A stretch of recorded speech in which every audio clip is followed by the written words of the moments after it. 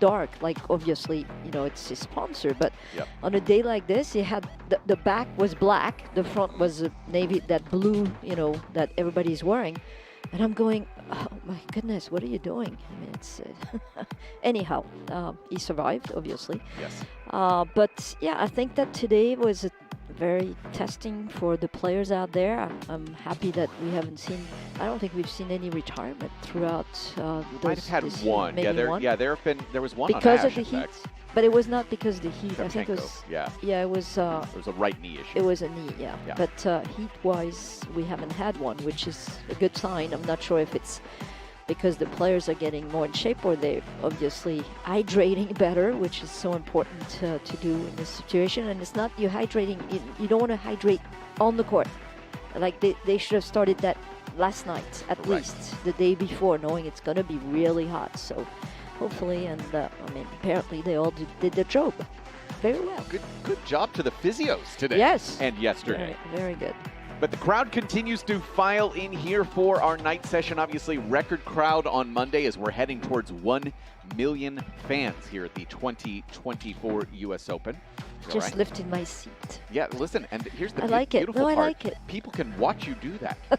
Streaming right I know, now. actually. Yeah, you have to be careful these days. You do. Yeah. Can't pick my nose anymore. I mean, these were the days. These were the days. Nice, relaxing ones. We've got some great action. Again, Coco Gauff just about to come out here with Tatiana Maria for their pre-match interviews. Casper Ruud and Gael Monfils on court as well. Let's hear right now, though, from Tatiana Maria. You've played Coco before. How much does that help you going on to the biggest of stages tonight? Yeah, I mean, I think it helps a lot, but still I'm very excited to play one of the biggest court in the world, and my family's out there, so I'm really happy. Yeah, that was the next question. How excited are you? This is the first time for you of being on Arthur Ashe Stadium, so how much does that mean to you? It means a lot because I think Charlotte, her dream is to play one day on this court, so it makes me really proud that she can watch today this match, and I'm really looking forward to it. All right, best of luck tonight. Thank you. Of course, last year's champion, defending champion, Coco Gauff. Coco, tricky opponent. You guys have played together, played against each other before. What do we expect from this matchup? Yeah, she's a veteran player. She has very good hands and can really frustrate you, so I'm just going to try to focus on my end on the court. Okay, I asked you the other night. TikTok gave you some advice the other day. Has anyone given you anything in the last couple of days on the socials? I'm not really staying so much on before match days, so I haven't seen any, but I'll still use the comment that I mentioned before. All right, best of luck tonight, Coco. Two players ready to be introduced onto the court. Maria first, Gauff second, as our defending champion on the women's side. Play last New year in York, Auckland. please welcome the players for our first match.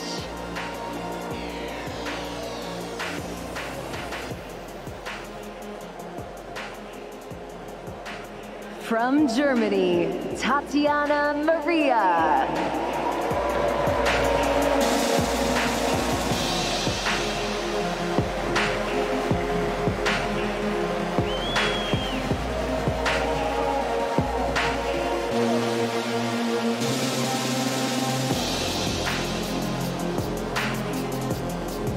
And from the United States, the defending U.S. Open champion, Coco Gauff. Our friend Blair Henley doing the introductions tonight on Ash. Mentioned, of course, that they did play last year in Auckland, the beginning of the 2023 season. Coco winning that one pretty handily. Sophie 4-1.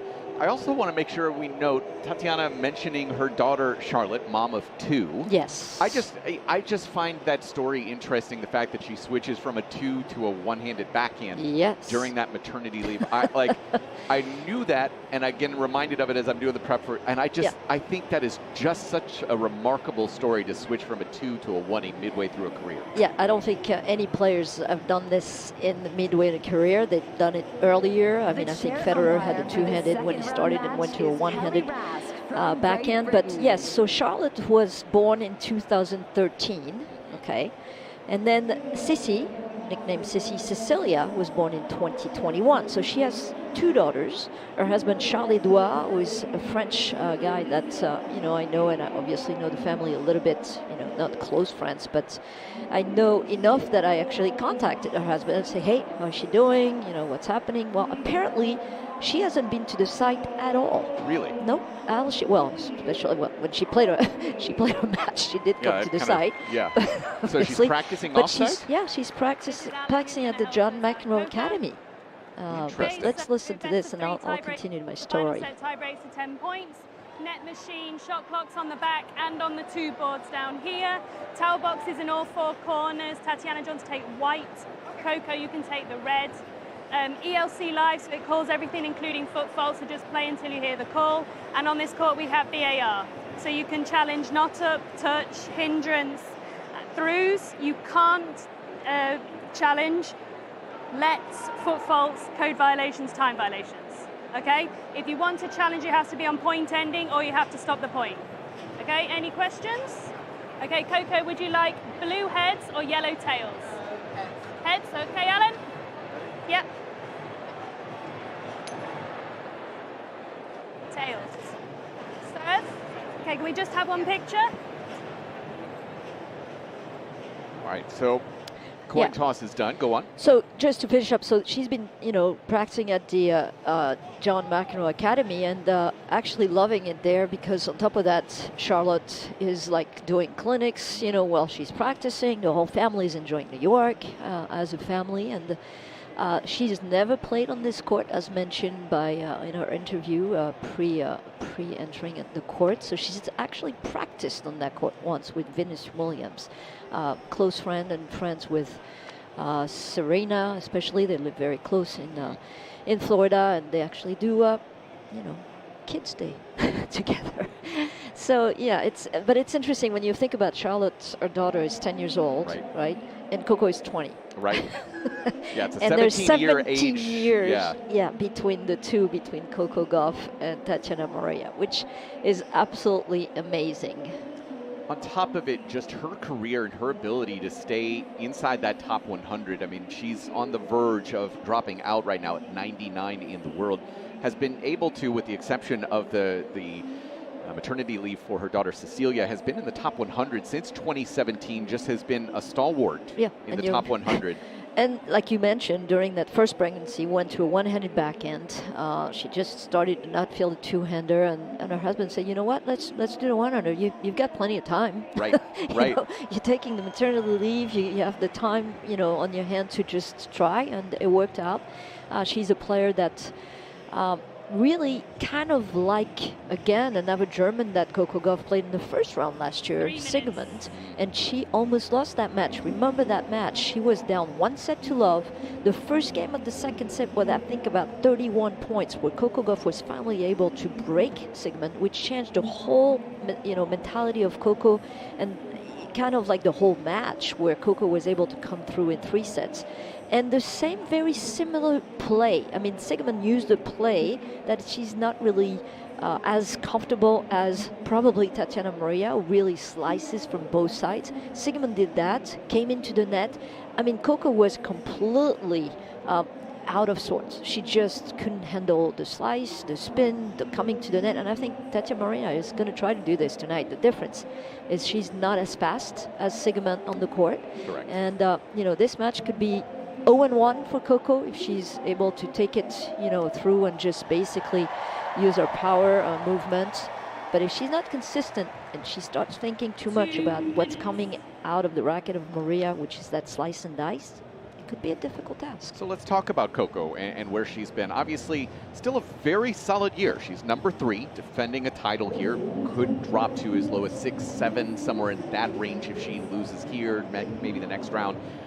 39-14, title in Auckland, but obviously the last couple of weeks since the Olympics, it's not been her sharpest. And your thoughts on why that might be? Well, I mean, I think that, when you have a target behind your back, it's totally different than when you come as an underdog, so to speak. Although last year she didn't have the target, but, everybody was counting on her winning, and what she did about coming back to win that tournament against Sabalenka was, to me, was amazing, because she was not playing great tennis. I didn't think she was playing great tennis, but what she has is the ability to be mentally strong. She's one, if not the quickest on court with Swiatek, I would say. Has athleticism out of the wazoo. It's like not even funny how she's able to really move on the court. And she can get out of situation mentally, and she has the guts. Okay, and that is not given to many players. She gets out of situation even though she's not playing well. But how long is this going to last? I mean, obviously we keep talking about the forehand, the serve. Those are key for her. And it's to watch out what's going to happen tonight, you know, because she could be serving and acing, but she could also be double faulting and having a complete lap. Yeah, is that what you chalk it up to? Just the standard, the forehand and the serve again over the last couple of weeks? Do you think part of it is just there's so much? Couple weeks. But I'm asking specifically about this last, say, month and a half. Is it more just that, or is it just because, you know, flag bearer at the Olympics with LeBron, just a lot of things going on in her life, a new clothing line that just got released last week? Yeah, I mean, I think, you know, as Coco Gauff and has been, you know, one of the most known athlete on the planet, you know that's going to come with, you know, the attention and all this stuff, and she has to deal with. I mean, I've never been in that situation. I can only imagine how difficult that might be, but I think she has a good head on her shoulder. I mean, her parents are great, and all it is dealing with it. But I think the confidence that she needs to be coming through in this tournament is to find out if really those shots that have been like so triggered are going to, you know, make it throughout a 2-week period. And that's the task here, because the target is behind her as the defending champion.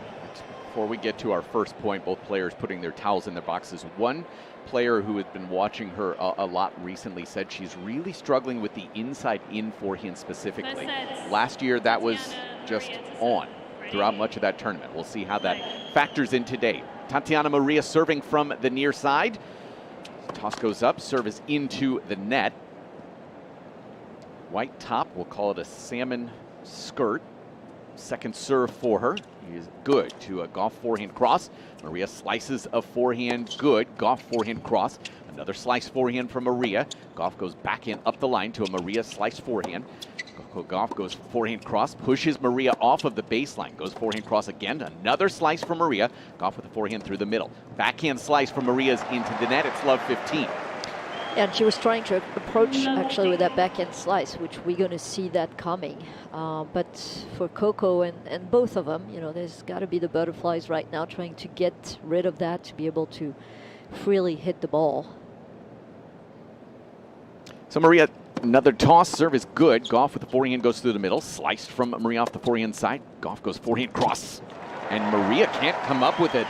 Nice pace there and just a great angle to get it to love 30. Yeah, that cross-course forehand is definitely more comfortable than the one down the line, just because of the grip that she has. It's easier to go kind of a windshield wiper movement that increases the cross-court than to go through the ball to go down the line. Love 30's serve is long, trying to go out to that forehand side. Gauff up at the top of the women's game in terms of return numbers through this 2024 campaign. Second serve good. Back in from Gauff through the middle. Slice back from Maria. Gauff goes back in again through the middle. Slice back from Maria onto the baseline. Gauff back in cross. Sliced back defensively. Gauff goes back in cross again. Maria digs that out. Up the line to a running forehand. Gauff good. Maria slices a forehand. Gauff in behind a backhand, but that backhand is clean and perfect. Into the ad corner. 3 break chances in the opener for Coco Gauff. She can't really start the match any better, Coco Gauff, right now. She's dealing with that slice, and I can tell you that I was watching the way that she was practicing yesterday, and I don't think her sparring partner hit any topspin. It was slice, and I'll give you another slice, and another slice. So she's definitely dealing with it very well right now. Return is into the net off the forehand side for Gauff. Fighting off 1 break chance is the 37-year-old. As I mentioned, 99 in the world right now. Her career high actually earlier this year, 42 in the world. 3 WTA titles in her career. 1540, serve long. 2 titles in Bogota, 22 and 23. Also a title in Mallorca, 2018. Second serve good. Gauff goes backhand middle, sliced from Maria off the forehand side. Gauff goes forehand cross. Maria slices cross. Gauff forehand middle. Maria Big slice up the line to a backhand for Gauff. Slice back for Maria again on the baseline. Gauff backhand cross. Now goes forehand. Back up the line to a backhand for Maria. Gauff stepping in. Backhand cross. Lob from Maria is not going to get to the net. Very easy break there for Coco Gauff. She leads 1-love. I mean, that's a perfect start. She's very, very patient. She's not trying to hit through those slice back too. She's brushing the ball very well. This is really tough to do when you have a slice coming low and especially skidding. But the surface is, you know, semi-fast, we call it. It's definitely way slower than was that Cincinnati? Where Sabalenka just won the tournament. It was like it was ridiculous, absolutely ridiculous there. Yeah, the players were really just every except once in a while. Sabalenka. Sure, there were some players who are obviously going to love a fast court, but just you could hear how frustrating it was for the players kind of in the lead up to this particular event, knowing what they were going to get here, to have that be so different. And that's not been the case too often, that it's so different. Right. Well, it's better to go that way than the other way, having a very slow to a very fast surface. That is true. So. Gauff serving now from the near side. First serve misses by a good 6 feet wide, trying to go tee. Second serve for Gauff in the green and yellow New Balance kit. That serve is good. Chipped back from Maria. Gauff goes forehand cross. Maria tracks that down through the middle of the court. Gauff backhand cross. Maria slices that back. Gauff goes backhand cross. Slice from Maria up the line.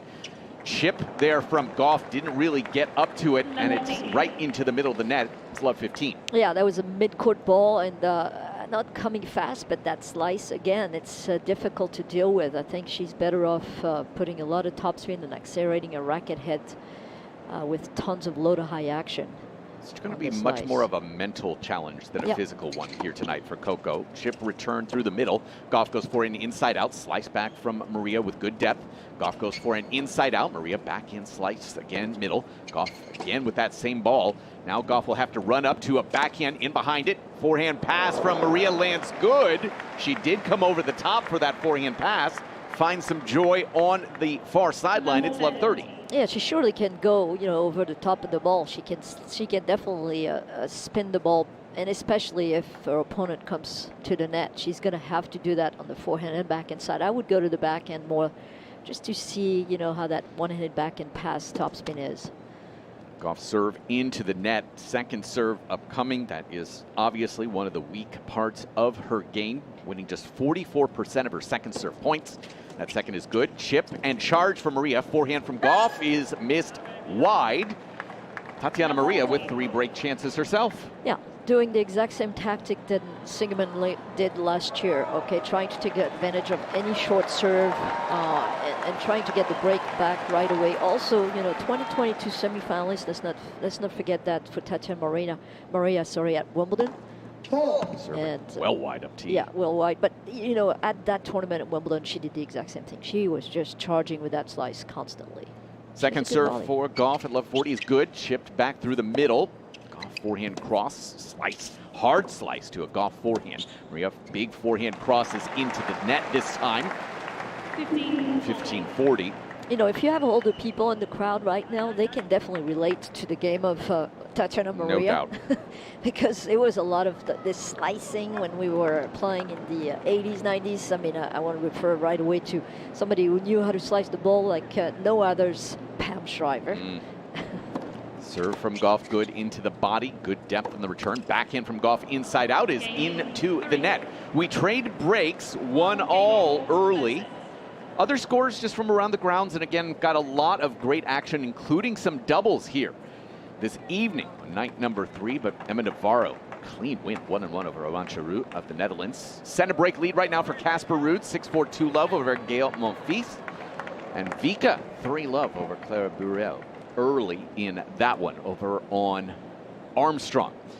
So 1-all, 2 breaks, 7 minutes in on this hot night in New York. Serve from Maria, good. It is an ace.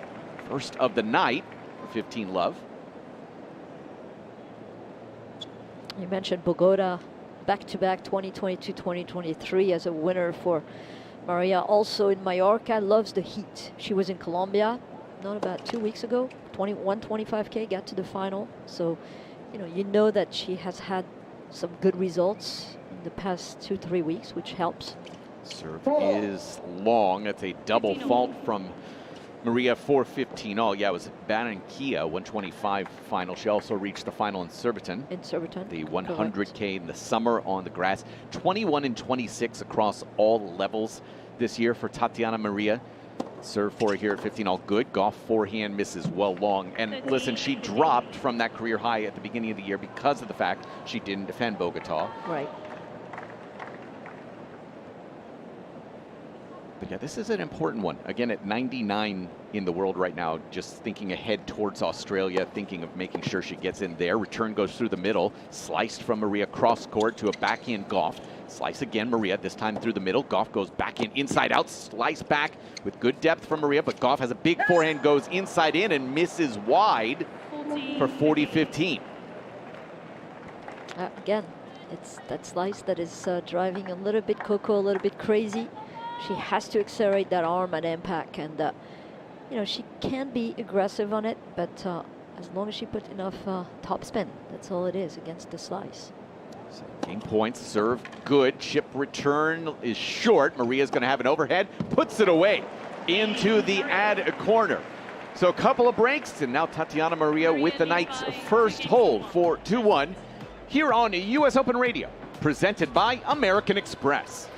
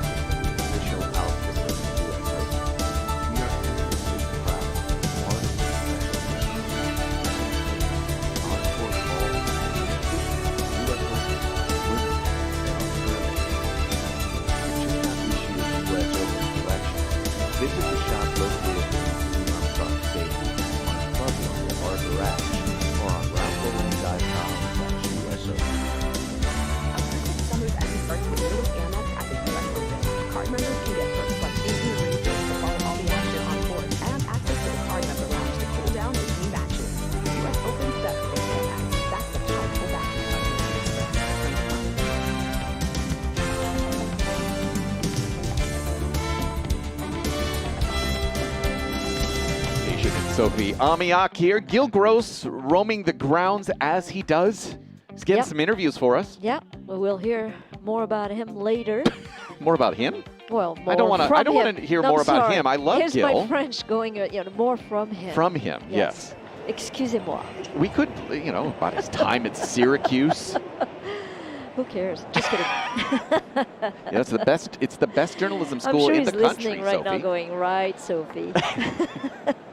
So Coco Gauff looking for her first hold of the night, 3 seed from the far side into the net with her first serve. And obviously that serve percentage is incredibly crucial to her game. It's not always the strength of her game. Second serve from Gauff into the net. It's a double fault. Well, it's not her strength, but you also have to know that she can turn it around so quickly. Sure. I mean, from hitting double fault to all of a sudden starting to ace. And, you know, I think again, you know, I keep looking at her technique on the serve. I feel like she's really crouching way too early when she makes and elevates herself to try to make contact. That she needs to keep that position of her upper body much higher at impact. Big serve, lob return misses just long. Yeah, listen, the serve percentage for her is, it's I believe 79th on tour in terms of first serve percentage. Yeah, it's not bad at all. Hello? 57%. That needs to be higher. She's what? 79%? She's 79th on tour. Oh, 79th. I thought you said 79%. 79%. 79th on tour at 57%. No, that's not. That needs to be above 63. 62, 63 is fully really agreed, what you want. especially with the second serve as much of a weakness as it has proven to be over the last couple of years. And, you know, listen, this year, it's a lot of it has been about her play against the top players. I mean, she keeps putting herself into those positions, the quarterfinals, the semifinals, but she's 0-4 versus the top 5 this year and 3-5 overall against the top 10. Serving here, 1-2, 30-15 for Coco Gauff. Toss, serve, tee, good. Chip return is going to be short. Gauff gets there with the forehand, but she just overcooks it. It is long by good 10 to 15 feet, and you can tell There's a little bit of mental working right now of just how to attack what she wants to do in this matchup. I think she's nervous too. I think she's seeing that, you know, this kind of ball should be treated like hitting winners, and doesn't want to make a mess of these, and she did right here. Serve at 30 all out wide. Chip return, not going to get to the net. Really good angle there from Coco Gauff to grab a game point. Yeah, she's got to use that serve, because I mean, that slice really is tough to return, especially the position of Tatiana Maria, which is pretty far on the first serve. So, you know, the angles are always going to pay off. Game point here for Coco. Toss, serve, netted, trying to go tee. She's 5 of 11 so far with those first serves. Second serve for her. That's going to be good. Forehand for Maria goes inside out to a Gauff backhand cross. Slice through the middle. Gauff chipped forehand right into the middle of the net. And again, just lackluster footwork, not getting to it. It's a deuce. But I'm not sure it's the right shot either. I mean, she shouldn't have sliced this. She needs to definitely topspin that. And she needs to be aggressive. You know, I mean, really tactically, sorry, should be to really try to make her way towards the backhand and of Tatiana Maria, to come in and put the pressure on that backhand to ask for the pass. And right now, there's none of that. First serve in the net, 40 all, down 1-2.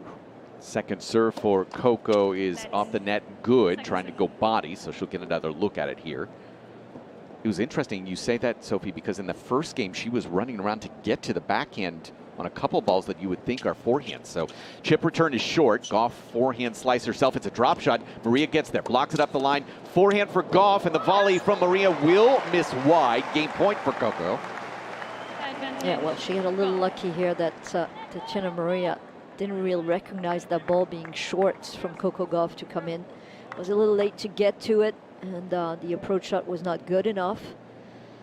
She needs a first serve here.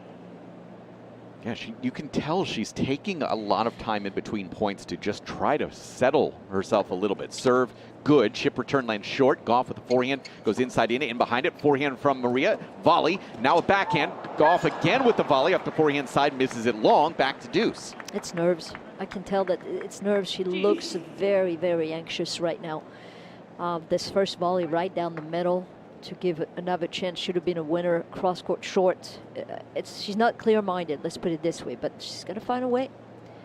She gives herself a little bit of a fist pump and some self-talk before this deuce point. The serve is netted once again, now 6 of 14. Ouch.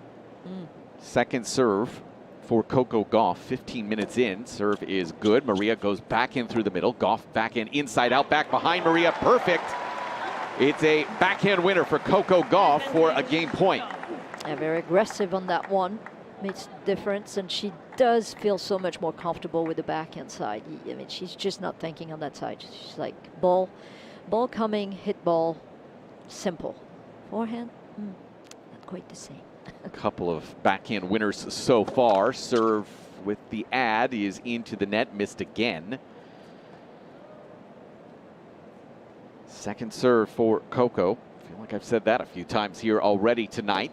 That is good. Chipped from Maria. Backhand Gauff goes cross and misses long. It's you know, when you watch the last backhand that she hit, you don't feel like there's intention. She's like hesitating. Should I come in on that? Should I stay back? Because that ball was an approach shot. She needs to come in.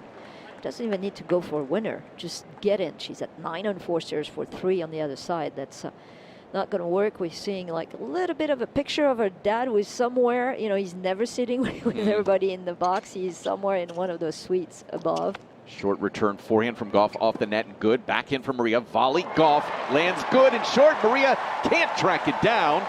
Another game point for Coco Gauff. I love the fact that she's coming in. She's following the balls and anything that's short towards the net. That's the play. No hesitation on that approach shot. She did clip the net. That landed pretty deep, which was her savior right there. But great volley cross court. Yeah, immediately I thought of Justine Nennen watching that backhand from Tatiana Maria. That is just felt very similar. It looks good though. It looks very good. It looks like she's always hit to a one-handed backhand. Yeah. So Gauff with the serve here and the game point. Serve is good. Chip return with good depth. Gauff goes inside out, forehand, stays back at the baseline. She'll have a forehand, goes inside out. Maria slices that up the line to a Gauff forehand cross. Maria slices through the middle, that misses long. Coco Gauff has her first hold of the night. It's a nervy one, but it is 2-all now. 2 games all. Victoria Azarenka, 5-love, Yep. 2 points away from set number 1 right now. Not pretty. Not pretty Well, over there. For Burrell. We know which. We knew your French accent was saying something in particular there. Sophie? Svitolina and Kalinina on courts. 2 Ukrainian playing each other on Stadium 17, just warming up. Yeah, these matchups here, this one, it's so fascinating because it's about the mental side more than anything else. And Ladies and gentlemen. Yeah, it's about understanding also the tactic and being patient, but Yes. then you don't want to be patient and too passive. Yes. It's very difficult for Coco. I said it from the beginning. That's not an easy match. from the near side, serve is good. Gauff goes through the middle. Maria slices a forehand in behind it. Backhand from Gauff goes cross, but it's into the net. It's 15-love. See, on that backhand, she was so far away from it because normally when people come into your backhand, they come in with a forehand with a lot more pace. So that ball travels towards you a lot faster. Coco didn't really negotiate that one. It kind of stopped, and she was reaching for it. Couldn't pass with the backhand herself. Netted first serve there. At 15-love for Tatiana Maria, the 37-year-old living in Palm Beach, Florida. Second serve, good. Gauff goes backhand middle. Maria, short slice, forehand from Gauff to a backhand Maria up the line into the net. It's 15-all. Also on top of it, Sophie, the way that this match plays out and just kind of this chip and it's not explosive, the crowd is not going to get as engaged either. No, it's hard. It's quiet in there. Because it's not spectacular. Correct. Right, and we know that New York is all about spectacular. Right, and this is deliberate. Backhand through the middle. Oh. Maria tries to go massive forehand, come over the top of it, misses by about 10 or 15 feet for 15-30. She should know better not to put too much topspin on that ball. Why? On top of it, why? You know, why in this moment, considering Listen. Gauff is struggling with the timing? Players' minds. They think about changing something just to see how that works. 15-30 serve up the tee. Lob return from Gauff, lands short. Maria overhead, good into the ad corner for 30-all. And listen to that tepid applause from the crowd. There was like nobody just applauding. one or two I think people it was just- actually just Charlie Edouard, her husband, who was applauding, and Laura, who is her physio. She travels with her physio as well. 2-all, 30-all. First set action here, night number 3. Serve good. Gauff forehand through the middle. Maria backhand slice to a Gauff backhand middle. Off the net and good. Maria puts a racket on it. It's good. Gauff running forehand. Maria again with a volley. Running backhand from Gauff. This one is netted. Good control off the net court from Tatiana Maria to grab a game point. Yeah, that was amazing reaction from the German. I mean, she was basically almost beaten on that ball that hit that clipped the net, but then put a racket up, and Coco's still trying. She is so quick, Coco Gauff. Most of the points would have been won after one volley from Maria, but she had to hit 2 more balls. Serve with the game point through the middle. Now Maria with a forehand in behind it. Gauff forehand rolled. Maria sliced volley into the corner. She noses back out in front, 3-2. This is, again, that backhand on the run. If she made that, maybe the crowd gets engaged. But this is really a master class right now from Tatiana Maria on how to deflate the tennis, deflate the crowd. This is so far so good. Yeah, I referred, to last year when Gauff was playing against Sigmund, and I think that the difference is that Tatiana Maria Sigmund had to do the slice and dice. That's not her game. She normally hits over the ball. She hits topspin and backhand, topspin and forehand topspin. But she changed her game because she knew that was the way that she was going to bother really Coco Gauff. She sliced, the return came in. But for Maria, it's her game. She doesn't have to change anything. So she's going to keep on doing it and coming into the net, which I love. I think the tactic is perfect. Now, execution is everything. Correct. And we'll see how Coco adjusts as well, Exactly. because I think that's going to be a real key tonight is, okay, we've gotten through these first 5 games right now. Maybe the nerves come down a little bit here for Coco. If she starts finding some first serves again, it just has to be patient from her, and I don't know if a 20-year-old can really have patience. I think she's going to have to, otherwise it's not going to go well. But, we always talk about the quote from Billie Jean King, you know, pressure is a privilege. What we forget is what she says right after: champions adjust. And if she's able to adjust tonight, Coco will be okay through this match. But it's definitely, as we saw, it's not easy. Renee Stubbs referenced a TikTok comment for Coco Gauff during the pre-match, and the comment in Coco's comments of her TikTok was, "You won in life literally and figuratively. There's no point in putting pressure on yourself on a victory lap." And she said that was able to help get her through that first match because of the fact she's just like, oh, right, I'm very lucky in life. Everything has gone very well for me. It should take the pressure off. Yeah, it's easier said than done. Let's put it this way, because you go back and you put yourself on the line every single day. Got a free point off of a serve there, did Coco Gauff, for 15 love here in the 2-3 service game from the near side. Another good first serve. Lob return misses long. 30 love.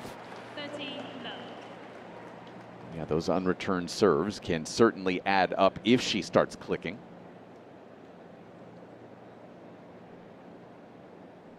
Ready to go here at 30 love. Serve into the net.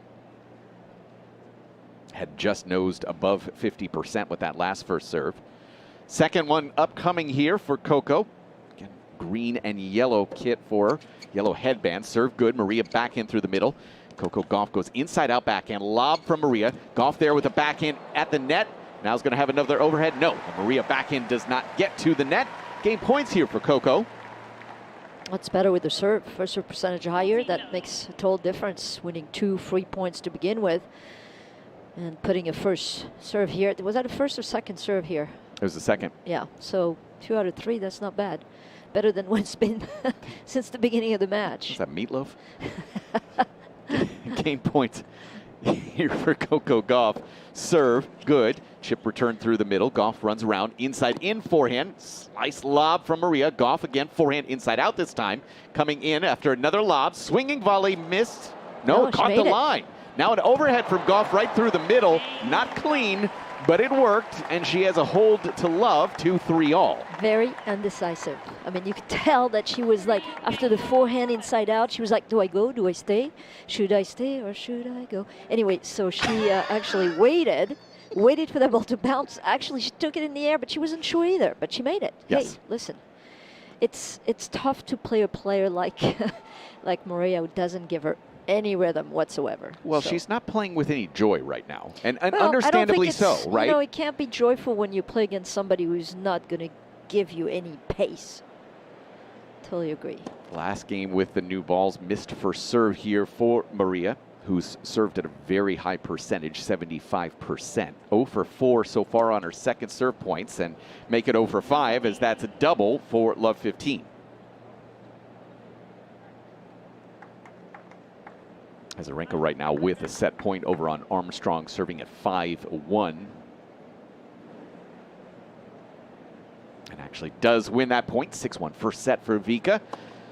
Maria served good. Forehand middle from Gauff, who will now have a backhand goes cross. Maria backhand slice through the middle and short. Gauff forehand to a Maria slice forehand middle. Gauff goes forehand up the line, but it's into the net. And I feel like we've seen that over and over again. But the feeling is, to me, as we're seeing actually Charlotte, her daughter on the screen, very beautiful child, and she's watching her mother, and she has her mother mentioned in her interview, you know, it's great to have Charlotte here because all I wish is for her to be on the court one day here in Arthur Ashe. But in this last point, the first ball down the middle on the forehand, she hesitated to come in, and that's where the mistake was made. Second serve to a Gauff backhand up the line. Maria slices that back cross and short. Gauff with a backhand cross. There we go. There's no Maria response. Gauff with a backhand winner to 15-30. Yeah, she absolutely needs to be coming in on any balls that is around that service line area. Get in, take it and get in, because that's the right play. Doesn't matter what happened after that. The errors have come on the forehand approach. She's not getting up and down on that forehand, that low ball. Another first serve coming here for Maria. Backhand has been fine. As always. Yeah, I feel like we've said this. We could say this about pretty much every Coco Gauff match, right? Where she's struggling a little bit. 15-30, serve, good. Gauff forehand inside out to a Maria backhand slice. Wow, that was a little bit of hesitation from her. Was it a drop shot? Was it a driving backhand? And that indecision will bring up 2 break chances. Yep, trouble now on the Maria's serve. Gauff is 1 for 2 so far on her break chances. Couple looks for her here. Toss goes up. Maria's serve will be a let. Again, trying to go T.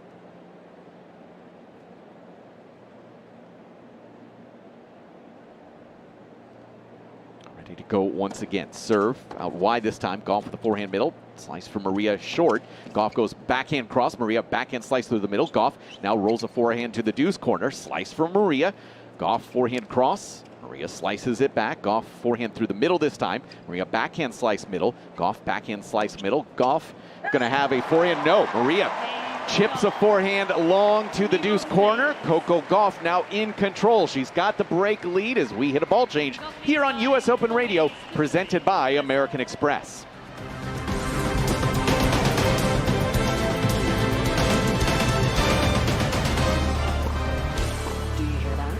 Sound of millions of data points being transformed by Watson X, including IBM Granite models. The result?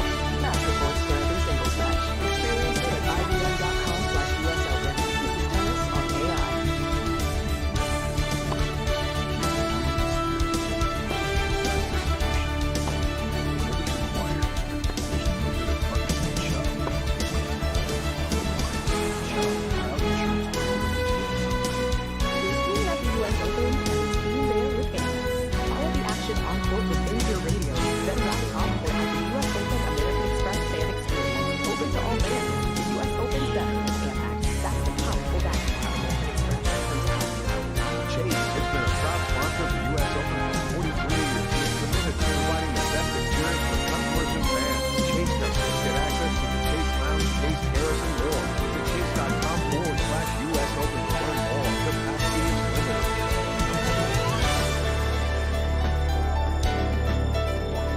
Vacation, Sophie Amiak here tonight. You can watch us as well. Not only just listen this year, but you can watch us on the US Open app, usopen.org, or on the US Open YouTube page as well. You know, I'm laughing because people probably are saying, yeah, that's why she's dancing, because she knows people. Well, just tell them. Tell them that that's what I do. This is who you are. This is what I do. This is who you are and will always be. I love and that's those why jingles. we love you. Those jingles are great. The jingles. Yeah. Are you a jingle dancer? Well, though, if it's good, pourquoi pas? I don't know what that means. Why not? Okay, thank you. Here we go. Serve is into the bottom of the net for Coco Gauff. Back to 50% with that serve percentage. Serving here from the far side at 4-3. Second serve for Coco. That is good. Backhand from Maria to a Gauff backhand cross. Maria slices short. No, it's going to not trickle over the net. It's 15 love here. We're seeing Charlotte, and we're also seeing Cecilia, who is on her iPad. She's on her iPad, and she's in a kid's cart, you call stroller. that? A stroller, yes. Thank you. Serve. But, I mean, doesn't really care about the match, which No. makes sense. She's a little bit younger. 2021 she was born, so only 3 years old. Short ball for Gauff. Gets there in plenty of time. Inside out forehand into the ad corner for 30 love. Well, she held at love on her last service game. Can she do it again here? 7th winner of the night to go along with the 10 unforced errors. And a look of determination right now from Coco Gauff. Serve is into the net once again. Second serve for Coco. Again, taking her time. 31 minutes in on this hot night. Serve is into the net. Second double. 30-15. And the reason I always say that, you know, on our body language, or our body language at impact goes down. And I mean, it's clear to me because if you look at the end result of where she misses the ball, it's 99% in the bottom of the net. So it's telling that she's hitting on the way down that ball, or curving her back and her upper body instead of being straight up. So serve for Gauff is into the net, Sophie. Again. But that was a first serve. That's even worse. Second serve for Coco. That is again into the net. Another double fault. That's number 3, 2 in a row from 30 love to 30 all without Tatiana Maria having to hit a ball. This is a tough watch, Sophie. It's tough to understand. I mean, I would be curious if she was sitting with a psychologist to try to explain what her feeling is when she starts having what is going on in her mind, what is going on in her body when she hits double fault like this. Forehand cross to Maria, forehand into the net. Maria did come over the top of that forehand and missed it. She's missed, I think, 3. 3 altogether. 2 went long and 1 in the net. I think Maria should stick to the slice. I think she'd actually agree with you as well. That's so why? She was so far back against the, Makes no the back sense. tarp there. Serve, tee, good. Chip return, good depth. Gauff goes forehand cross. Maria goes through the middle. Gauff chips a forehand short. Maria goes backhand slice. Gauff will go backhand slice to the deuce corner. Maria forehand up the line. Gauff backhand. Volley from Maria, good. Gauff lob. Maria puts it away into the ad corner to deuce. Well, she finally, Maria, got a forehand down the line going with a bit of topspin. Didn't choose to go with the slice on the approach shot, and it paid off finally. So 1 out of 4 topspin that she made. Remember, a game is really to slice from both sides. Great approach shot with a really good first volley cross court, but she had to hit another one because of the speed of Coco Gauff. So another deuce game for Coco to contend with. Second of the night. Serve good. Chip return is into the net from Maria, who got pulled well off of the court. Another game point for Coco. That serve is paying dividends. The white serve to deuce side for Coco Gauff with some slice. So a second game point for Coco. Yellow headband here tonight. Serve off the net and long. Second serve. She's won 6 of 13 on her second serve tonight. That second is double. Boy. And finally, you hear the anguish from her. 3 doubles in this game, 4 on the night. And again, in the bottom of the net. Brad Gilbert, as Coco went and looked at him, his eyes were closed just looking at the ground. That's not what you want to see from your coach. Serve at deuce, good. Maria through the middle. Gauff goes forehand cross. Maria through the middle once again. Gauff stepping in. Forehand is into the net. She was about 4 steps inside the baseline. She now has put her hands to her head saying, I've got a headache here. Well, it's all about frustration. She should never lift up on a ball that is so low. She needs to stay way down with that and keep going forward. Unfortunately, she lifted her body and missed that in the net. So the break chance for Maria. Serve from Gauff, good. Maria sliced through the middle. Gauff goes inside out, forehand, stays back at the baseline. The backhand error comes from Tatiana Maria as she tried to come over the top of it to deuce. Well, she thought that Coco Gauff was going to come into the net. Once again, the ball is middle of the court, and Coco hits and then stands back. You need to take that and keep going forward. Obviously, I'm really good from the booth. You are. And yeah, I never lost a match. But I tell you, it's so hard to do. It's so hard to do the right thing. Second serve, good. Maria tries to, again, come over the top of the forehand on that return as she gotten pulled out. She's struggling to figure out what she wants to do with that slice serve. Well, it's the third now, the third point that she wins without even the return going in the court. Coco Gauff by serving slice wide to the deuce side, and it's working perfectly. So another game point here for Coco. Serve netted. Yeah, I'd love to see the percentage of net serves here from Coco. How many have come short? Serve good. Slice through the middle. Gauff goes forehand rolled to a Maria backhand slice. Gauff backhand slice to a Maria backhand slice goes cross.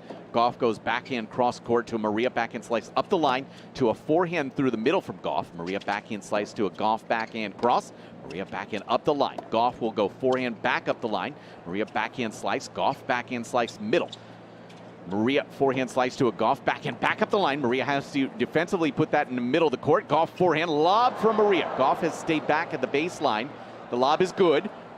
Gauff goes forehand cross that lands good with some depth. Chip drop shot from Gauff. Maria there, pops it up the line. Gauff easily able to roll that through the middle of the court as Maria had left the court.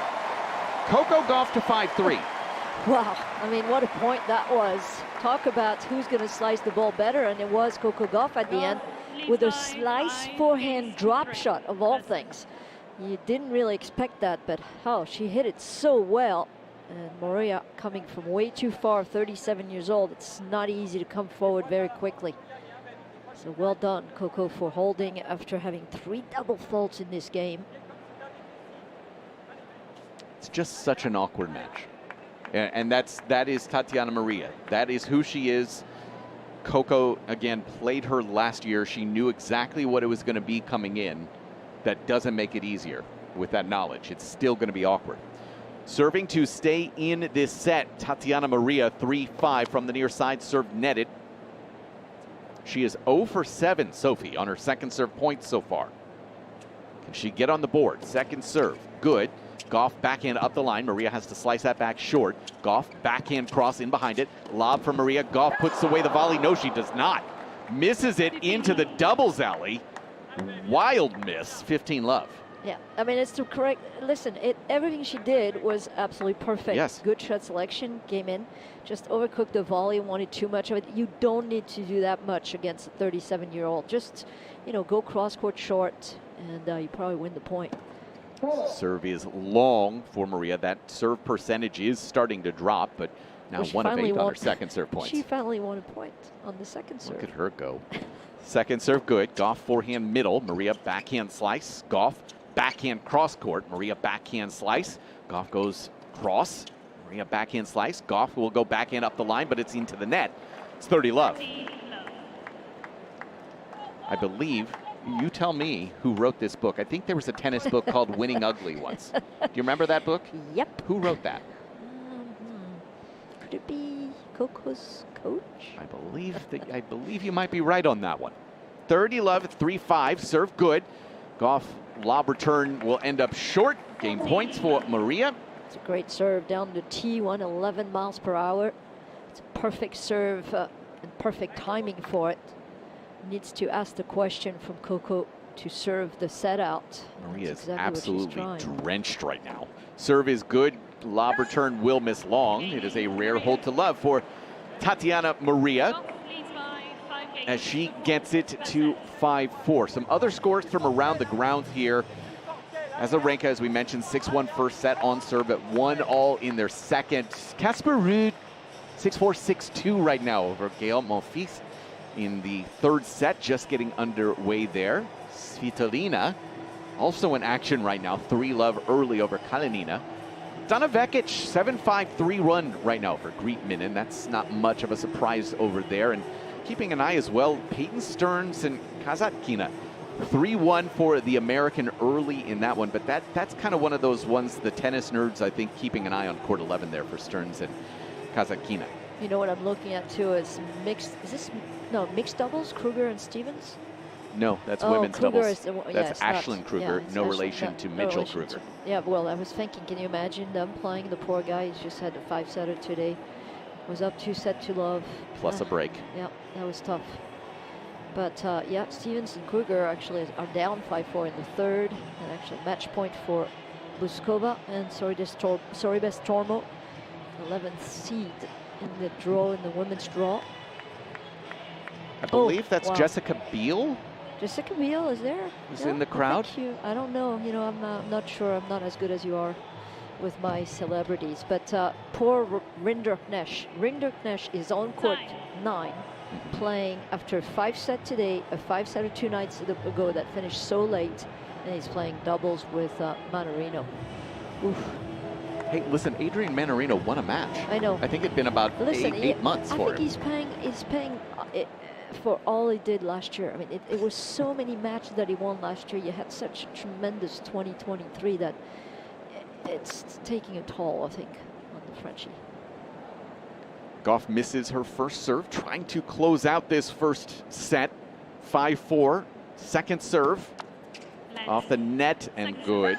She's 8 of 16 on her second serve points, with 4 of those lost points as doubles. Second serve for her here in the opening point of game number 10 is well long. Wow. At least she didn't miss into the net, Sophie. Up. Yeah, it went up and above, which is a better miss. Let's put it this way.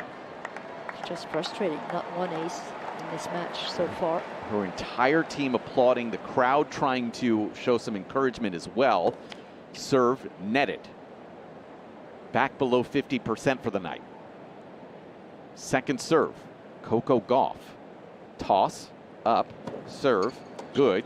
Chip return's going to miss wide off the forehand side for Maria. That's a bad miss. Yeah, I mean, I really think that Maria is missing the mark by not trying to pressure Coco Gauff on the slice, chip and charge, the slice and return. She did it once. I mean, she's been very successful coming forward. Tatiana Maria with 7 out of 9 points won when she came to the net.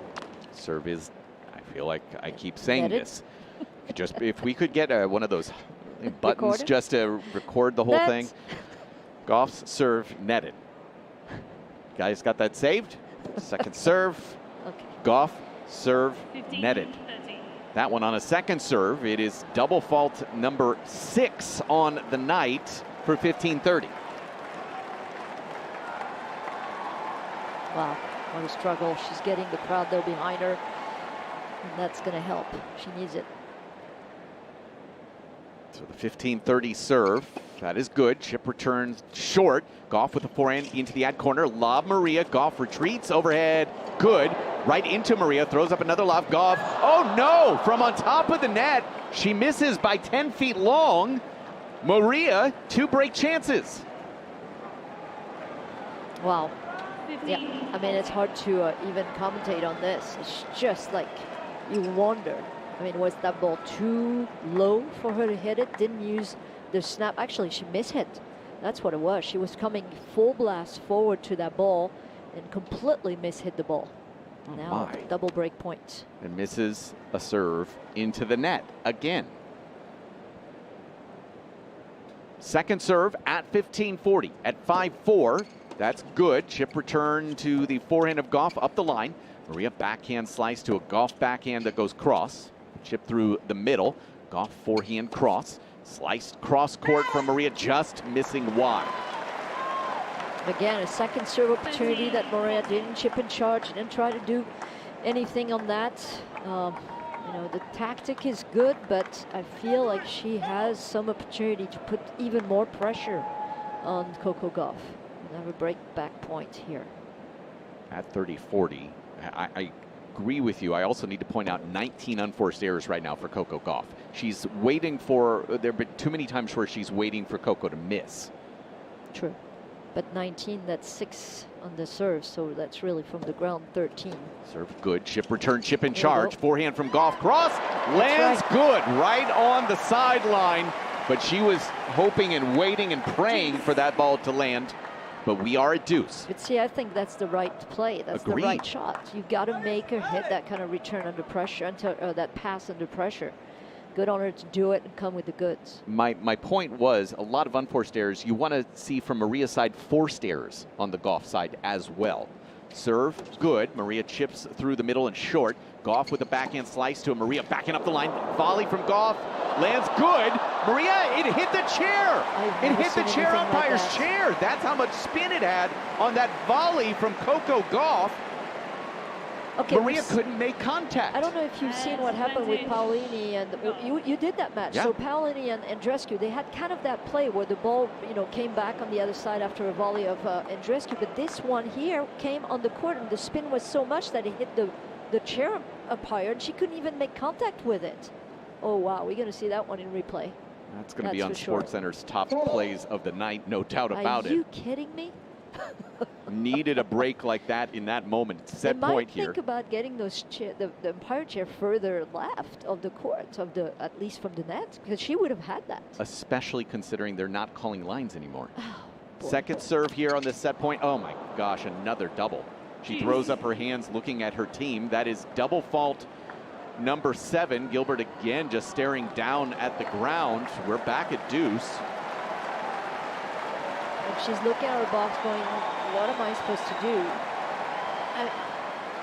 I still don't understand how this serve hasn't yet been fixed, really. But you know what? Again, it's easy for me to say from the box and the booth. And that was first serve at the bottom of the net, by the way. Second serve, 40-all, 5-4, Gauff. Second serve, wide. She's approaching the net down the line, passing, completely missed off the racket and the backhand of Tatiana Maria, and it is a second set point for Coco Gauff. She's helpful, definitely, but hey, Coco did the right thing. Short ball, did serve well on this one, went wide with that slice, and then came in, put the pressure on Tatiana Maria. 47 minutes in, I wouldn't be surprised if Coco Gauff leaves the court after this set, even after winning it, just to reset the mind a little bit. Set point number 2, as Sophie said, serve good. Maria chips through the middle. Gauff forehand, rolled middle. Maria backhand slice, stays back though. Gauff backhand cross. Maria slices through the middle. Gauff backhand cross. Slice up the line to a Gauff forehand that goes cross. Maria slice forehand. Gauff has a forehand, goes cross and short. Maria slices up the line to a Gauff backhand cross. Maria slicing cross court. Gauff backhand cross to a Maria slice through the middle. Gauff will go forehand inside out, catches the baseline. Maria lob off the backhand side. Oh, they stopped it. We got a stop from the chair umpire. No, it's not the. It's actually there was a fault on, I think, on the call, and the electronic line calling says stop, stop. We had this happen once. But for what? Because it didn't. Because I think one call was not made, but then there's always like this. You will see on the monitor a red light coming on the chair, and that means there was a mistake. The mistake was that I think the electronic line calling didn't call one of the shots because I thought it was out from Gauff. So our chair umpire right now, Kelly Rask, we're getting a look at a replay right now. Maria, so slicing through the middle. Gauff goes forehand. No, that's not that 3 one. inches inside the baseline. No, it's not that one. It's the one before. We didn't see that one. It was. But we're going to hear what. Yeah, Kelly Rask is still on the phone back to the electronic line calling booth, try and sort out what. I didn't think any ball missed. I think that one was close in the rally. And I think that the electronic line calling might have missed that one. And we're seeing on our, actually, on our monitor now, they're reviewing what's going on, which they have a review system. Nothing's perfect, okay?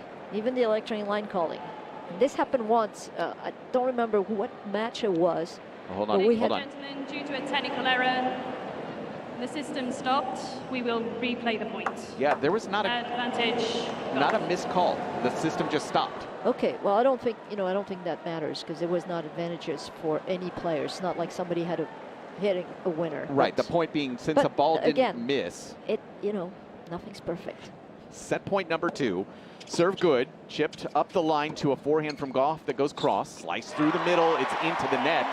That is a wild, not exactly pretty first set, and Gauff actually slamming the ball in frustration after winning the set 6-4. We're going to take a break and try to recap that one in just a moment. You're listening to US Open Radio, presented by American Express.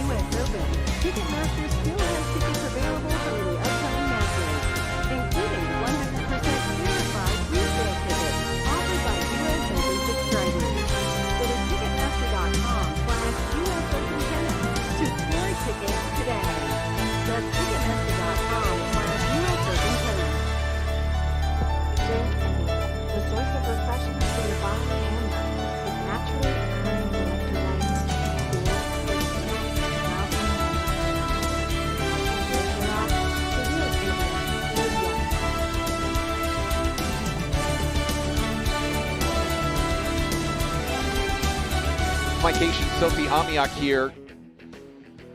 Sophie, that was an odd first set, odd conclusion to the first set. Should also point out is we're keeping an eye on Vika. Victoria Azarenka right now getting her blood pressure checked. She's down a break in the second to Clara Burrell 3-1, but she looks absolutely cooked right now from the heat, and they are giving her medical attention right now. The doctor is out with her. This is not a muscle issue. This is very much a heat, humidity type of a situation for Azarenka. So we are keeping an eye on that. We'll keep you updated there. But boy, Sophie, that just such an interesting way for that first set to end. Coco Gauff winning it, but also just really upset with her level of play. 20 unforced errors where she ended that first set. Yeah, I think that right now, you know, she really, in her mind, is hopefully, and in her body, is going to be more relaxed after winning this, and she can get a breather and say, you know what, I can, you know, I have a little bit of relief here. Let's play my game. Let's be aggressive. Let's keep coming to the net, and let's deal with this serve and trying to be more consistent on it. So I think that set might help, but I tell you what, yeah, it's not going to go away. So she throws up a short ball. Gauff with a backhand right through the middle for love 15. We're also getting a look. We're literally getting a look at the blood pressure right now of Azarenka, which is, well, it's calmed down a little bit. It was as high as about 160. We're actually seeing the number. It's actually come down over the last 20 seconds to about 120, which is a good thing that that blood pressure is coming down. But some real concern right now for Victoria Azarenka medically. 15-all now. Maria serving from the far side to start this second set. Going to get a missed return again from Gauff off the backhand wing for 30-15. 13-15. I have to tell you, I'm really concerned about Azarenka, who looks absolutely gutted at this moment, how long she's able to continue. Serve good, lob return from Gauff. Maria overhead, good into the deuce corner for 40-15. yeah, she's definitely not feeling good at all. Not sure if they're going to even let her continue to play. I don't know if she can. Looks nearly in tears, trying to just catch her breath. And the doctor has left the court over there. She's actually hitting a pressure point between her index finger and her thumb on her hand. You know, I mean, I think that pressure point is related to headaches most of the time, but I mean, wouldn't you think that she was overheating, that they would actually put some ice on her? Or you would something? think, 'Cause she yes. doesn't have any ice anywhere. She's actually going to go back on court. Yes, she is. I guess they checked her vitals and she was okay. Yeah, but it looks like she's in tears. She's crying. Yeah. That's a tough watch. We'll keep you updated on that one. It's game point here for Maria. Back in from Gauff. Volley Maria. Gauff will have a running forehand cross. Passes Tatiana Maria. We're at deuce. Yeah, she's handling the pass much better, Gauff, and that was probably one of the best forehand she hit. Again, you know, she's going to hit the forehand cross court better always, just because of that grip. I mean, I was, you know, going to show actually for some of the people who might be watching, you know, the grip of, and I'll do this when the changeover, the grip of Coco Gauff is the reason that she hits better cross court, feels better cross court than going down the line. And it's very easy to understand. It's mechanics and physics, really.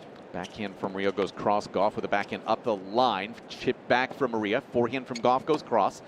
Maria forehand cross to a Gauff forehand cross. Maria slices through the middle. Gauff goes forehand up the line in behind it. Backhand from Maria. Volley Gauff. Maria can't track that down in the ad corner. Break chance for Coco Gauff. Yeah, you feel like she's a little bit relaxed and she feels a little less anxious, don't you? 10 winners, 20 unforced errors in the first. Yeah. She is 4 winners, 0 unforced errors here so far in this game. Right. Third game. So, no, first game. What am I saying? Here, where am I? I don't know. I don't know. I'm looking a little bit on Azarenka's match too. Serve good. Backhand miss from Gauff. Got a good body serve there from Tatiana Maria. Smart serve. Very smart serve from Maria. And if Maria wants to keep at it here, she really needs a hold here. 56 minutes in. Serve T good. Short return. Maria forehand through the middle. Gauff gets to it. She had cheated into the deuce corner. Tried to get back, but it's off the frame. Maria with the game point. Yeah, I can tell you that Azarenka is touching her head and her temples. I mean, I have a feeling that she might have a massive headache from this heat. In any case, she's down 3-1, serving Burrell at 30-15. So we'll just keep one eye on that one. Gael Monfils also up a break in the third set after losing the first two to Casper Ruud. Second serve to a Gauff backhand. Maria slices that short. Gauff forehand up the line to a lob from Maria. Gauff overhead good, but Maria lobs that back. Gauff has to retreat. It lands just long. She is not looking very confident on that overhead right now, Coco Gauff. Yep. Back to deuce, though. She decided to go right back down the middle, I guess, you know, the last one she hit when flying, she completely mishit it. So maybe not a bad idea, but how many deuces is that now? This is deuce number 3. Serve for Tatiana Maria. Serve T long.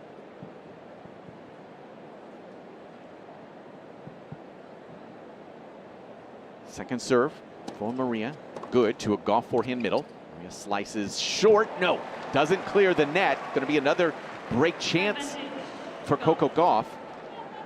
A lot more aggressive, Coco Gauff, on the return, putting more pace in the ball as well. Makes the difference. Definitely hitting freer. Can she find this break? Maria serve netted. Was at 75% when we were at, I think, 3-4, now down to 60. And she throws in a double as well. Third of the night, and Gauff, despite all of this, setting a break the lead. Well, I mean, again, that is really proving the point that I was making earlier. She's got such guts and mental toughness, because anybody who would have played that first set the way that she played it would have been so down on themselves just looking at the, you know, the serve situation. So anyway, the rackets of Gauff, the way that she holds a racket is this way. So she hits her forehand with really such a Western pronounced grip that for her to go through the ball is very difficult. So this is more of a, I would say, normal swing, normal feel of what the racket does. So this will go more cross court. And she has a hard time really going through the inside out, also trying to send that racket head through. And the key is for her to make sure she makes contact early, because if she's late here, it's over. And that's something that you have, when you want to make contact early, you got to be confident. You can't be scared. You're scared, you start hitting it back. So Coco now from the far side, 1 love. This is into the net. I should point out Vika also did just break back. Yeah, she then immediately went to her chair, threw the towel over her head. Yep. Lots of double faults, 2 of them for Burrell in that game. Second serve, and the return misses wide off the backhand for Maria for 15 love. I just need to empathize with the crowd a little bit. This is a tough watch out there on Ash. It's, I mean, that's what it is. We all kind of knew going in this is what it's going to be like, but you know, for so many people, this is, they don't know Maria, so that's right. The problem. That's my point. You come in and you're just like, oh, we're going to see Coco tonight. This is not the match that Coco's going to be able to explore all the things she can bring to the table. We're in a backhand-to-backhand trade. Gauff now backhand inside out. Maria has to throw up a lob, and it's going to miss long for 30 love. I mean, the momentum of her body language going into the ball and hitting the strokes that she's hitting is much more forward right now. I mean, you can feel that there has been a little bit of weight lifted off her body. She feels better. Also need to point out, when they played last year, scoreline 6-4, 6-1. It was a lot more comfortable for her in the second set once she kind of got settled in. Gauff has a short backhand, doesn't get up and down on it, misses into the net for 30-15.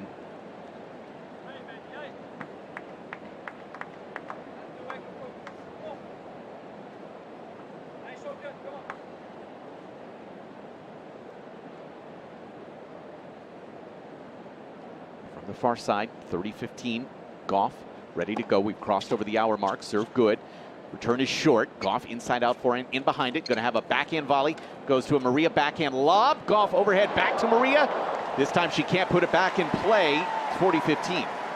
That was a great overhead. Very physical. Again, the athleticism of Gauff is pretty incredible. How she backs up quickly to get in position.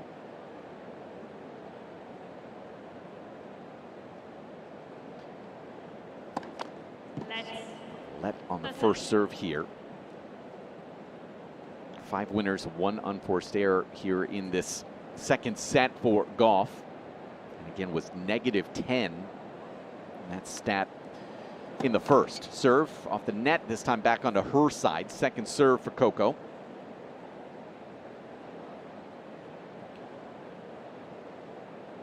Second serve goes to the backhand of Maria, has to throw up a lob. Gauff waiting, will take a forehand inside in, and that's a clean winner. 6th winner of the set. She's extended her lead to 2-love. By the way, on court 11, Peyton Stearns from the USA against Kazatkina, who is seeded 12 here, is up 6-1 and 1-all on serve.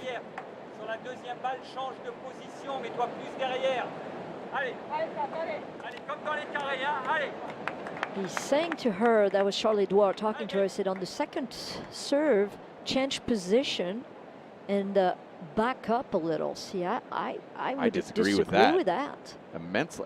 Yeah. That slice serve is. Yeah. Oh, okay. Backhand from Gauff on a full stretch, and she crunches that into the ad corner. The wheels shown there by Gauff for love 15.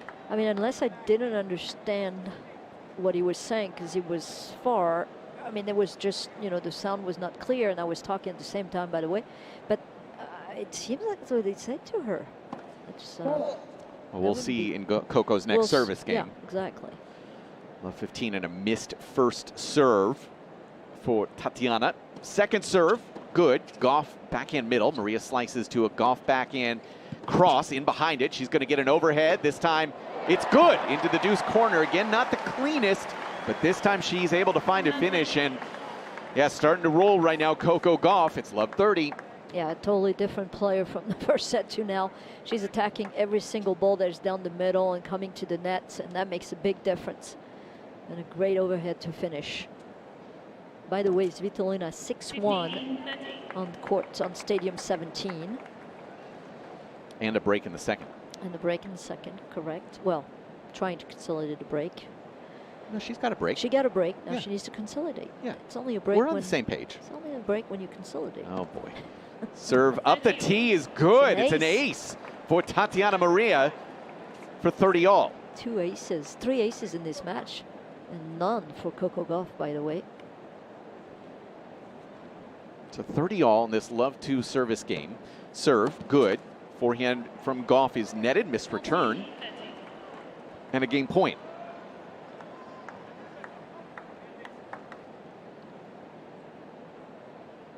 Azarenka 3-all. It's a wild night. This is a crazy night. It's just a little bit uncomfortable. Missed first serve up the tee for Tatiana Maria.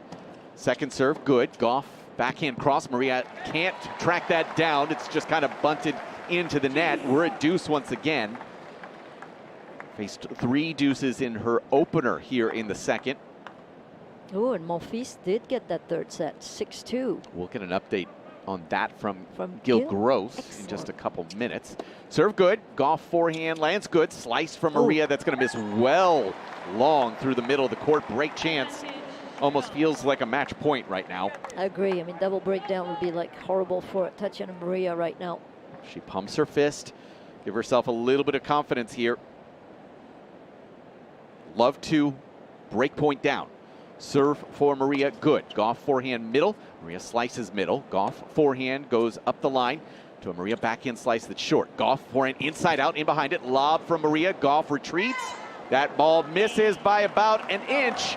Coco Gauff has turned things on in this second set, and she leads 3-love. Well, Sophie mentioned it moments ago, and we're very excited for Gil Gross to rejoin us. Gil, give us the update from Grandstand. Gael Monfils has taken set number 3, 6-2.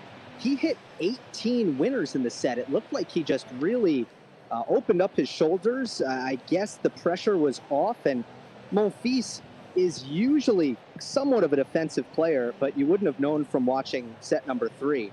Because he was absolutely destroying the ball, which is, it's in his game. He has the capability to be a great shot maker. I'm watching him right now, and he's once again having an animated conversation with German chair umpire Timo Jansen.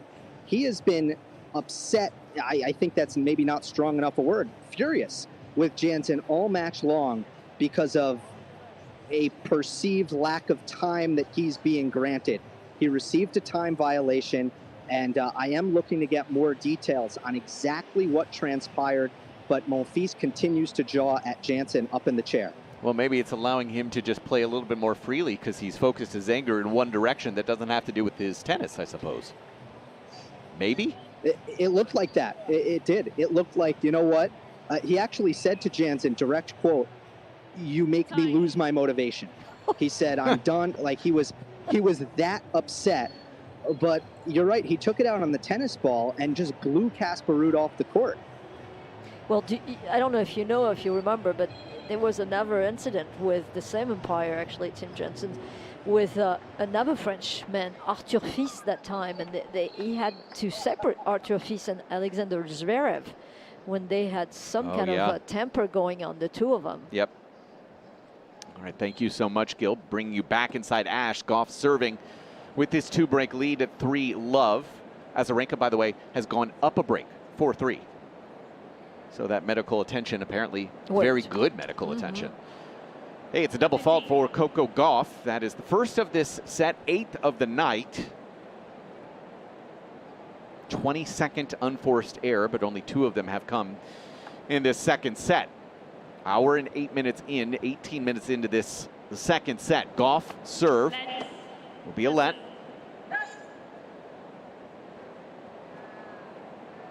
So she'll try this again. Brad Gilbert in a little bit better mood right now. Smile on his face. Serve T, good. It's an ace. See? First of the night for Coco Gauff for 15-all. It's going to help for sure mentally. From a double fault straight to the ace at 113 miles per hour. That was fast. Serve for Coco right into the bottom of the net. There's going to be some things to work on after this matchup. I think we'll say that. Listen, there's no time to work on this right now. Second serve, it's a double fault. It's hard to watch, really. 15, 13. It is. And it's again in the net.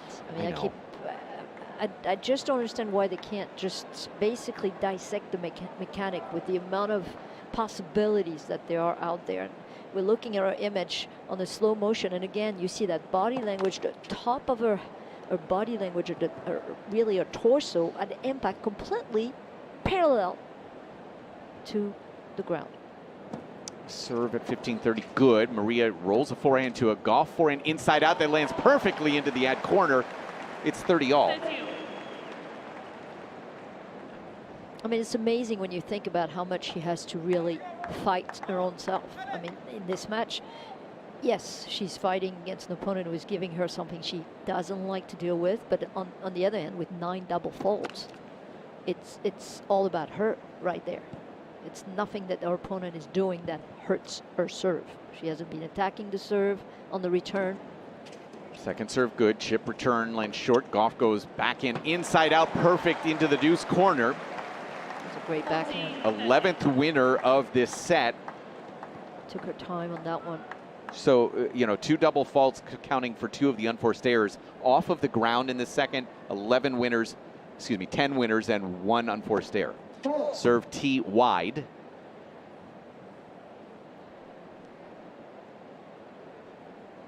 Second serve upcoming here for Coco is good to a forehand from Maria through the middle. Gauff rolls a forehand. Maria retreats, comes over the top of a backhand. Gauff forehand up the line.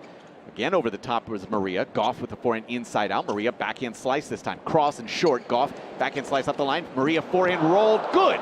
Into the deuce corner. And we're at deuce. And this was for a 4-love lead. I want to ask you, this is kind of a big picture question. Iga Swiatek got a lot of heat because a couple weeks ago during an interview, she said that the season's too long, doesn't have time to rest, recover, kind of work on some things. And I want to take that and bring it to Coco Gauff, specifically this serve. 3-love, deuce, toss, serve, netted. Second serve upcoming. Second serve is good to a Maria backhand slice through the middle. Gauff forehand up the line to a Maria backhand slice again middle. Gauff backhand up the line, stays back. Now it's going to have a short forehand, goes inside out clean. The fact that there's not a long period of time where you can essentially break down your serve, which is obviously the weakness, that and the forehand for Coco. You don't have a lot of time to completely break it down and build it back up. How do you tweak it to get it to that point where it's more effective and not that weakness? Well, I mean, I give you an answer right there. Look at what Iga did. She changed her serve. She did tweak her serve, and her serve is, I think, much better. So whatever time you have, but it's a process. You're going to have to deal with it throughout the matches as well as you start going out there after 2 or 3 weeks or 4 weeks if you're lucky to have on the off season to tweak things. You know, I believe Billie Jean King at one point was saying that if she wanted to remain #1 in the world, she had to change her serve. She started double faulting for the first 6 months like she's never done before. Right. But then in the long run, she did. She lost the first, I think, her #1 ranking, but came back to stay for a longer time. You know, Djokovic did it. Djokovic changed his serve. He knew that if he wanted to be at the top of the game, he needed to have a serve, and that was going to be a weapon for him. And sure enough, he did it. So I think it's doable. And it's not like she's like, you know, 30 or 25, 20. She's 20 years old. Right. It's, you know, it's, to me, there are things that should have been done earlier. The forehand for sure with the grip, you know, being so Western. But the serve, I don't think it's that complicated to really fix, to me. It's interesting you say that. We're in the midst of this point here. But a backhand miss from Maria. By the way, for love. Yeah, for love. But if it's that simple. Well, it's not that simple. That's not what I'm saying. I'm just saying from my point of view, what I'm seeing, and I saw it on every single, and I'm seeing the end result of where the ball goes when she misses that serve. And it's, like I said, 90% goes down the bottom of the net. We're not talking on the tape or middle of the net. So there's got to be at point of contact something that gets that ball down. It's physics. I'm not making that up. I can't make that up. It's just the way it is. So what is it that she does? I believe that her upper body doesn't stay high enough. Billie Jean King used to tell me, feel like you're a ballerina. Keep your upper body as long as possible straight up towards that ball as you hit. And, you know, I think that's just that little tweak.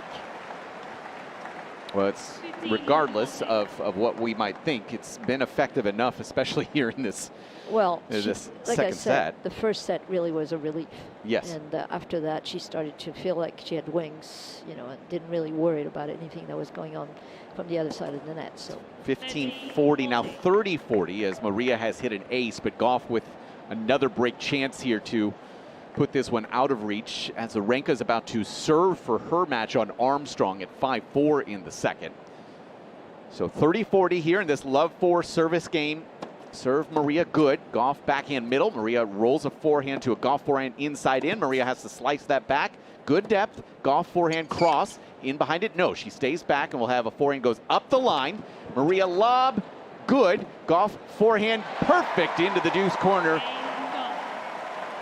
And Coco Gauff to 5-love. So very comfortable for her. Let's check in with our own Gil Gross. Gil? Mike, long change of a tire break from Casper Ruud after the third set. And now he's off to a love 40 to start the fourth.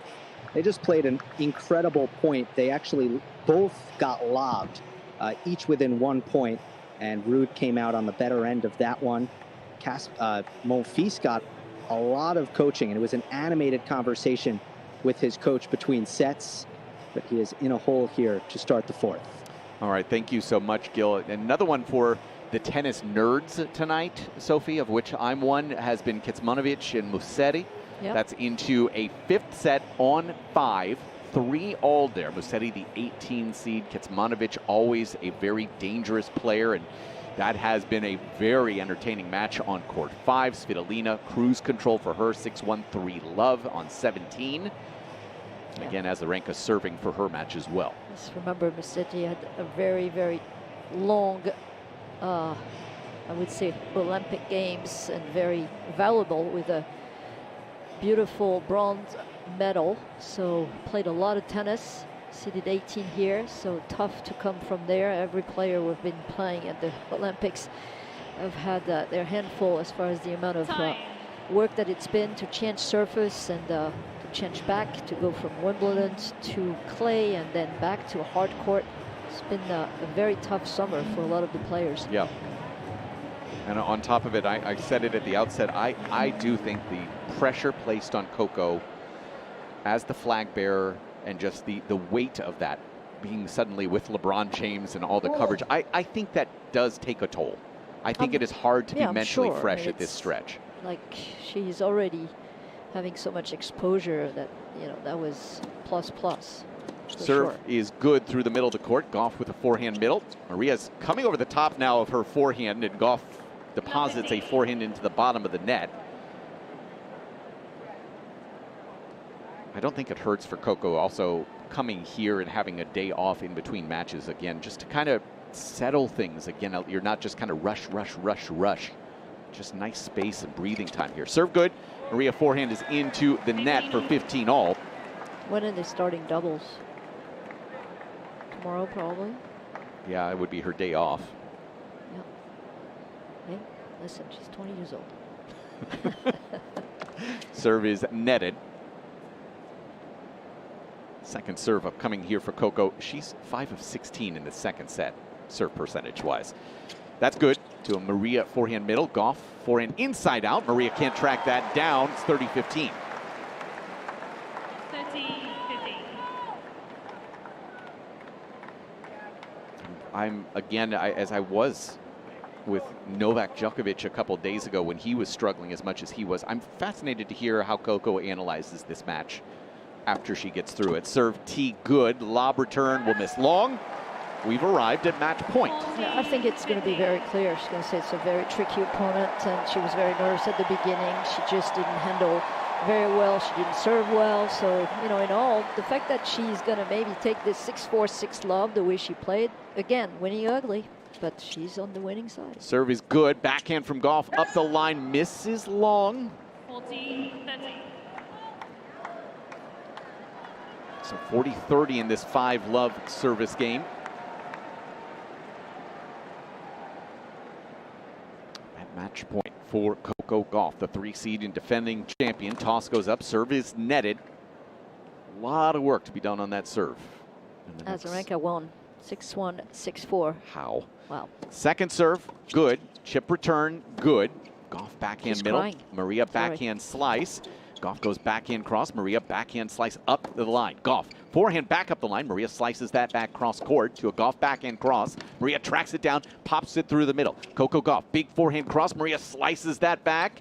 It lands on the baseline. Gauff forehand to a Maria backhand slice, again middle. Gauff forehand inside out to a Maria backhand slice, goes cross. Gauff backhand cross. Maria slices through the middle. Gauff forehand inside out to a Maria backhand slice. Back up the line to a Gauff forehand that goes cross. Maria slices to a Gauff forehand up the line. Maria backhand slice. Gauff goes backhand cross. Maria tracks that down, lofts it through the middle.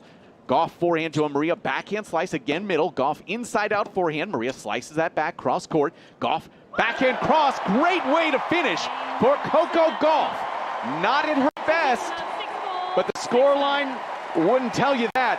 6-4, 6-love into the third round of the 2024 U.S. Open.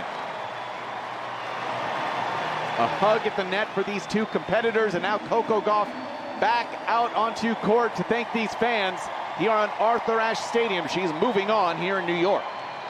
Longest point of the match for this match point, and oh boy, was it played magnificently by Coco Gauff with that striking backhand cross-court winner.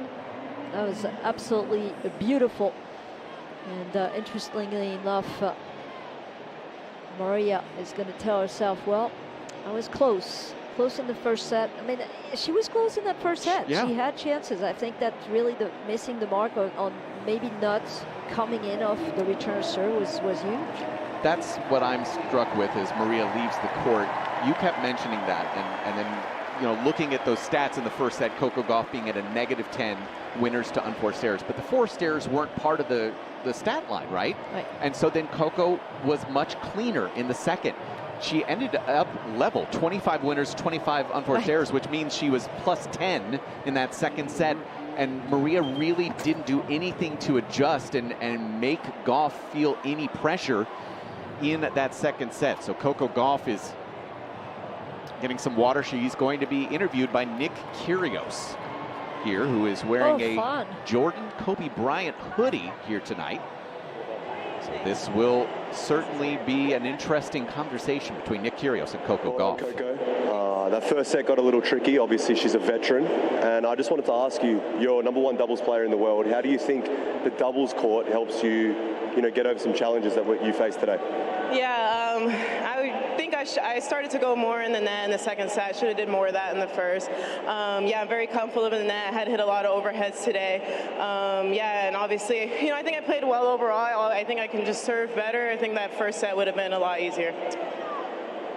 I don't know what it's like to win a Grand Slam. You do, on this very court and in front of this amazing crowd. Is there anything different this time around? Any more pressures, or are you just excited to get things going and trying to do it again? I think at first, last week, I think it was more, I felt more pressure, but now stepping on the court, I mean, I have really nothing to lose. I'm 20 years old, I already have under my belt, and I think, I have the potential to do more, whether it happens this year or in the future.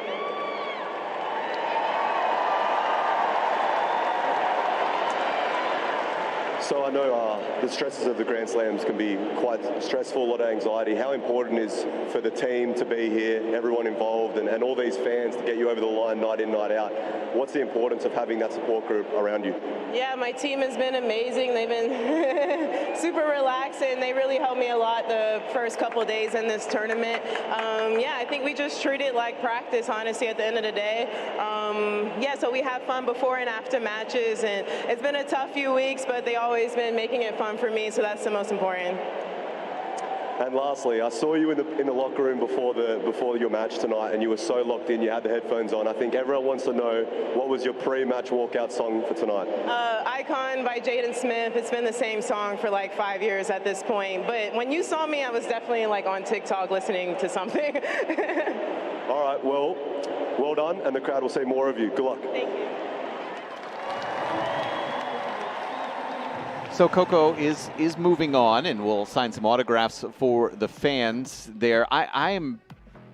I think she's going to have some more thoughts in terms of just the style of play in that first set, and I wanted to hear how she adjusted. I mean, we kind of hinted at it there with the idea of net play, and she ended up 10 of 11 net play in that second set, but I think a lot of that was the fact that Maria just ended up hitting balls short time after time. Yeah, I'm not sure the net play was really what made that match. I think the match was made by, her really pushing the envelope by being able to come through in that first set, good on her, because after that she gets so relaxed that you could tell that she was not bothered by the slice anymore. She didn't feel like as uncomfortable and tight to get to that ball. So, in all, I think the first set completely liberated her, and she went on cruising in the second. Sophie, you make my job easy. Oh, so do you. Thank you so much. Listen, we already done? We're already done. Oh.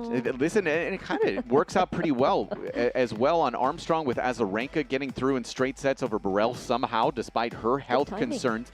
Also, we should point out, Gauff looks like she's going to be playing Svitolina in the next round. She's a set and 2 breaks to the good, so that should be a very fun third round, and that serve is going to have to be cleaned up for Coco Gauff if she wants to have some success. Great men's action is coming up. Ash will have Djere and Djokovic. Over on Armstrong, Berrettini and Fritz. Oof, that's going to be absolutely a popcorn match right there. That's also a very attractive match, Sophie. Yes, I agree. Those are two very attractive young men in Berrettini and Fritz. But hey, listen, also some beauties, Sam Smith, Mark Woodford. Coming right there. They'll be on the call, and we come back in just a couple of minutes. Sophie and I signing off. You're listening to U.S. Open Radio, presented by American Express.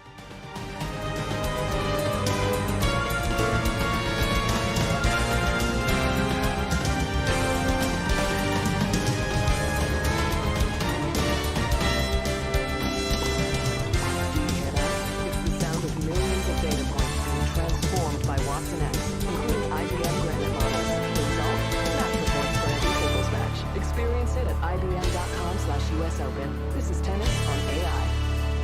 With Friday Total Clean Wheat Yogurt in your fridge, you will never skip breakfast again. How about a bowl of fire, strawberries, granola, and honey? Or Fridays your favorite smoothie. You can feel good about the naturally delicious Friday yogurt. Visit USA.sa.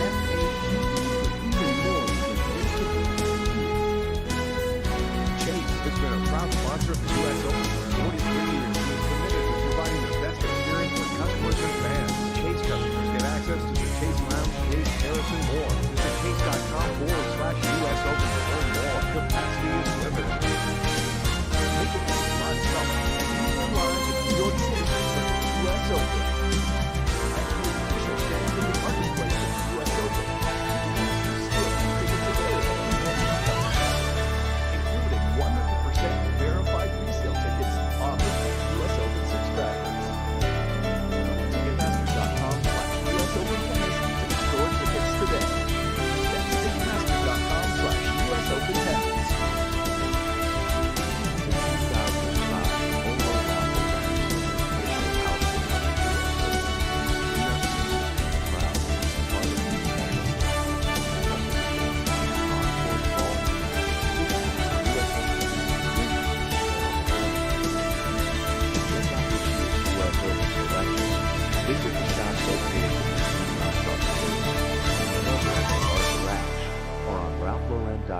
US Open.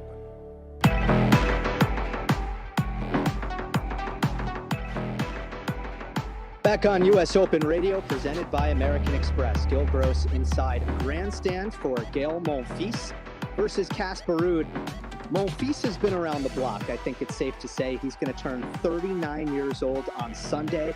But as much as I have watched Monfils play tennis, which is a lot, this is probably the most aggressive I've ever seen him play. It's nearly unrecognizable, the brand of tennis he's playing. Every short ball, he is bludgeoning the forehand. He is not holding back. He is crushing first serves. He held serve for 2-1 in the fourth set with a second serve and volley. There is no chance I've ever seen Gael do something like that. So it's interesting from Casper's perspective. He lost in the second round last year to another aggressive player here, Zheng Zhizhen. Now, Ruud is playing much better tennis, especially on hard courts here in 2024.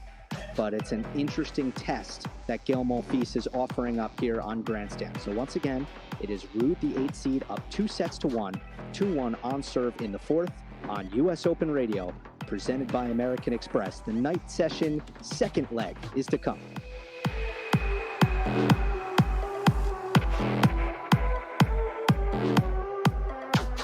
Discover Dubai. From fine dining with an amazing view to the ultimate shopping experience. From luxurious hotels to year-round sunshine. Fly Emirates to Dubai is the start of vacation the moment you're born. Fly Emirates, fly better. At IHG Hotels and Resorts, we believe you should travel like you mean. As the official hotel sponsor of the US Open Tennis Championships, IHG helps guests turn travel up a notch and make every getaway the best one yet. With 19 hotel brands, 6,000 plus global destinations, and the IHG One Reward loyalty program, what are you waiting for? Get inspired and book now.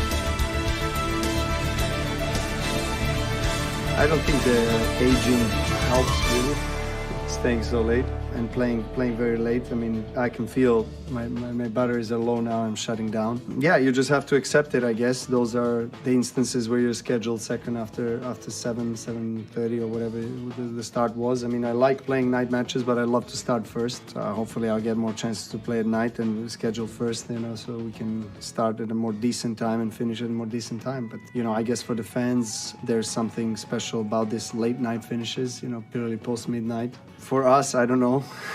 It's not really what you want. If you get a W, then it's all good. Everything is good in the world of Novak Djokovic, the Olympic champion, the gold medalist from a couple of weeks ago in Paris 2024. I'm Sam Smith, and I'm alongside Mark Woodford. Mark, delighted to be working with you for the first time. We were both in Paris, weren't we? And we saw the tears flowing there, and I don't think in Paris, Novak would have cared what time of day he played. He just wanted that gold medal. Exactly. Well, we have been at a number of events together. We just haven't had that opportunity to work together. But it's happened. Nice to be sharing, and it is nice to be that we can share, those emotions that we witnessed for Novak winning. It was kind of the last piece of the puzzle, really, wasn't it? And what a trophy! You can't call it a trophy, but what a victory to win that gold medal. The greatest moment of his career, he said. How that puts the Olympics right up there, doesn't it? I think a lot of players should take heed of, for Novak, who has, I mean, that trophy cabinet that he owns, I mean, what, 99 titles, and he's elevated the Olympic gold above everything. Yeah, that's a big trophy cabinet. I think it's got many extra wings that have been built. Hopefully he's got a few homes. Over the years as well. I think he has quite a few homes as well. But no, Novak Djokovic, it'll be interesting to see, Mark, how free he is at this year's US Open, because he's pretty much done everything that he'd set himself out to do and didn't play. I went back to Belgrade, and there was huge, obviously, post-Olympic celebrations. Didn't play a match coming in here. What did you think of his first round? I thought he was very scratchy. And it's one of those matches that he probably realizes that he's going to come out with the win, but it just was very scratchy. The crowd, I think they played their part. They were hoping for a bit of a contest. That and it didn't happen. He wasn't in the best of form, and I think that is because he's taken some time off. He hasn't had a whole lot of play, even though he ended up with the finals of Wimbledon and then backed it up with the finals of the Olympics. But before that, he hadn't played a whole lot. There's been some losses along the way. And to a lot of the young guys as well, been an interesting. Let's hear from his opponents now. He's with Nick Kyrgios. This is Laslo Djere. Against one of the greatest players of all time. How are you feeling? Yeah, I mean, I'm a bit nervous, but I would say not as much as last year. So yeah, we had pretty much the same match, third round. So yeah, I will just try to play my best and see what's going to happen. So for the fans around the world, the last two times you've played Novak Djokovic, you've only been one set away from a victory. What are you going to look to do tonight to get over that line? Yeah, I mean, honestly, last year I was in better form generally. I had some injuries this year, unfortunately, but I feel that my game is coming back. And, you know, Novak is probably, or not probably, he's the best player ever. So I will have to try my best, play my best, but even that's not a guarantee that you're going to be able to win. So yeah, that's what I'm going to do. Good luck out there. Thanks. It's an all-Serb contest tonight. And back where we were 12 months ago with these two. Let's hear from Novak. Novak, this is your 18th US Open. I've always wondered, do you get the same jitters as your first time? I actually do. And each year it keeps getting better, honestly. I mean, I'm nervous and stressed, but I'm also excited coming out on a biggest stadium in our sport. Night sessions are very special, so I can't wait to experience the atmosphere out there. Obviously, Laslo's from Serbia as well. What are some of the challenges that come with versing someone, you know, that you've known and you're good friends with? I mean, it's great for Serbian tennis that we are facing each other. Obviously, one has to lose, one has to win, but you know, we know each other really well. We are off the court really good friends, and you know, he was struggling a bit with injuries, but I always thought he's one of the hardest working guys and possesses a lot of quality, you know, on any surface. So. We played a tough 5-setter last year. I was 2 sets down. Hopefully I'll have a better start and let the better player win. Good luck out there. Nick Kyrgios asking the questions. Can Djokovic add a 5th US Open to that huge, bulging trophy cabinet that he has back in Belgrade? So 12 months ago, these two faced off. They played for almost New York, 4 it's hours. Time to welcome the players for our next match.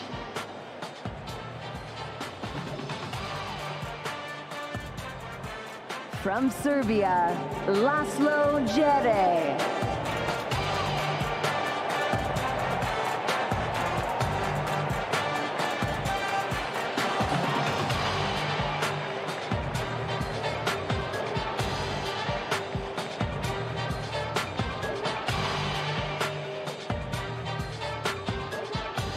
And also from Serbia, the defending US Open champion, Novak Djokovic.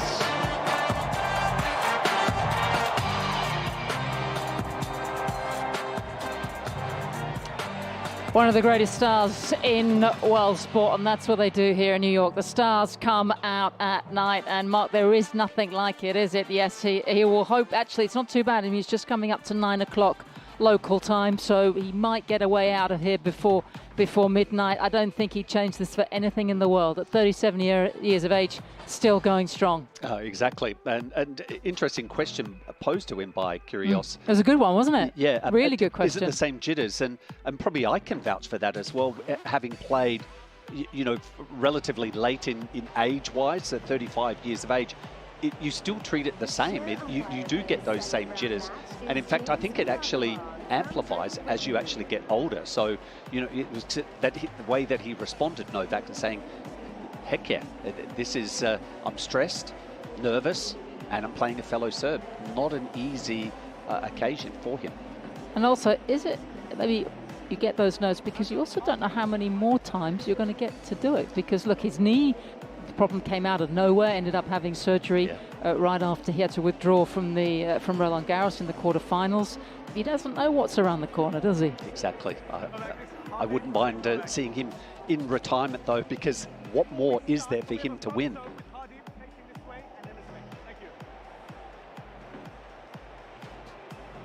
And then one more photo, please, facing these cameras, please.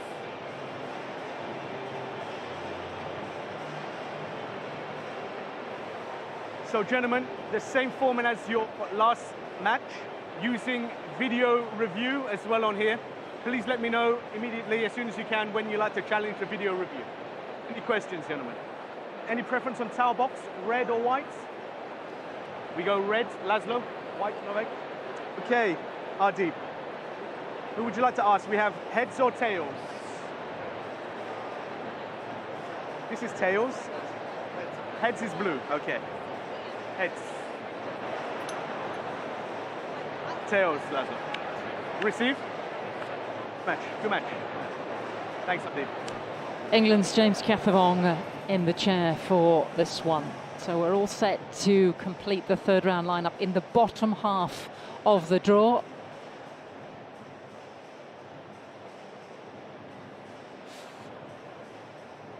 And I have to say, there's so many matches still going out on court on the Louis Armstrong Stadium. Berrettini and Fritz are warming up. That may be one of the great matches of this second round. We shall see. And over on the grandstand, Gael Monfils is coming back against Casper Ruud. And that's where you are, Gil. Tell us what's been happening, because it's been pretty dramatic out there. Yeah, it has. We're getting the full Gael Monfils experience. He went up 3-1 in this fourth set. He broke Casper's serve. 3 out of the 4 points he won, and I don't use this word lightly, were spectacular. The crowd was chanting, Monfils, Monfils, and then he got broken at love in his next service game. Now it's 3-all in the fourth. What a roller coaster we have here. And hasn't Gael just completely, I heard a report that he just went completely bonkers at one point during the match. He did. Now, I wasn't here when that happened. I have caught up on the incident, and I know that it's in regards to him wanting time to change his bandages, and he actually got nailed with a time violation, despite the fact that he was changing his bandages. So that was Gael's beef with the chair umpire, Timo Jansen. But he actually channeled that anger into playing very offensive tennis, and it's actually worked out quite nicely for him. Thanks, Gil. We're 3-all in the third. Casper Ruud, the 8th seed, 2-1 up on the grandstand. On Stadium 17, just completed the all-Ukrainian for Elina Svitolina, winning easily against Kalinina. That would have been quite a tricky one for the umpire to get right. 6-1, 6-2. On court 5, Kecmanovic and Musetti. Musetti, the 18th seeded Italian. It is 5-all in the fifth. Long matches here at this year's US Open on a boiling hot third day. And on 11, a really interesting contest between Peyton Stearns of the United States against Daria Kasatkina, who's the 12th seed here. Might be an upset because Stearns took the first set very easily, and it's 6-all in the second set tiebreaker. We will keep you obviously updated with everything that's going on around the ground. Still more matches going on, and a hell of a lot of doubles as well being played. And I have a feeling that tomorrow morning we'll hear of record crowds here at the Open. Pretty hard to get from A to B sometimes, isn't it? But that's a good problem to have. Boy, you only just arrived a little earlier as well, probably around the same time I did. It's really difficult to get from where we're dropped off to where we're working from. because you go through the throngs of the crowd. Yeah. They are just, and it is one of the balmiest days that I've experienced. I'm glad that I'm not having to play it. And you're a South Australian, Southern Australian. Like this, and I mean, we don't have the same humidity. The heat, bring it on, but this is quite extraordinary. It's one of those really sneaky days that you can't really prepare for it because it just arrives and it saps your energy. It certainly does. But let's focus now on this match, because 12 months ago, Djokovic was in the night session, was 2-0 down against his fellow Serb Laslo Djere, and then came back to win fairly comfortably. But this is the third career meeting, and actually Djere's had him on the ropes as well in Belgrade on the clay. And so this is an opponent that, you know, is difficult for Djokovic. And I read the reports, and Djokovic was saying that Djere for the first couple of sets played in a way that he'd never seen him play before.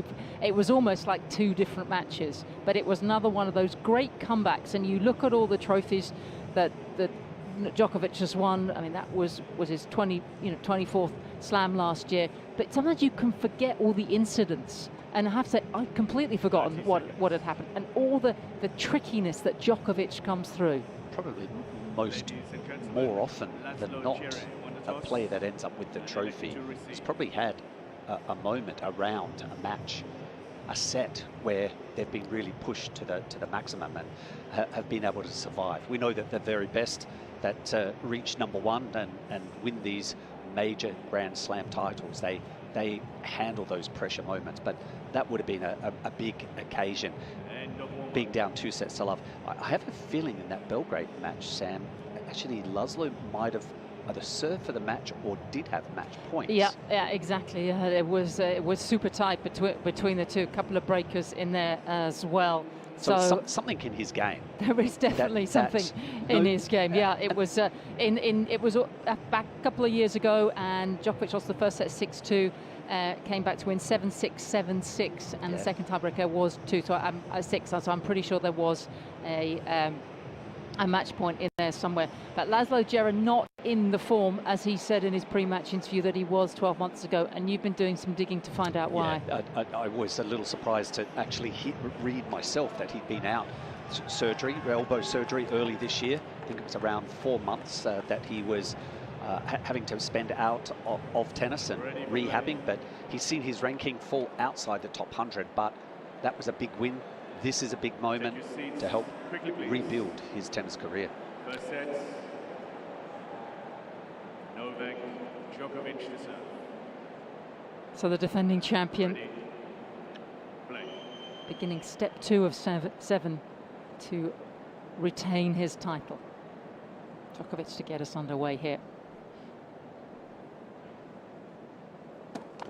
Let's for service. Djokovic in the pale blue shirt. It's very loose, quite loose fitting, and navy blue shorts, blue shoes. He's got some sort of squares on that pale blue top as well. Dark hair, closely cropped. Got quite a full beard this evening. First serve goes long. Right knee that he had surgery on, when was that now? At the end of May. Still has the protective sleeve. He had a meniscus tear, which so he had a little clean out operation. A big rehab certainly on that, as Djere nets the second serve return. Yeah, and I wonder whether the first round match, that he was just feeling some effects of being on the hard surface, hard court against Radu Albot. Winning in straight sets, just a little over 2 hours, 6-2, 6-2, 6-4, but it wasn't one of his better matches. First serve hits the tape and it goes wide. Yes, it's a quite a big grey sleeve. It looks like it has some support in there as well with it. Second serve, middle of the box. Djere backhand cross court. They trade from baseline to backhand to backhand as if they're doing a drill back in Belgrade. Djokovic switches the play, and now they go forehand cross court, and the defending champion just goes wide of the service line. So what I did hear floating around, and that's you and I, we're in those, we get to float around in the hallways, but I actually did hear that Djokovic may have even tweaked his knee on the weekend playing some pickleball, just locally, friendly game, that he actually may have tweaked his knee, and that was the reason why there was such a laboured performance in his first round match against Albot 2 nights ago. Second serve here. And that's a double. 15-13. Struggling a little with the earlier. There's just the buzz of the early evening crowd, and Ash that is waiting to fill up. Djere up against Laslo Djere, maybe not a familiar name to you, 29 years of age. Has been as high as top 30.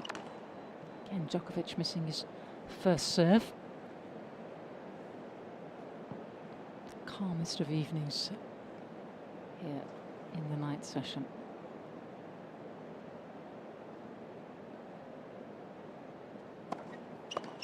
Second serve goes big with that almost 120 miles an hour. Djere netting the return. Both points that Djokovic has won, he's directed that second serve into the forehand side of his compatriot. Forehand is generally the more unreliable. Very stable off the two-hander backhand is Laslo. Djokovic can't buy a first serve right now. At 30 all in this opening game of this second round match. Goes wide. Djere miscuing the return. 40-13.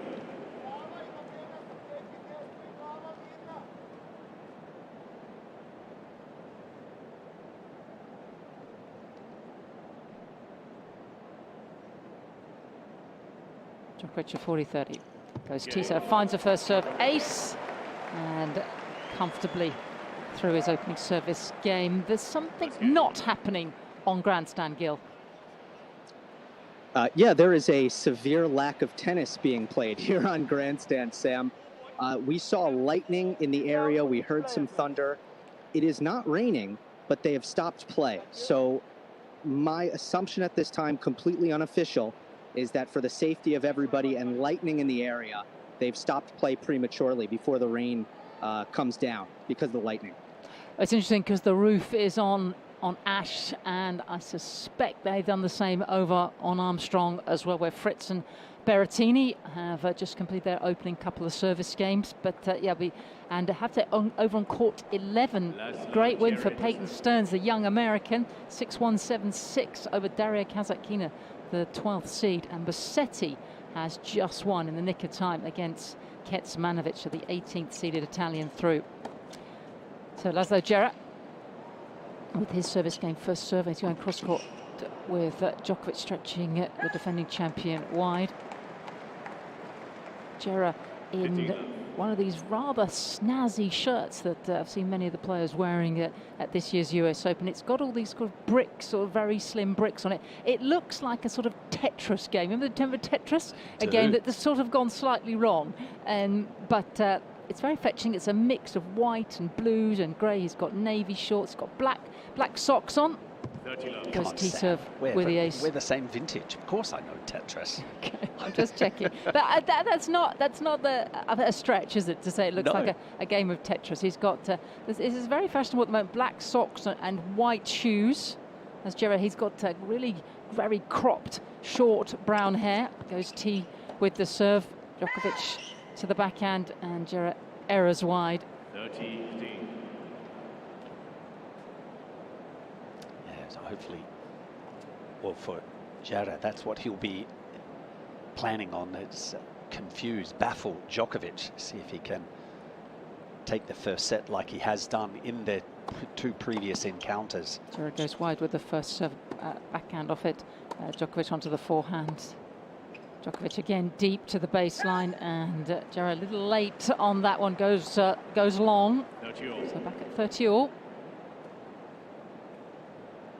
He's from a place called Center in Serbia, which is about 100 miles north of Belgrade, very close to the Hungarian border, and he is actually of Hungarian descent. First serve wide to the forehand of Djokovic. Djokovic returns right well. Djokovic now on the slice. Djere getting down to his backhand slice again from Djokovic. They switch the play to the forehand. Djokovic wants to go back to the backhand. Some really great variety from the defending champion. He goes with the two-hander. Flat one again, flat, and switches the play to the Djere forehand. This is Djokovic again, moving the ball around. He's lining up for an inside-out forehand to the Djere backhand. Backhand to backhand now, and it's Djere with the slice. Long rally here from these two. They're starting to get going. Djere, though, very weak reply from a heavy Djokovic forehand. And he's at 30-40. Well, nice to see Djere attempting a backhand slice. I think that's going to be key tonight, Sam, as well. His predominant two-handed shot, he comes over the top of the ball with topspin, but if he repeats that too often, it's just going to be in the strike zone for Djokovic. So he may not have won that last rally, made the error with one backhand slice at the end there, but there may be some benefit. Variety is what he needs. And fends off the first break point with an ace, well, with an unreturnable serve down the tee. Djokovic just already looking rather hot and sweaty. It's such a warm evening. Has different coloured sweatbands on, a dark blue and a light blue. It's attire much more complicated these days, isn't it? So back at deuce, Djere first serve wide. And Djokovic goes cross court with his forehand return, and Djere again over the baseline with his forehand. I think that's what we'll be just keeping an eye on tonight. Is he may strike a few winners off that forehand side, Djere, but it's also the wing that can produce, bleed some unforced errors. Second chance to break in this game. Djere first serve into the net. Just wipes his brow with his white sweatband. Bounces the ball 2, 3, 4 times, and again. Second serve to the backhand of Djokovic. Djokovic, easy return. Short forehand out for Djokovic. And again, just moving the ball around very deep to the Djere backhand. Djokovic looks locked in this rally, in total control. Djokovic now knifes a slice. Topspin from Djere. Djere goes down the line with his backhand. They look like they're having a practice session, and Djokovic into the net with his forehand cross. Back to deuce. He's like a wall, isn't he, Djere, from the baseline. Just plants himself a few feet behind that baseline, and his movement laterally is very secure and assured. Wonder when we will see a drop shot by the number 2 seed, trying to draw Djere into an area of the court that he's not comfortable in.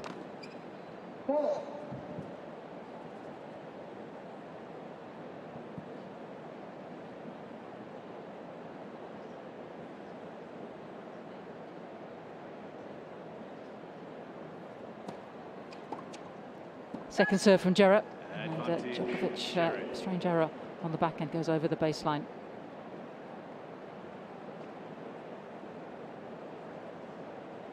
The serve has been as high as 27 in the world, 2 titles.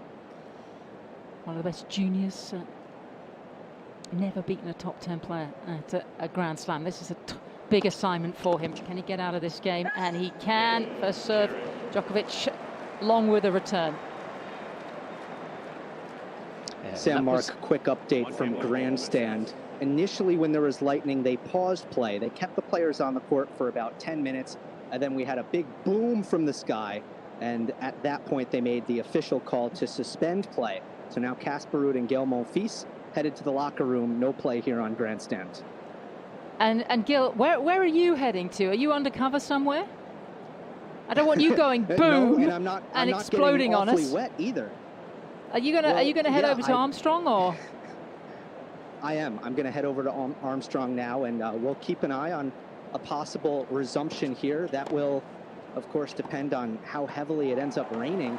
Right now, the courts would be dry enough, I think, for them to play. It's the thunder and lightning that stopped this contest. Okay, don't put your brolly up on the way over to Armstrong, because I know it's quite a way, because, you know, it'll attract the lightning, and we don't want you to go boof or boom, okay? We want you over there, because... I know, but this is where my height comes in handy this time. You know, the other night when I couldn't see the match because my height. So now, you know, I'm not the tallest person, so I'm safe.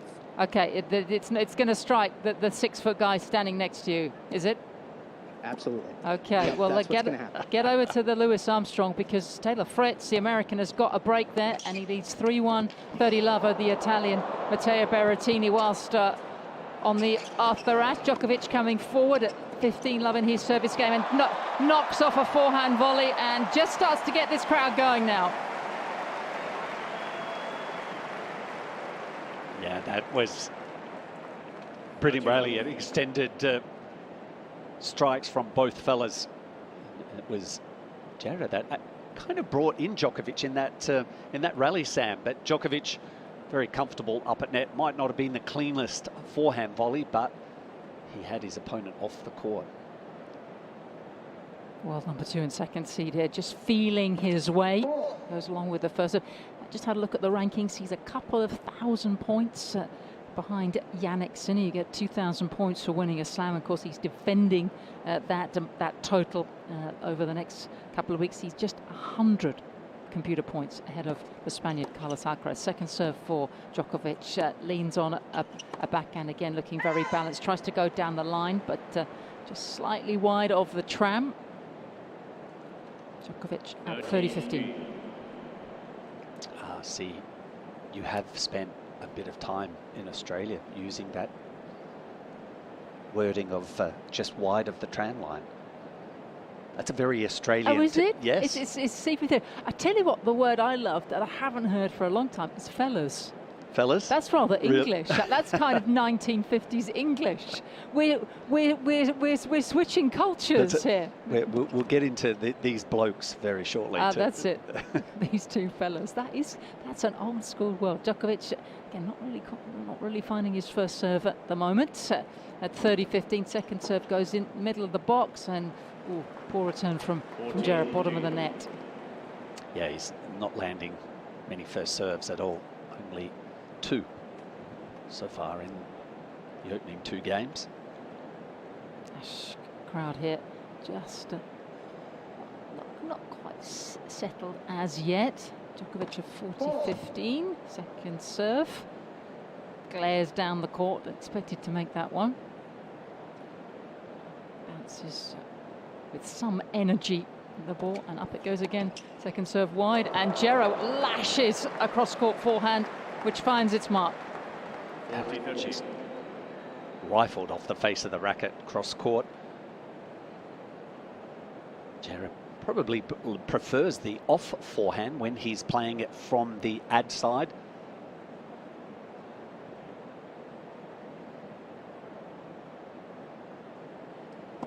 Djokovic goes up again, misses the first serve. This will not please the 24 Grand Slam champion, who's going for his 90th match win here at the US Open. Second serve deep in the box. Djere with the forehand return and catches Djokovic a little late, actually. Djokovic long over the baseline, so back to deuce.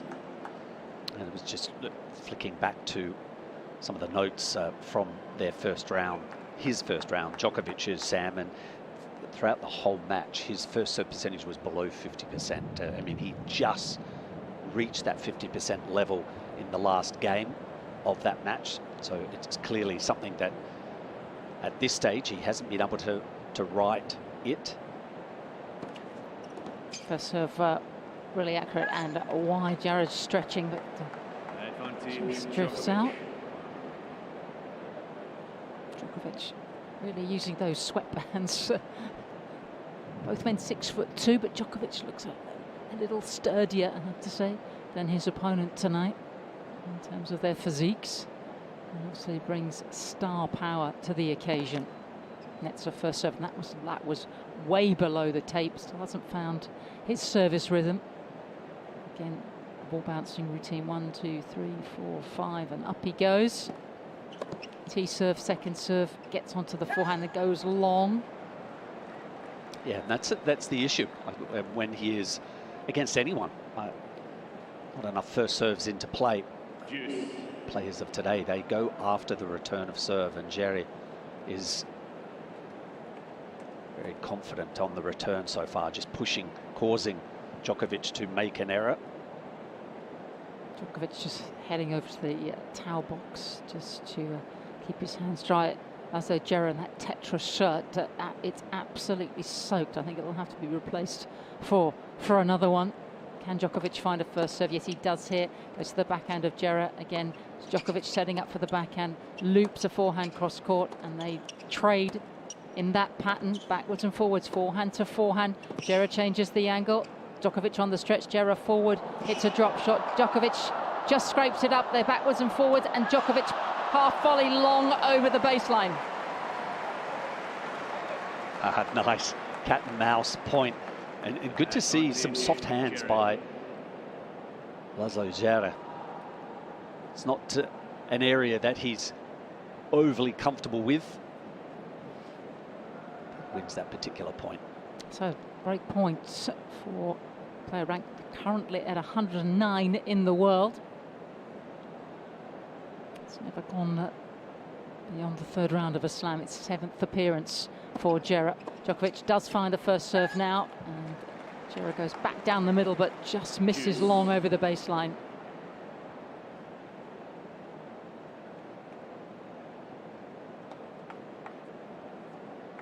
Djokovic eyes darting about this vast stadium, trying to break records again tonight. To win 90 matches here at the US Open, be the first player who's won 90 matches at every single slam. He's going to make sure before he hangs up his rackets, and he was talking in Paris about LA and playing into his 40s. I think he's going to make sure that there isn't a single record standing that doesn't have his name next to it. There's very few that are left. And Djokovic again really struggling. Goes way over the baseline with his second serve, and another opportunity here for Laslo Djere, who broke actually Djokovic in the first game when they played here 12 months ago, and it kind of set the tone for the entire evening. And Djokovic does not want a long night as they did a year ago, where they finished up just past 1:30 in the morning. So Djokovic with the first serve, and Djere doesn't really make a good connection on return, and we're back at juice. And that's probably just the knock on Djere, is a couple of the break points that he's had in this particular game. He hasn't been able to put the return back into play. Making a lot of returns when it is in the middle of the game. Djokovic with the first serve wide, sets up for, whips a forehand cross court. Again, forehand goes into the backhand corner, and it's a clean winner for the defending champion. Advantage, Djokovic. That is the voice of James Kjotvan, the chair umpire. And lengthy game, 8.5 minutes. Just 2 matches being played right now at the US Open in the evening session. Djokovic misses with the first serve. A lot of fans streaming out because play has been suspended on the outside courts because of threat of thunder and lightning. So just Fritz Berrettini over on Armstrong, Djere, Djokovic. The battle of the Ds here. Second serve for Djokovic. Gets onto his forehand. Djere with the backhand deep onto the Djokovic baseline. Djere with the length now, pushing Djokovic wide on the forehand. Djokovic goes down the tram, and it's way too much. And Djokovic gets through that game. 2-1, the defending champion leads in this first set. Djokovic leads by 2 games.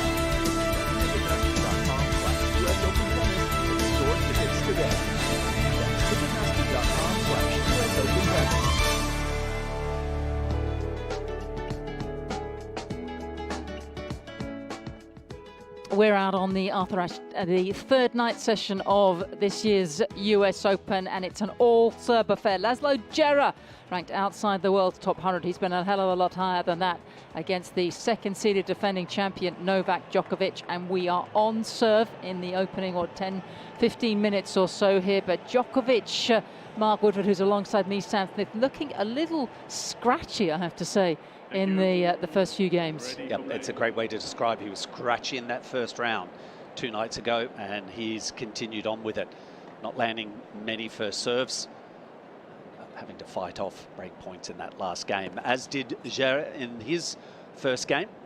See if the player with the highest ranking or lowest ranking, how he goes about this next service game.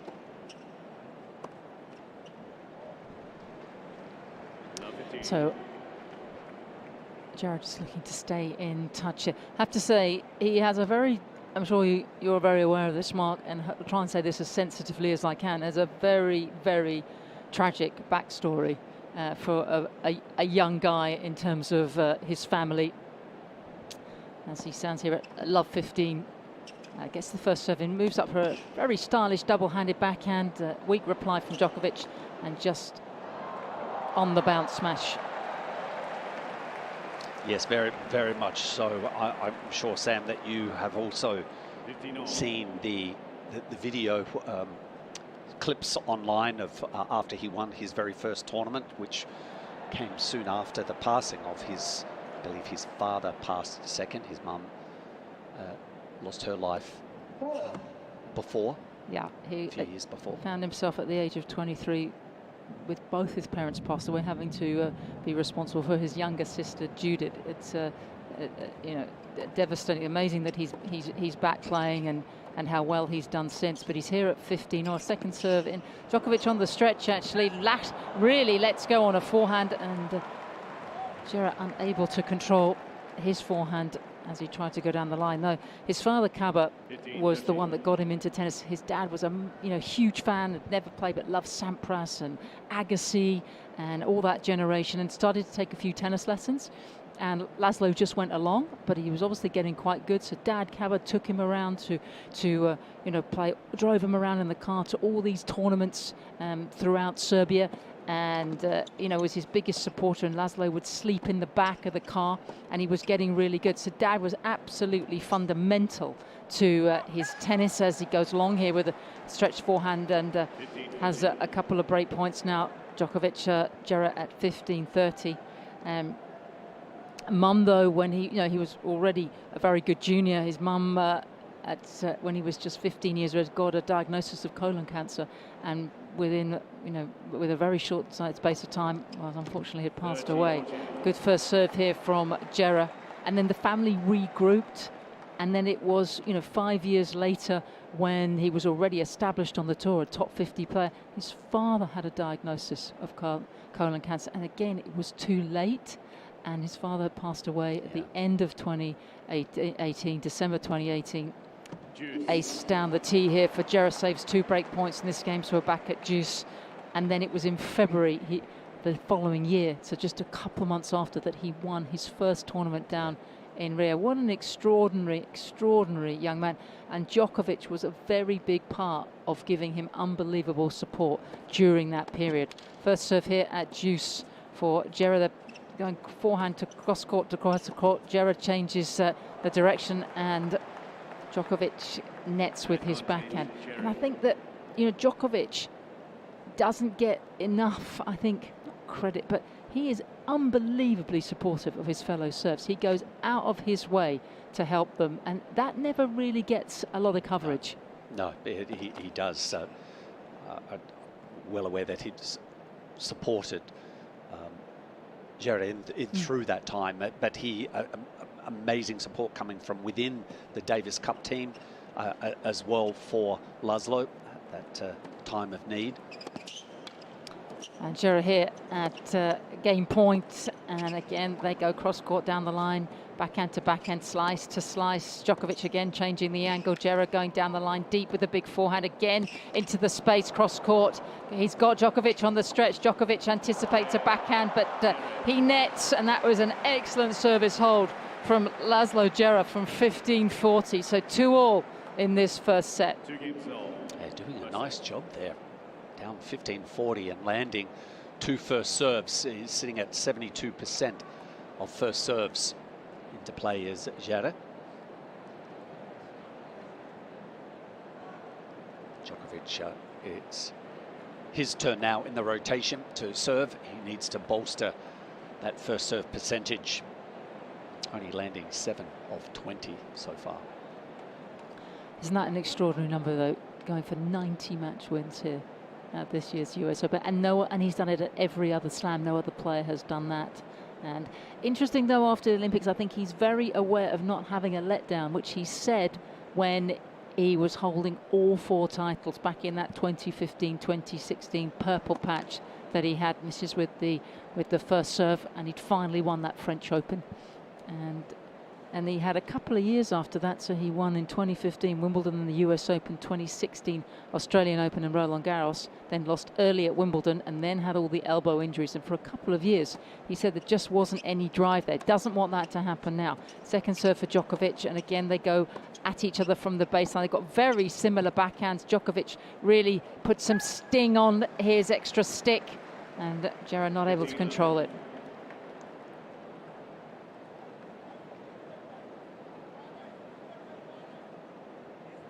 Djokovic just pointing to his ear and having some conversation with his support camp, which has really changed dramatically this year. Goran Ivanisevic no longer there, made a lot of changes after Australia as Djokovic goes with the first serve inside out forehand, and caught actually by a ripping forehand down the line from Laslo Djere.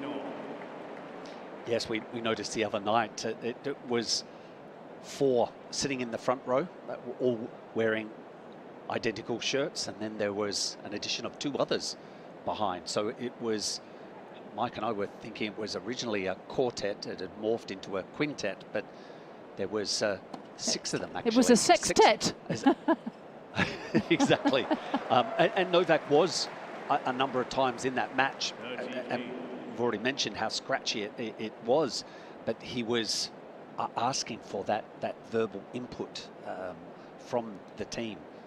Yeah, they all wear these navy blue shirts. It's player box uniform. That it was Victor Troicki, his very good friend and former, well, I think he was almost top 10 in the world, Victor Troicki, who was there in the player box in Paris. And I have to say, as he nets with his first serve at 30-15 at 2-all in the first set, it was, I have to say, he was giving his player box, and his wife was in there as well, a lot of grief all the way through every match at when he was playing at Roland Garros on the Philippe Chatrier court. But it seemed to do the trick. But different personnel here at the US Open goes with the second serve again. They both have these wonderful double-handed backhands going right up and down the middle now. Neither player wanting to open up the court.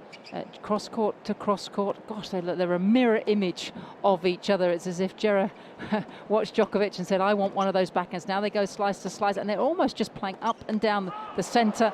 And Djere just leans back on a forehand and nets with his forehand.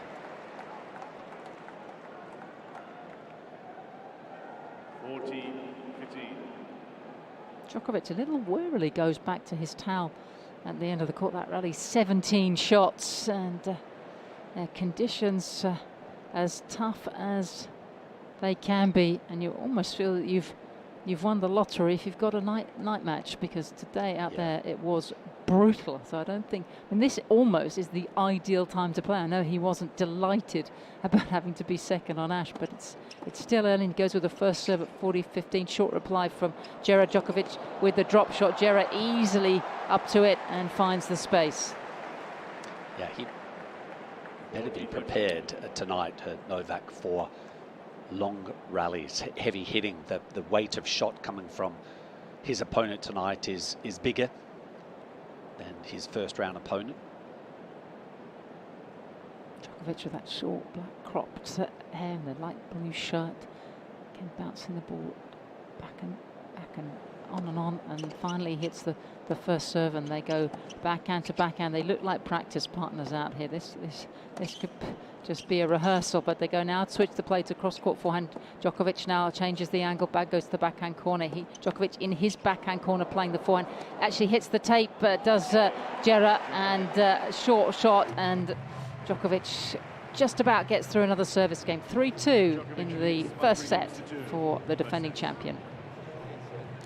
Hey guys, update from Louis Armstrong as well. Taylor Fritz has taken the opening set 6-3. How about this for a statistical oddity? Matteo Berrettini, 9 of 9 on first serve points in set number 1, and he still loses the set because, well, he didn't make a lot of first serves, 38%, and he struggled on his second serve, 6 of 15 points won.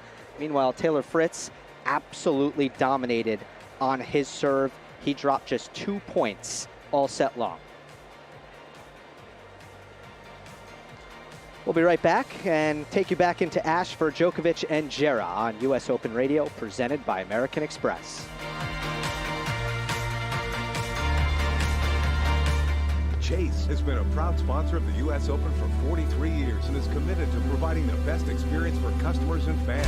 Chase customers get access to the Chase Lounge, Chase Terrace, and more. Visit chase.com/US Open to learn more. Capacity is limited. Since 2005, Polo Ralph Atlantic, official outfit of the U.S. Open.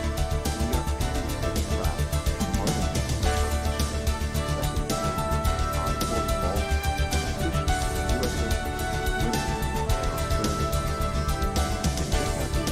U.S. Open. Visit the shop located in the Neon Stage on Bubble or Garage or on RalphLauren.com.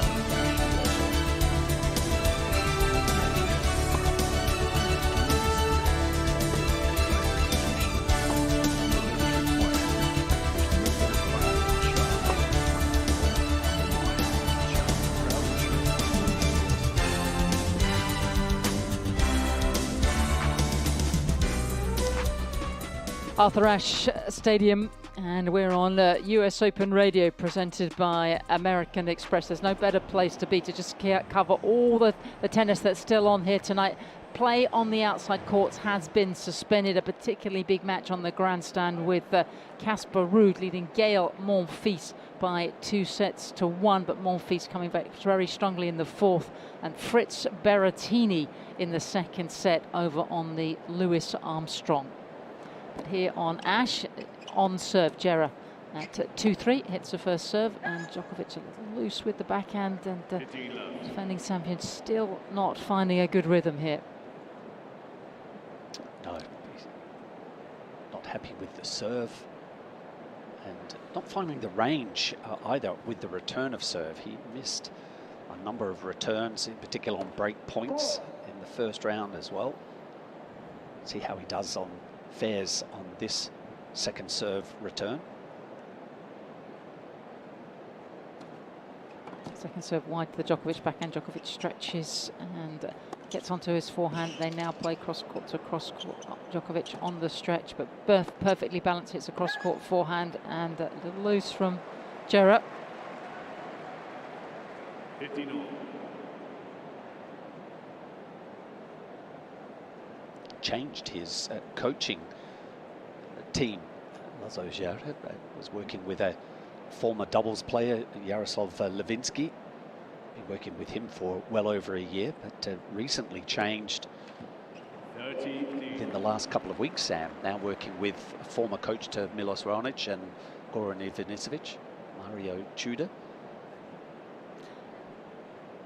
Ace wide at 15. I'd say Djere still going pretty well. We wondered how he'd be after that first round match against Jan-Lennard Struff. First serve again for Djere, who finds the opening court with his forehand. Djokovic doing all the moving here. Djokovic with a drop shot, but way short of the net. And Djere happy to see that one drop back over his friend and opponent's side. Difficult, isn't it, for Djere? It's the Djokovic factor, it's the Serbian connection, it's the fact that Djokovic is a superstar. It's a lot to get in the way here. It is, and no doubt they've spent quite a bit of time together in the years that they've teamed up at Davis Cup level. Djere with the first serve and going very nicely here. Yes, in his first round match, Djere beat the German Jan-Lennard Struff in 5. But the oddity was that Djere had set points in every single set. He lost the first on a tiebreaker, but had 2 set points. He won the second, and in the third set, he had 5 set points and lost it on the breaker and had to win the next 2, which he did 6-4, 6-2. That is called winning your first round at the US Open the hard way. The tough way, exactly. And I don't think he will show much. There won't be too much effect for him. The idea of coming out and playing against Novak as well, but the guy is a physical specimen, Djere. First serve at last for Djokovic down the tee. And Djere's just stranded with his backhand return. But besides, he does shield it with the style of game. I think if he was a serve and volleyer, we might see him not, quick off the mark getting to net. Might be difficult to get low for a volley, but the way he plays, it's predominantly on the baseline, and he usually doesn't show much emotion on the court. It's very much the same look every match, isn't it? Yeah, very close down. Djokovic is quite subdued at the moment. He's finding this all rather a labour of love in many ways. And the ball bouncing routine goes on at 30 love. Just mops his brow with the light blue sweatband. He's got 2 different colours on, in perfect sync with his outfit. Second serve in centre of the box. Djere with the backhand return. Djere with the forehand, really aggressive now, attacking Djokovic, but goes cross court, aggressive drop shot, Alcaraz style, and wins the point comfortably. Cracking forehand again, deep into the corner. Looks like he could have come in and perhaps followed it into net, Sam, but it's an area again that he's just not comfortable with. If you see Djere up at net, it has to be a sure, easy volley that he's going to win the point with. A sure thing. Djokovic with the first serve at centre of the box, and Djere just can't quite make the pass yet. It has to be a sure thing. It does, yeah. It's an area of his game that I wish, that perhaps some of the coaching staff that he's worked with, that maybe just would have spent a bit of time tried to encouraging him. I feel like it's the missing part in his game to actually have some impact in the top 30 or top 20 players of the world. Lovely moment there where Djokovic just signaling to one of the young ball crew members and got her to bring over a whole selection of balls, and sort of was throwing one back to her and then taking another one, having a look at it. Obviously last game before we changed the balls, and she was smiling, he was smiling, so he's not too disgruntled at the moment as he serves second serve at 40-15. Djere, a very aggressive forehand return. Djere with the backhand winner now. Djokovic nowhere near it. Kind of a move that by the Djere to actually go forward behind a two-handed backhand, but it was a drive, wasn't it? It's not really an approach shot in order to play a volley. It was a winning approach shot. Djokovic still with game point here. First serve net and wide down the tee. Slowly pulls the second ball out of his pocket. Bouncing routine begins where he really does sort of flick his hand down. It's quite an aggressive bounce. Second serve goes up short and in the middle of the box. Djere stretching and gets on top of it. Djokovic rather laconic forehand into the tape of the net. Very warm evening here. Djokovic constantly using those sweatbands. He's already made 11 unforced errors. He's certainly unsettled as the 4-time champion. First serve goes long down the tee.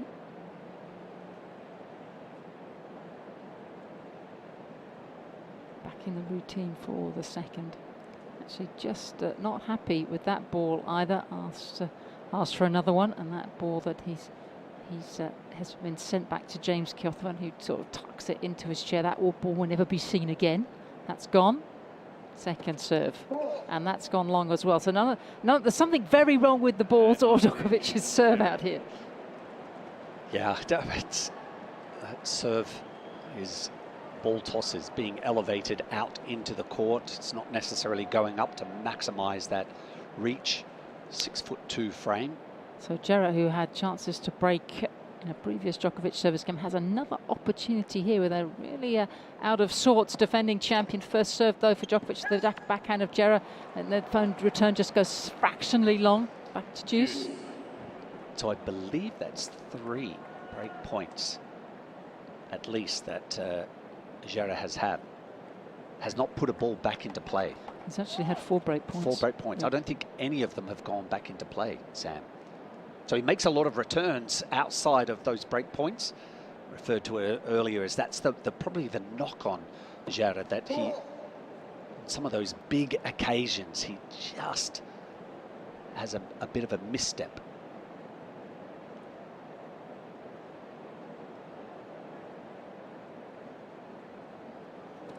Djokovic with the second serve goes wide to the Djere forehand. Djere straight back down the middle, goes slice very early on with the backhand. Djokovic kind of ripping the backhand away from him, not completely off balance. Djokovic deep behind his baseline now, stretches, slice forehand into court. It's Djere on the attack. Will he come forward? No. Happy to just trade. Djokovic now regains his position in the rally, goes slice with the backhand, and Djere nets with the reply. Yeah, and there was, it looks like an occasion that he could have come into net there. Djere opting not to. Elongates the rally and he eventually chips the backhand up the line into the net. Djokovic again going to the towel box and just wiping off the perspiration off his face and his brow. Also running down the serve clock as well. 25 seconds between the points, and he is right on the limit. 3/4 an hour played here on the Ash, second match in the night session. Coco Gauff already victorious over on the Louis Armstrong.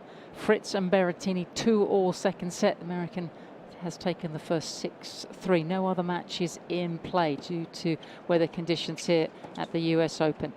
So Djokovic in play at game point. He's forced out wide on the forehand. Djere goes straight back to him and not into the space, but Djokovic not able to control the drive volley.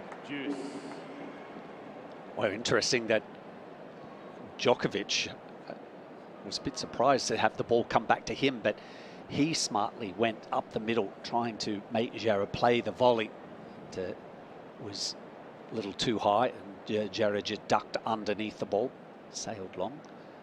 Djokovic knows that if he sees his opponent up at net, he's going to try and make him play. Djokovic at last with the first serve goes down the tee. He's got a very comfortable forehand to have a go at, which he does, and finds himself once again at game point. I think he's really struggling out here, Sam, with the conditions, with the humidity. Certainly not the heat, but I think it is just the humidity.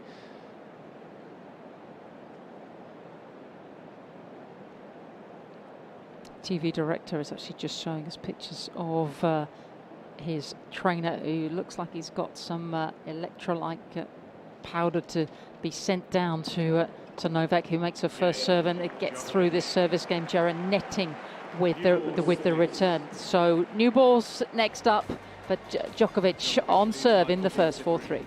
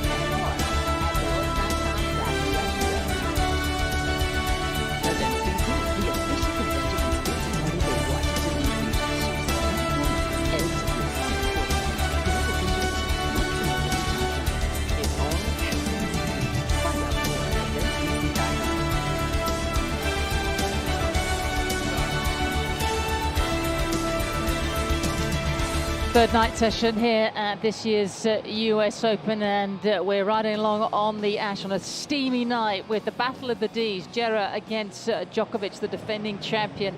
I'm Sam Smith alongside Mark Woodford. And Mark, we were just looking at Djokovic doing something that I've never seen on a tennis court before. He had like a, you know those when you have oven gloves, you know, those mittens that you get, you know, the Sunday roast out with? Yes. Well, he had one of those on his left hand, but it's clearly not to prevent the heat. It's clearly to protect his hand against the heat. It was like an ice pack. It was like an ice glove, Yeah. wasn't it?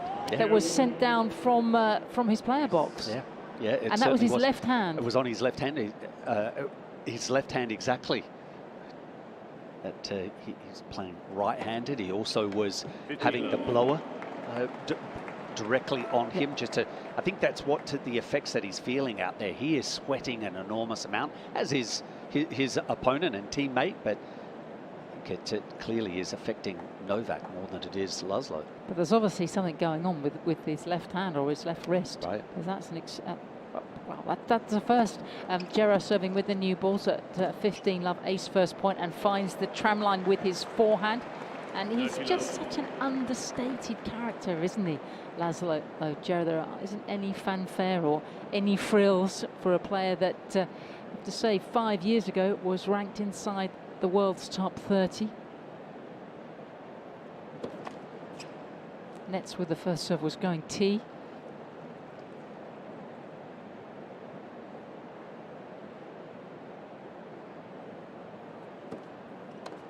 Second serve deep in the box. Djokovic onto the forehand return. Djokovic now plays the backhand slice cross court. Djere goes down the line with his double-hander from Djere, moving Djokovic all over the way. Djokovic goes down his line now, and it's a sensational shot. 30-15. Yeah, it was classic Djokovic backhand, that open stance, and threads it up the line. Not able to retrieve it is Djere, but Djokovic still continuing with the conversation with his team. It's like he just can't get enough air into those lungs, Sam.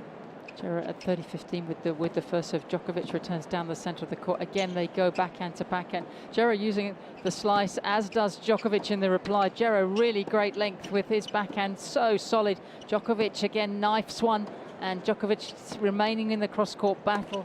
But it's Djere who's switching the play and nets with his backhand. Back at 30 all as the younger Serb heads for his towel box. 30 all. Djokovic willing to explore ways of trying to help himself recover in between matches. Quite often here he stays with friends out in Connecticut and will use a hyperbaric chamber to help himself accelerate overcoming matches. First serve from Djere. They get locked into a forehand cross-court rally. Djokovic changing the direction now. We go backhand to backhand. Djere on the stretch with his backhand slice. Goes deep onto the baseline. Djokovic digs it out. Djokovic on the stretch now. Djere dominating the point. Djere with the backhand cross. They're so solid both off their swing. Djokovic straight down the middle. Doesn't give any angle. Djere down the middle. He goes inside out with the backhand. Djere then goes down the line with his forehand. It comes off the tape, and it looks like the inside-in forehand, inside-out forehand from Djere has caught the baseline. Djokovic with his hands on his knees, gasping for breath. Yeah, remember a number of years ago when Roger was still playing, and he played that match against John Millman from Australia, evening match, and he really struggled with the conditions. Ended up losing to John Millman. Just really suffered. Djere at 40-30. Can he hang on here? Get another service hold. He's got a short forehand reply from Djokovic, and Djere just buries it and puts it away. 4-all first set. Hey guys, just hearing you talking about the humidity over on Ash. For those who don't know, roof is closed on both Armstrong and Ash. And one of the effects, ever since they put the roof in, is when it closes, especially on an already humid day, it makes it even more humid, and there's just no airflow here. So the thing with Ash used to be the wind. Players used to say, okay, the wind is always swirling and it makes it difficult. ever since the roof was put in place, there's really not a lot of wind at all, but when it closes, it gets really, really muggy on nights like tonight. Yes, and often one of the beauties of the Louis Armstrong, it is there's usually so much airflow. They've designed it beautifully so it can come through the slats, and yeah, it's a wonderful court. But no, players certainly struggling. Yes, who can forget John Millman when he had to change his shoes because his feet were sweating so much. He played in his scoop. He almost played in his sort of sub-aqua kit, didn't he? and that night the roof was closed as well. There's just no air at all for Federer. But Sam, I will say Francis Tiafoe playing here at Armstrong said that he had trouble breathing the other night in the third set because it was so humid once the roof closed. So it is open air, but it still gets pretty humid in here. And Ash even more so. Djokovic just holding his arms aloft because he's made a backhand cross court, one of his first winners of the night.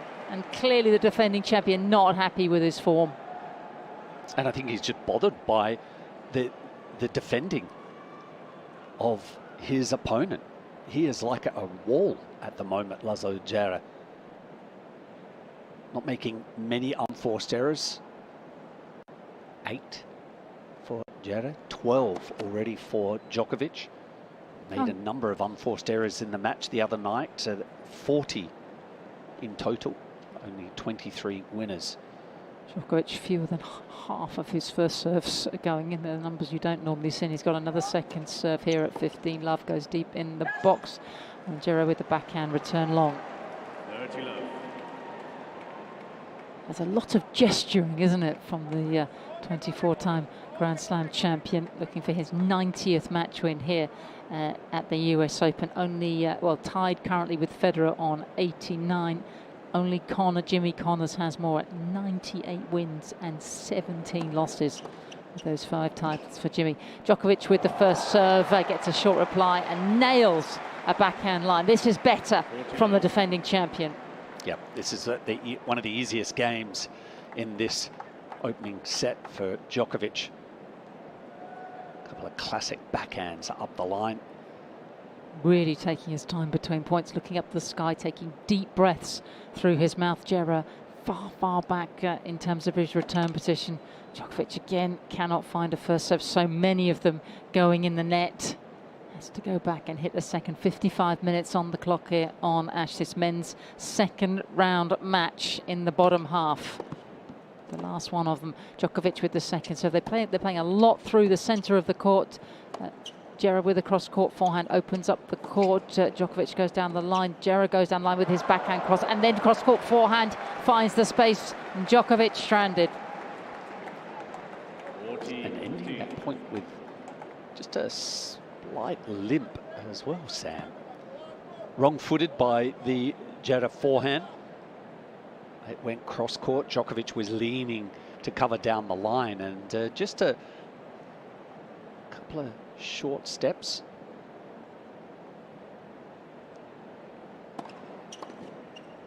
So Djokovic with the first serve, reply with the slice backhand, tries to go down the line with his double hand backhand. Now with the drop shot, Djokovic and Djere easily up to it, but makes quite a hash of it. Hits the tape when trying to get it up and down, and that is another service hold for Novak Djokovic. 5-4 in this very long first set.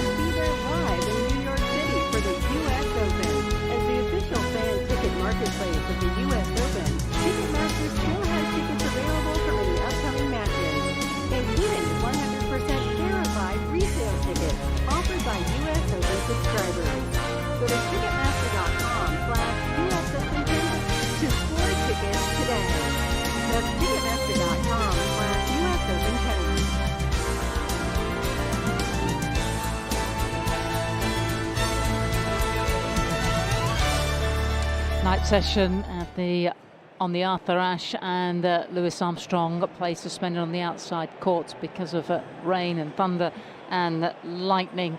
And just to give you a heads up, the schedule out for Thursday already we're already almost on to day 4 of the US Open flying through, and it's Jannik Sinner and Iga Świątek up in the day session on Ashe. Over on Armstrong, it would be American Sebastian Korda, son of Peter Korda, the Grand Slam champion. Jasmine Paolini, the Wimbledon and Roland Garros finalist, is also up on Armstrong, as is Jessica Pegula, one of the favourites in the women's draw. But right here, still got a night session to get through as Laslo Djere, as he serves to stay in this opening set, just a couple of minutes shy of the hour here in this second match under the lights in this night session. Second serve, Djokovic leaps onto the return, tries to be aggressive.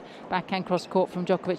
Djere replies cross court. They're staying locked into a cross court battle. No one wants to flinch. They've got identical backhands. It's the mirror image of each other.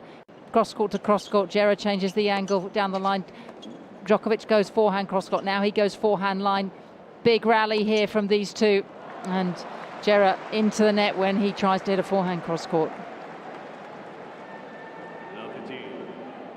Djere just accepting his loss at that point, grabbing the balls ready for the next point, and it's a bit more different up the other end. A laboured walk across by Djokovic to winning that point. Defending champion, 37 years of age, playing his 18th US Open. First serve from Djere, reply from Djokovic. Djokovic on the stretch, backhand wide, and Djere going down the line but missing wide of the tram line. And so the younger Serb at love 30 in this game. So getting to the key pointy and important stages of this first set. Djere going down love 30. The serve goes long of the service line, was aiming down the tee. Djokovic still really rather labouring, sets up for he's returning that familiar wide stance of his. Djere with the second serve, Djokovic backhand return, and rather tame reply from Laslo. And all of a sudden, there's a gear change here, right as we head into the second hour. And it's Djokovic, who's had a few chances to break already in this first set, now at triple set point as the reigning champion sort of prowls around his baseline, very dissatisfied with his performance. He's hot and he's bothered, but he'd love to take one of these 3 set points. So Djere with the first serve goes wide. Djokovic with the backhand return, cross-court backhand from Djokovic. Now he goes down the line. Djere also goes down the line with his forehand. Djere backhand cross-court. Djokovic trades again. Djere goes wide down the line. Second one he's missed on the tram lines when trying to change the angle, and somehow Djokovic almost staggering to the chair, gets the first set, which he takes by 6 games to 4. Wow, what a game. Yeah, and over on Armstrong, it continues to be a absolutely dominant performance by Taylor Fritz on serve. We are an hour and 6 minutes into this match. He's lost just 3 service points, 20 for 21 on the first, 12 of 14 on the second, and he's applying a lot more pressure on the Matteo serve on a regular basis. But the second set is on serve, 3 apiece on Armstrong. More US Open Radio on American Express coming up after this. Make every day a sunscreen day with La Roche-Posay Ultralight Sunscreen. It blocks up to 98% of UV.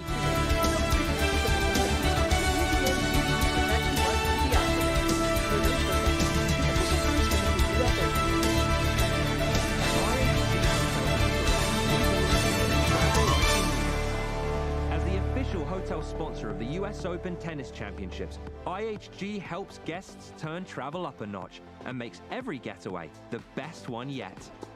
With 19 hotel brands, 6,000 plus global destinations, and the IHG One Rewards loyalty program, what are you waiting for? Get inspired and book now. Chase has been a proud sponsor of the US Open for 43 years and is committed to providing the best experience for customers and fans. Chase customers get access to the Chase Lounge, Chase Terrace, and more. Visit chase.com/US Open to learn more. Capacity is limited.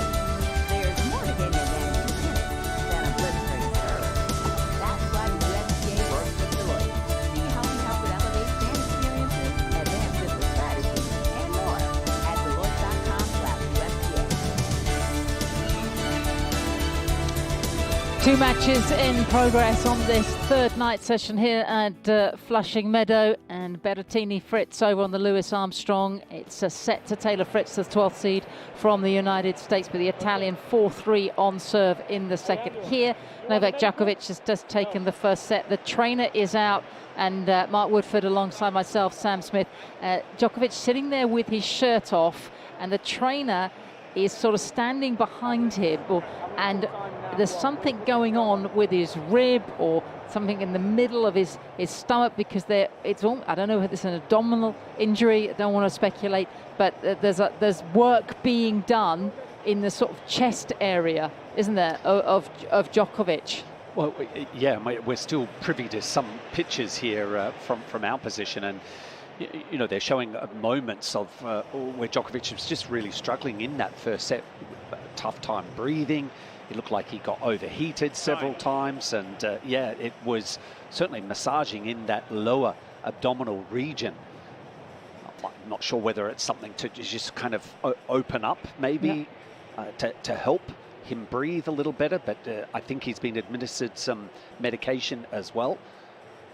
He's just reaching for his bag now. I think just anything to help him get through, but he is a set to the good. He's had a fresh change, a fresh shirt, fresh sweatbands. He's still got that heavy sort of elasticated, stretchy covering on his left knee, where he had the operation at the end of May. Amazing that he was back so quickly to make the final of Wimbledon. Djokovic to serve. Wonder how many shirts, what sort of a number shirts it is that sort of night. Is it a 10 shirt night? Is it a 15 shirt night? It's a lot, isn't it? It's definitely a rack's worth of shirts. Djokovic at the start of this second set, and begins it as he opened the first, missing his first serve, which is still still not up above 50%.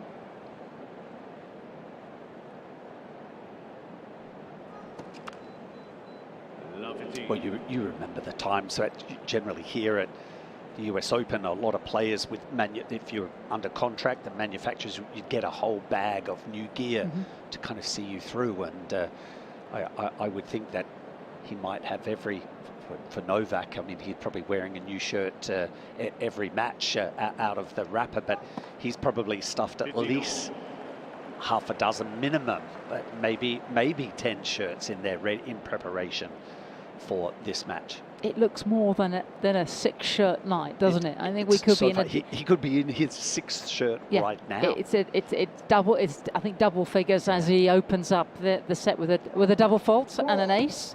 Well, I'm sure he has, you know, many shirts at hand back in the locker room. But someone like Djere, in your kit, you wouldn't be getting more than 10 shirts. No, he's going to go. He's going to have to go to the laundrette if he wins this match. Djokovic with a second serve, a short reply from Djere, but Djokovic nets as he tries to move forward. Yeah, and he just has to be very careful not to open up the door and drop serve in this opening game. Novak did exceptionally well to survive the first set, the first time in 3 matches that he's been able to take the first set off of Djere. Just the one break.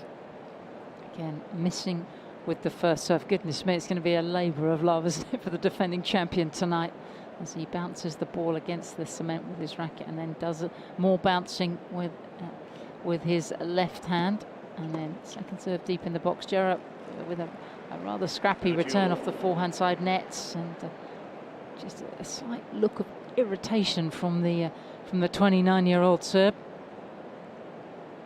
who has only won 5 matches on tour this year. It's been really tricky, a late start for him, coming back from all the injury problems from last year. And again, Djokovic does find a first serve. That'll be a welcome relief to a game point for the 4-time US Open champion.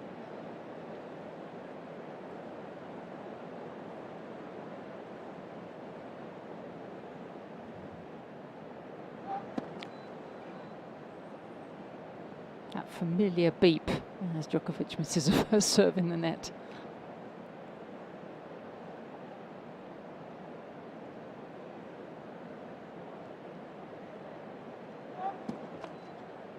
And it goes the same way as the second. It's the second double in this game. It is so low, that ball toss, isn't it? I mean, he is collapsing.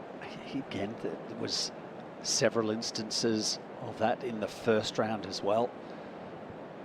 And you wonder whether there is an abdominal concern that if you are a little constricted there, it's hard to reach up. First serve hits the sideline from Djokovic, and he was actually going to try and serve and volley. They didn't have to. Djere with the netted reply. Olympic champion trying to just plot his way through this opening service game of the second set. 4-all over on the Louis Armstrong in the second between Berrettini and Fritz, which might turn out to be one of the marquee matches of the second rounds in the bottom half. The draw top half go tomorrow with Yannick Sinner, the top seed, leading the way. Djokovic again missing with the first serve.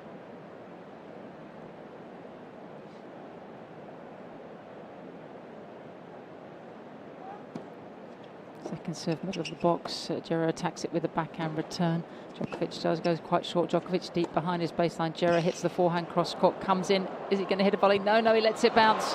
Doesn't like coming in, but puts away the short ball, and we're back at deuce. And Mark, you are, as someone that loved coming forward and spent a lot of your life at the net, you implore him to come forward and take more balls from the net in the forecourt, but he just doesn't like it, does he? I do. I certainly have watched him play often enough, and I think he could be much more damaging player, effective player.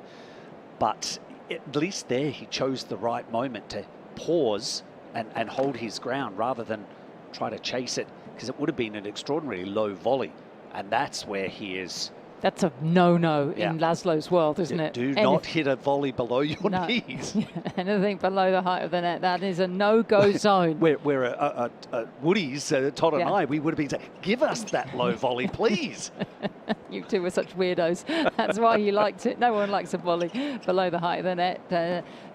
Ju said that backhand exchange between the two, lots of slicing with single handers, very stylish. Djokovic getting onto his forehands, got the time to do that now. Cross court forehands, and Djokovic hits the tape and almost slides on his knee.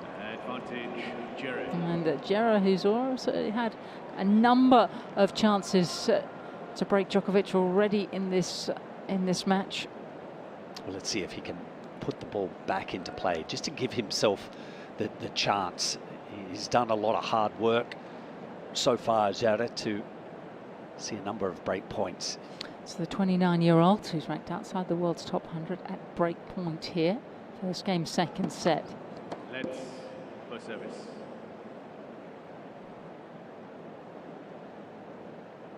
How much is Djere able to play the ball and not the man on the other side of the net? It's the huge figure of Djokovic, who is a superstar back home in Serbia. Djokovic makes the first serve. It's a good one out wide to the backhand of Djere in the corner of the box and quickly gets back to deuce.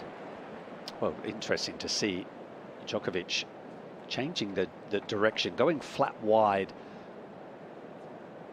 out the past the arms of Djere, who was leaning towards the forehand. I think he's aware that Djokovic might, on those key points, be looking for the forehand.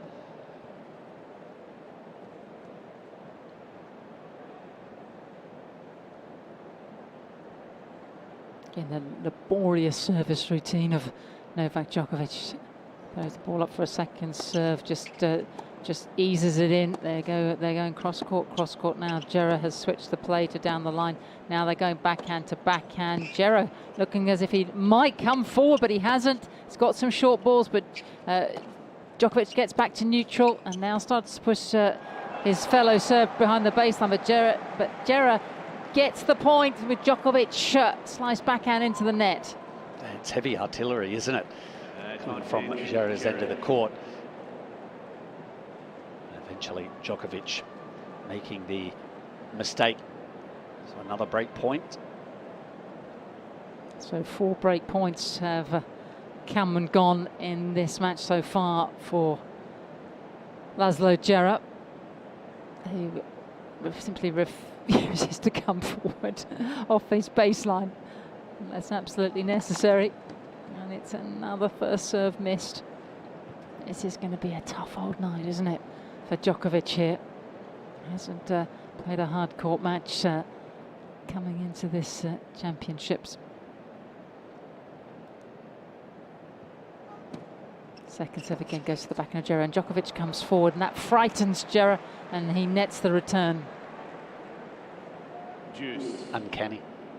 Not one ball over on these break points. And he's getting a lot of second serves as well. I think in maybe at least half of them he's seen second serves. Amazing. You're shaking your head. Oh. You're shaking your head. It's an absolute sin not to make that return. Goodness me, Djere can't make a return when it counts, and Djokovic cannot find a first serve. It's a terrible thing, isn't it, when your first serve isn't working? It just drags everything else down.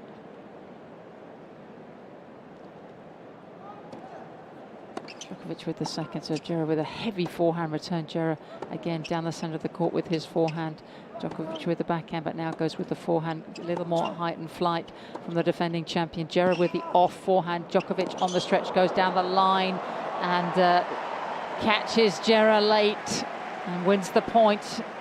The second seed just hanging on here. Another incredible backhand up the line, almost at end range. And of times that he has beaten a number of players. It was a shot that was operational against Nadal. The second round match at the Olympics, it was one of the most hotly contested matches, anticipated. But Djokovic was on fire, certainly with that backhand up the line against Nadal on that day. It's not exactly scorching tonight. That was the best moment of the evening for Djokovic, but he's having to produce something here because it's just an absolute struggle. He's only really playing behind his second serve out here tonight under the roof, which is closed due to the weather here at Flushing Meadow. Let's second service.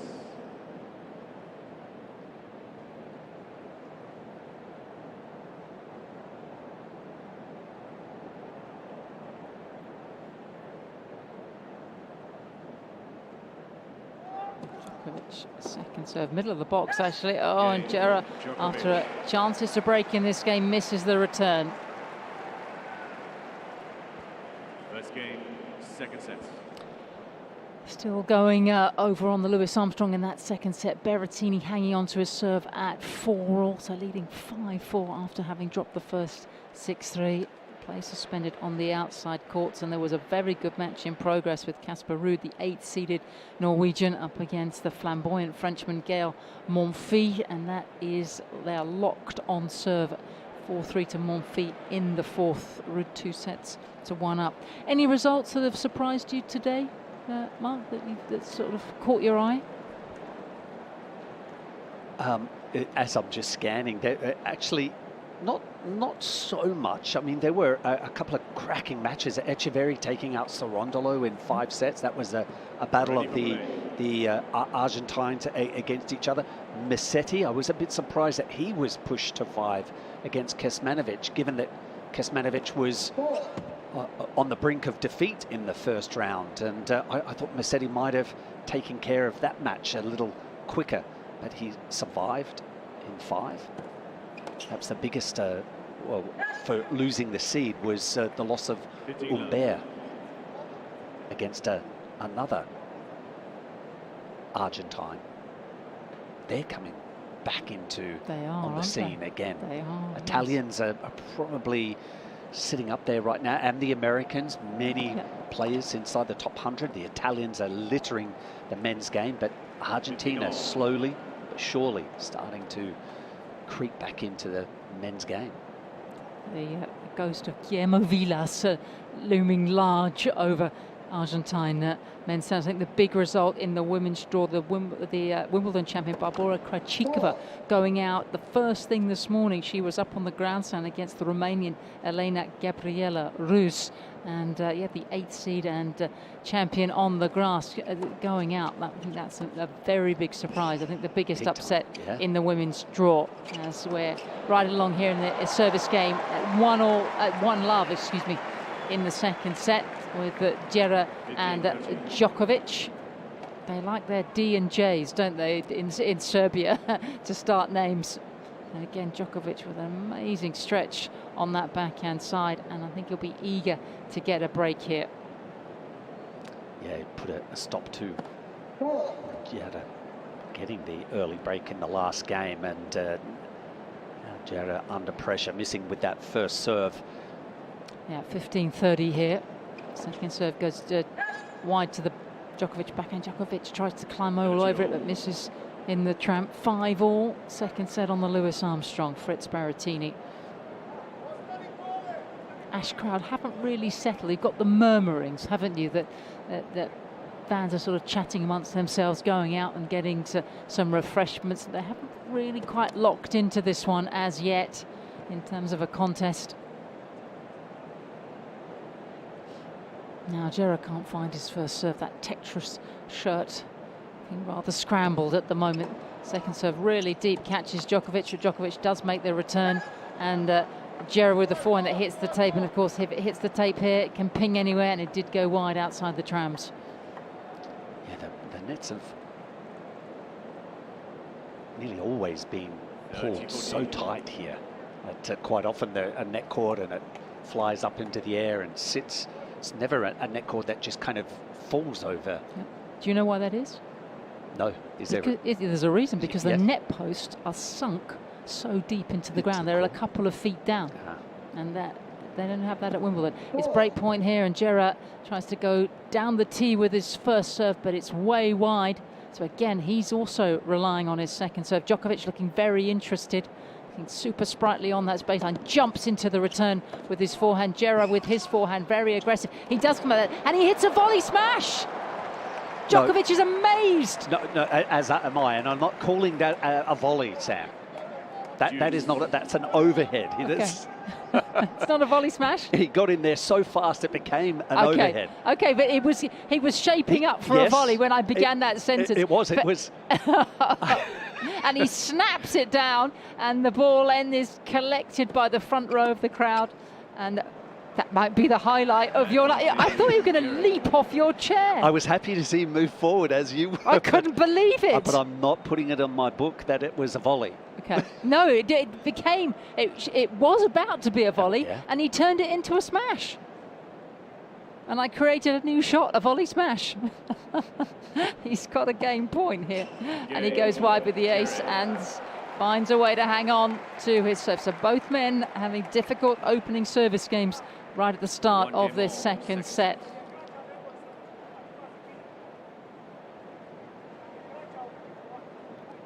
Djokovic just a little look up at his box. But no, he looks rather angry now. A few words. I think they're very much used to it. Not happy. And they're all sitting in the front row in their blue shirts and blue hats, looking rather worried. It's going to be a difficult night for Team Novak. Yeah. And at Wimbledon, it was Boris B. I call him Boris B. because he's got a very difficult surname.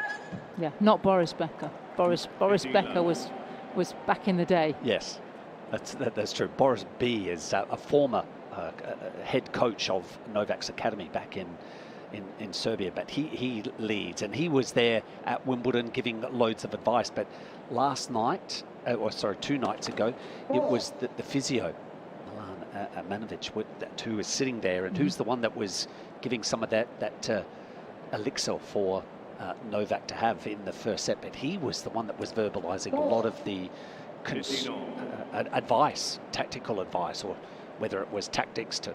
But it's a very unsettled team, isn't it? Yes, of course. This is still the glow of Olympic gold, but it could have gone wrong out there in Paris, and it has been. I mean, it might just cover up what has been a really tricky season for Novak Djokovic, as he's here at 15-all.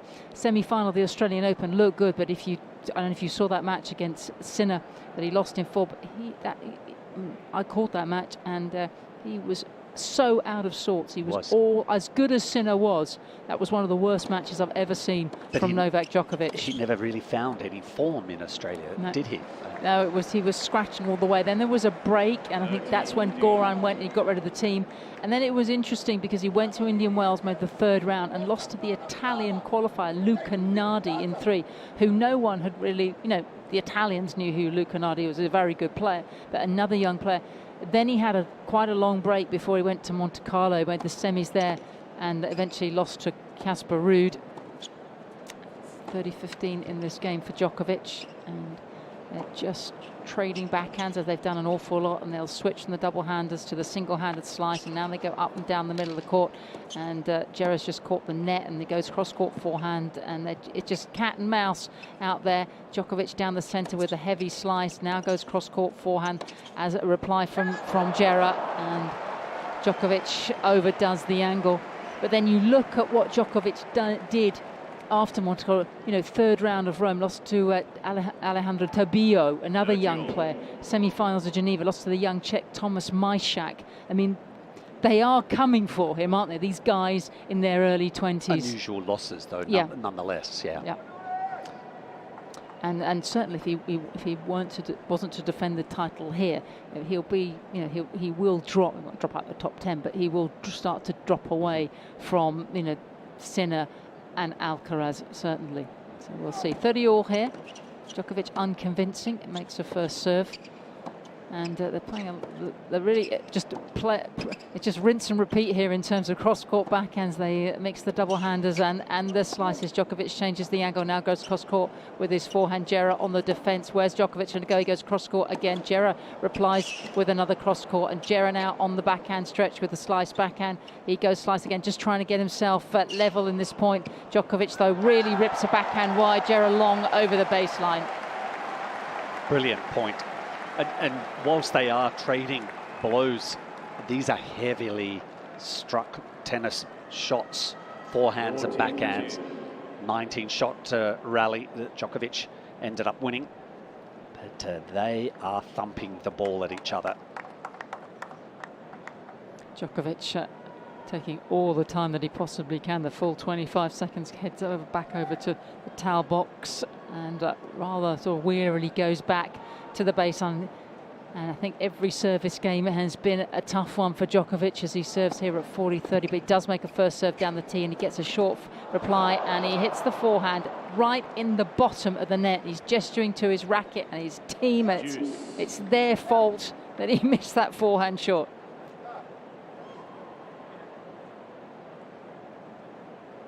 That's an odd interaction. I'm not sure if he's referring to the return of Djere, if it was up the top of the racket, or whether he's saying about his own shot.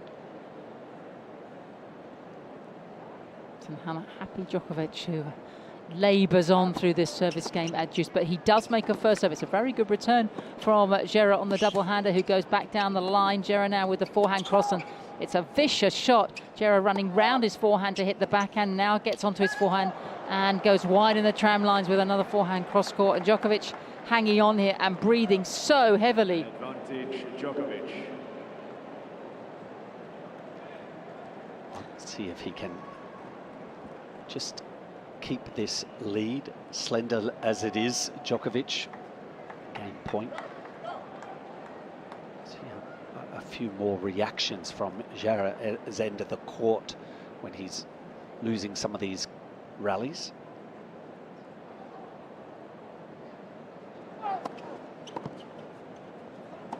First serve for Djokovic, he gets a forehand on his +1. He stays on the forehand into out, but to the slice backhand of Djere. Djere again with the slice backhand. It's a bit of a flaky one, middle of the court. Djokovic comes in and Djere passes with a double-hander. And we're back to juice. Oh, that was cheeky. Enticing him to come forward, Sam. Yes. And how easy was the passing shot as well. It's as if he trained Djere, which he didn't at the Novak Djokovic Djokovic Academy how to hit an absolutely technically solid and perfect backhand, because it's so similar, isn't it? It's right Very out much. of, it's like Djokovic is playing a version of himself out there on that backhand wing. Djokovic makes the first serve wide to the forehand. Djere, though, playing a lot better now, and Djere makes a very strong play, and Djokovic balloons a forehand over the baseline, and constant interaction now between the defending champion and his player box, and another chance for Djere to get the break here. A 6th opportunity of the night. Djokovic 5 from 5 in terms of saving these situations. Djere in that Tetris shirt with his short brown cropped hair, black socks, white shoes. Has a second serve to look at here. As Djokovic nets with the first, very quickly picked up by the ball crew. They're so efficient on this vast ash court.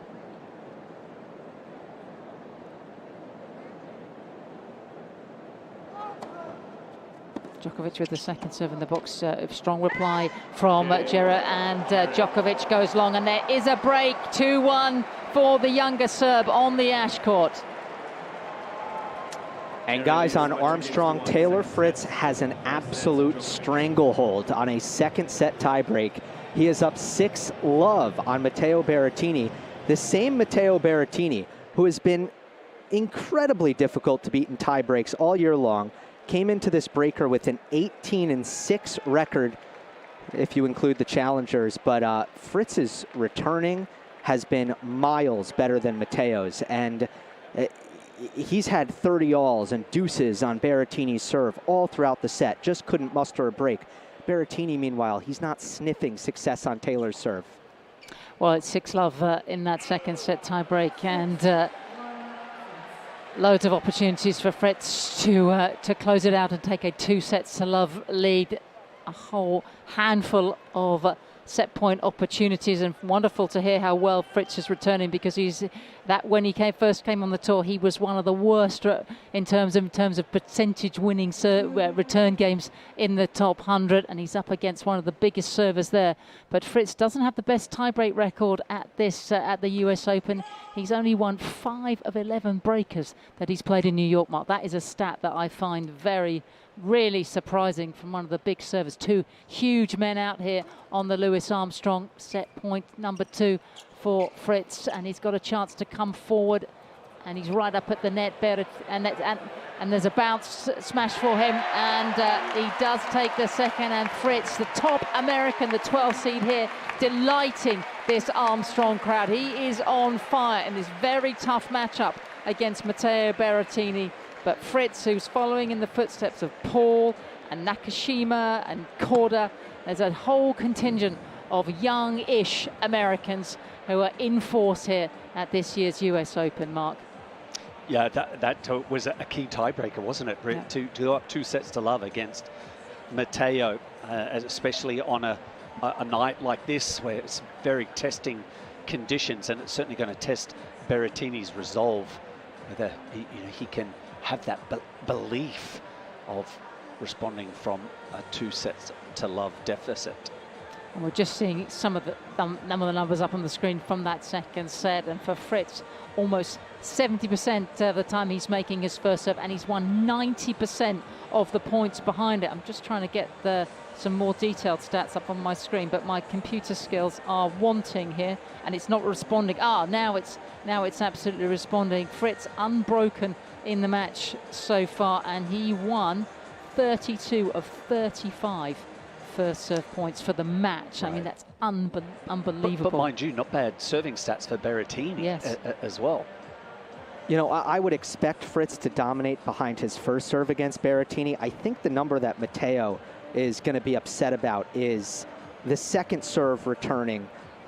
Fritz has won 15 of 18 behind the second serve.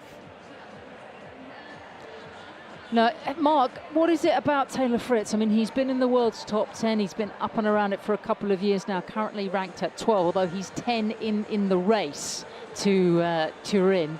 So he's right up there, and never been beyond the quarterfinals of a Grand Slam, which is an excellent achievement in itself. But his ambition is to take one of those big trophies home, particularly here in New York. Is he looking as if he's going in that direction to you? Well, I think this is an opportunity this year. Certainly, there's his ranking still the #1 American, sitting at 12 on the computer. But I think that's been the issue in the past, Sam, is the fact that 5 sets has been something that he hasn't been able to deal with. He is very much an offensive player, and at times in a 5-set match, I think the physicality, he turns from being an offensive player into a reactive player, and I think it catches up with him. If you look at his record in regular tour play at 1000 series, I mean, 8 titles to his name. Hard courts are his forte, and I think that's where there is much more success, but it's just being able to answer the riddle of 5 sets. And unfortunately, he's in the, maybe to not the same extent, but he's in the Rublev, Pegula sort of range, 0-4 now in major quarterfinals. So now when he gets there, there's that extra pressure on his shoulders to get past that hurdle for the first time. And I think anyone who watched him play Lorenzo Musetti at Wimbledon would agree that he couldn't bring his best because he was feeling the pressure. And as great as Musetti is, and he's got a lot of skills that can bother Taylor, that was a difficult performance from a nerve management standpoint if you're Fritz, because it was the first of the quarterfinals that he was really expected to win. No, that's a very good point, Gil. I have to say, I would not counter that, but having watched Fritz since he was in the juniors, winning the title here back in 2015, a year later he was already top 80 in the ATP Newcomer of the Year. I certainly see some progress in terms of his Grand Slam play. You know, first quarterfinal at the Australian Open at the start of the year where he lost to Djokovic in 4. You know, a 4th round of the French, coming off a brilliant clay court season. I mean, he is a man really for all surfaces now. He's certainly very competitive. And then another quarterfinal at Wimbledon. And, you know, if he keeps putting himself in these positions, surely he at some point he will make a run and bring his best tennis to these matches. Exactly. I think that the more times that he finds himself and understands what it feels like to be able to navigate through, overcome that hurdle, the quarterfinal stage. But therein lies the issue, is that he runs into some marquee names at the quarterfinal stage. It's pretty hard to play offensively and redline it from the beginning of the match for 3 complete sets. You know, he has those moments where, as we know, that you oscillate, your game is up and down, and sometimes there's just not a B level with Taylor's game. It's A, and that's it. And I think that's probably what his team, in particular Mike Russell, are trying to work with him about. You know, you don't always have to play your best tennis in order to win some of these matches, but you know, there's probably a few riddles that he has to solve, and certainly it's been a great start. And as you say, twice this year already being in quarterfinals, potentially another one here. He doesn't have to solve the riddle of Morgan, his girlfriend, who's called Morgan Riddle, because Morgan's been traveling with him for a few years now, and they seem extremely happy and very set, which is lovely. But he's 26 years of age. I'm a huge fan. I feel I've seen a lot of progression in the last couple of years since Mike Russell, who was a very good player himself on the tour, and has seemed to have had, along with Paul Annacone, who worked with Pete Sampras and Federer and so many great players, between the two of them, it just seems to me that Taylor, you know, has got life settled off the tour. You know, in terms of his personal life, his team, you know, you see the same faces week in, week out. I feel that he's progressing. And most importantly, and this is the battle that's going on out there on that particular court, he is so well dressed these days. Oh, was he not well dressed before? No, he wore shabby clothes. But Gil, isn't he immaculately dressed, as Berrettini is? Both wearing Boss clothing. Can you believe it? Yeah, it's a new brand into the tennis sphere. I think Matteo Berrettini got the ball rolling. And in fact, the story goes, I believe a Hugo Boss executive met Matteo at the Met Gala and just gave him one look and said, is that guy signed? Because if not, we want him. And now Hugo Boss is in tennis. And also, Fritz, you'll notice on his left shoulder, He's got a Chipotle patch rather. He's very excited about that. He's an absolute obsessive when it comes to Chipotle, and the sponsorship deal is included with free burritos for life. Nice. I should be following him. I love my Chipotle. And I love my Hugo Boss as well. Look, I have invested so deeply in Hugo Boss. I have kept them afloat. Well, I might have contributed to their share price as well, actually. You haven't? Yeah. There we go, Sam. If you can't look good in Hugo Boss, there is no hope for you, is there? My wife, she just shudders when I'm away on my own because she knows, and my daughters, that they know I'm going to hit a Hugo Boss store for sure.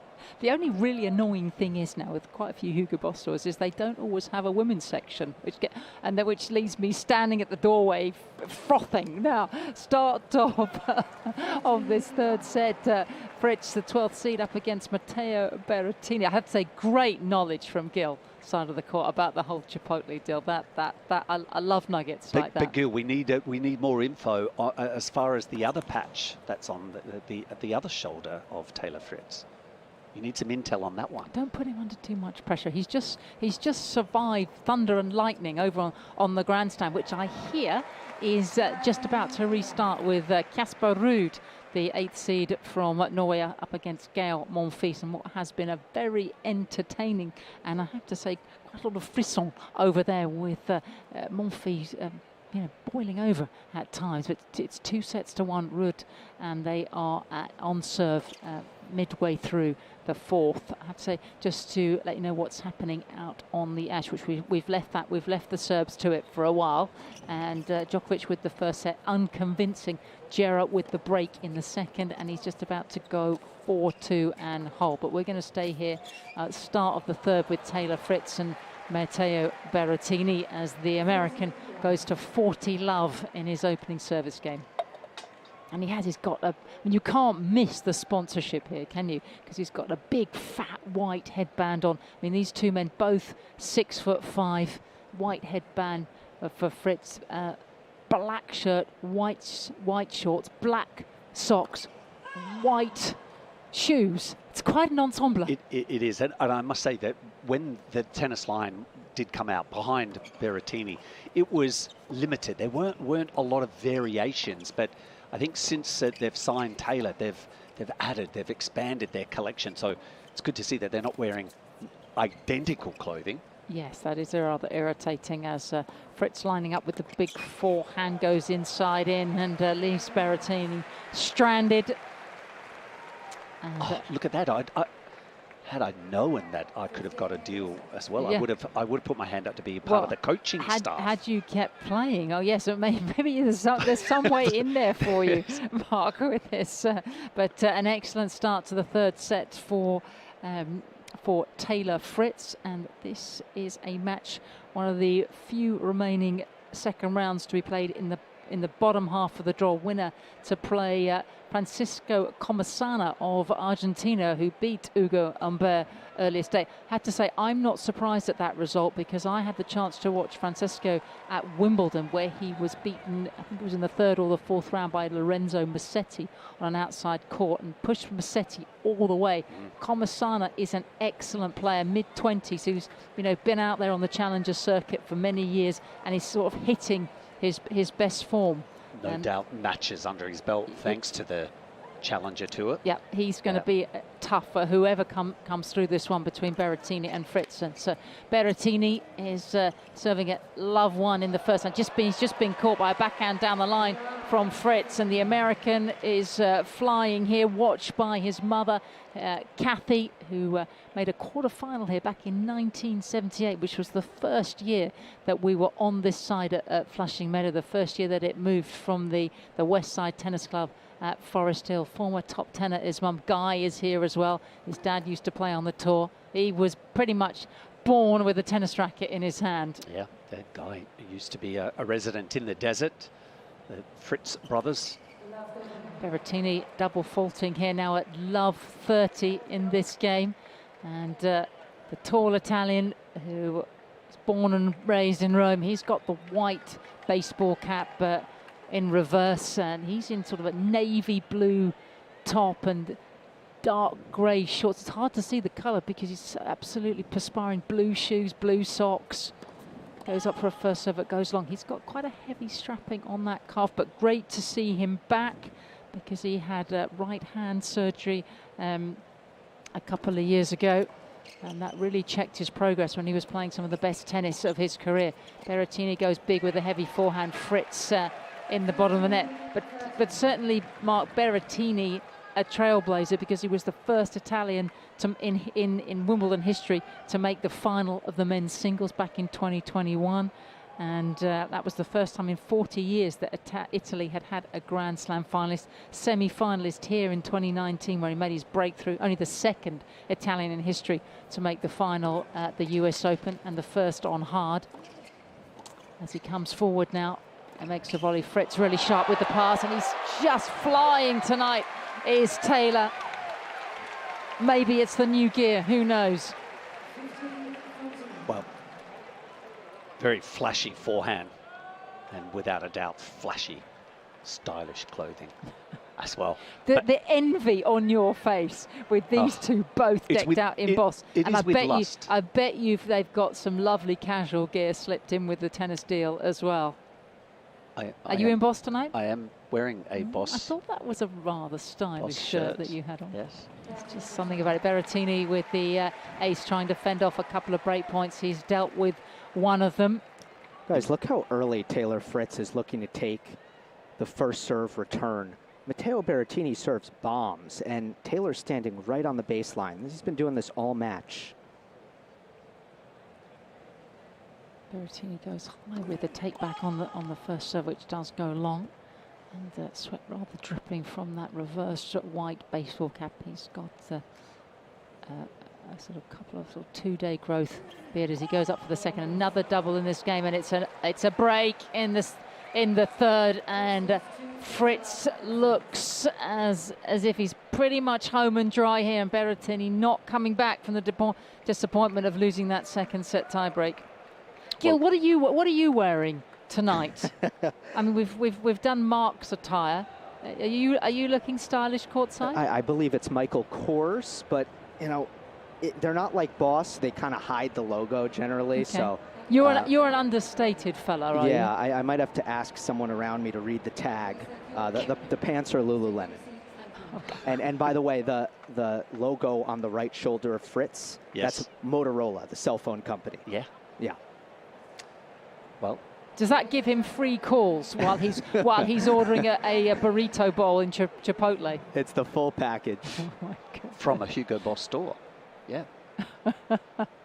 I have to say though, Gil, the whole package. I was introduced to Lululemon a few years ago by a friend of mine. I have never forgiven her because I've ended up spending. I cannot cross the threshold of a Lululemon store anymore because I end up spending so much money. So. To be steady how you go with your attire, because it's absolutely you just smash the credit card in that particular store. Yeah, well, on a hot day like today, the task is to wear pants to look professional, but to also stay cool, and that's why I selected these particular pants. And that is a very, very good choice, an expensive one, but a very good one and worthwhile, and just typically professional of you, Gil. As Fritz is at 15 love on his serve, he's actually nearly taken about Berrettini, who sort of miscued with that deep first serve, second serve for Fritz, and Fritz looking very comfortable with the two-handed backhand, and it's Berrettini on the move. He goes a little short with his backhand. Berrettini with the slice. We've seen a lot of those tonight. Berrettini now with the big backhand cross-court double-hander. Tries to get on his forehand, whips away, but Fritz is more up to it and the ball gets under the feet of the big Italian and goes one. He's looking very apprehensively down at his box. And Mark, certainly Berrettini looks as if he might have had the better of that second set. Yeah, and right now is a key juncture for Taylor Fritz, isn't it? At 2 sets to love. And in the past, perhaps he hasn't been able to keep the foot on the accelerator. And whilst you've got your man on the ropes, these are the moments he's done the hard work and conjured the break of serve. Now he needs to just press down a little harder on Berrettini, consolidate the break. Now 40 That's been the problem. There have been so many missed second serve returns from Matteo. Fritz now at 40 love. I have to say, looks a lot better than he did. He was out on this court, the Louis Armstrong Stadium. Magnificent arena it is in his first round against another Argentine, Ugo Carabelli, and he was very nervous in that first set. Got through 7-5, came through a lot better, but this is a different level of performance, and it's needed to be against someone that's made a Grand Slam final. And Fritz going nicely here at 3 love in the third, 2 sets to love up. Whilst Djokovic trying to get back on serve over on Ash, and a match which hasn't quite caught fire against his fellow Serb Djere. 4-3 now in the second, but you suspect a Djokovic break is probably fairly imminent, Mark. Again, moving into the latter stages of the set. I think if I kept a book still on players, it would probably under D for Djokovic as well, but for Djere, it would be about these moments that he just tenses up and starts to bleed a few unforced errors. First service.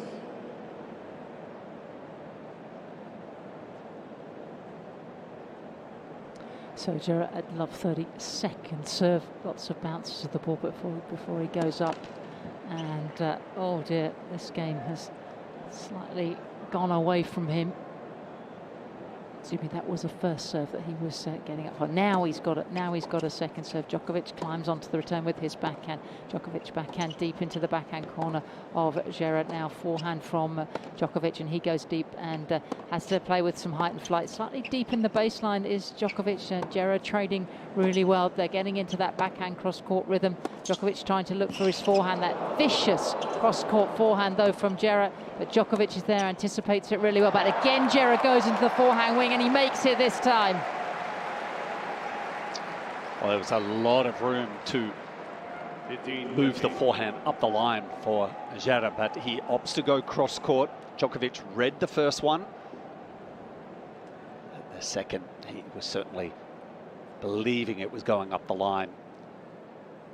No sense, though, of Djere wanting to cross that service line, though, and take a ball in the air and come up to the net. It's a first serve from Djere at 15-30. Djokovic with the backhand cross court. Djokovic lining up. Where's he going to go now? He goes cross court again, as does Djere. So does Djokovic. They're trading well here. Djokovic with, well, a very poor attempt at the drop shot. And just another sign how out of sorts the defending champion is here. Yeah, look, I was assuming or expecting early in this match that we might see a few backhand drop shots attempted by Novak, but you know, thinking about it, Sam, he doesn't need to play the drop shot. Just you could play a half court ball. You're trying to bring in Laslo to an area of the court where he's uncomfortable. Drop shot here on these courts, I think it bounces up too high. Djere is pretty quick to get up to the shorter balls. Movement's not necessarily an issue. It's the court positioning that Djokovic should be trying to exploit. Second serve from Djere, and Djokovic hits the take with the return on the backhand, knifes a slice backhand deep in the corner to Djere, and then he switches the play to the forehand of Djere. Djokovic with some air on that forehand line, and it's too much for the younger Serb. Djokovic giving away 8 years out here to the man from centre in the northern part of Serbia, near the Hungarian border. He's out there in his Tetra shirt. Djokovic with the dark blue and the light blue sweatbands, and he's got a break point here. Just one break in the second. That was all first. That was all that needed. And Djere, who is clearly so aware of who's on the other side of the net, fighting hard here to get back to juice and maybe just pinch this second set. That was a 10th ace by Djere in the match.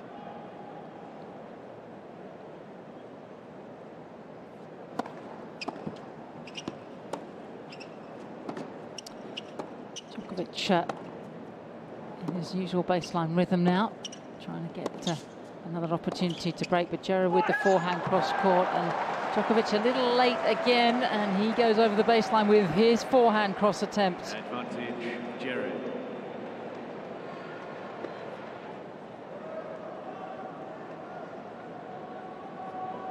Both men repeatedly going to the towel boxes. Djokovic just wiping that brow with a light blue sweatband on his right wrist. Djere with the game point. Can he find a first serve? And it's hot steam evening. He does. Great return from Djokovic off the backhand wing. Djere now with the forehand inside out. Djere again back down the line with his forehand. Djokovic having to defend with the backhand slice. Djokovic getting onto the double hander. Djere now with the slice. Knifes it cross court. Very careful from Djokovic. And that's a little wayward from Djere as he opens up the racket face, and his slice backhand goes into the tram lines. Not sure if you saw Djere's reaction after missing that one, Sam. Seemed like he just doubled over. His hand went to I think it's his right hip. Long game here, almost 7 minutes. Double over again after missing that first serve. He's looking very uncomfortable, Left isn't he? hip, actually. Yeah. Been quite a few retirements and injuries at this year's US Open. Second serve for Djere. Backhand return from Djokovic. Now they're going forehand to forehand. Djere loves this forehand cross. And again, he finds a winner. Djokovic stranded deep behind his baseline, nowhere near it. Advantage, Djere. And it's a contrast for Djokovic. First round, he playing against Radu Albot, whose weight of shot from the in the rally ball just wasn't there, not to the same pace of shot that Djere is going with tonight. He's rocketing some of these forehands. Second serve for Djere as he tries to clear out this difficult service game, and it's deep in the box. Djokovic with the backhand cross-court return. Djokovic now inside in off the forehand. And a rather desperate backhand line attempt goes midway into the net, and he heads back to the towel box to find some solutions. The roof is closed on Ash and Armstrong. And over the way where Taylor Fritz, the 12th seed's going really well. 4-love now in the third. 2 sets of love for the top American as we move almost into the third hour here on Ash with the 2 Serbs. Djokovic, solid return. Djere, very aggressive backhand record. He keeps Djokovic in his backhand corner, trading right up the centre now. Djokovic deep behind his baseline. Djere with the attempted drop shot, and they are not working for either man tonight. And that, to me, Sam, is just an out.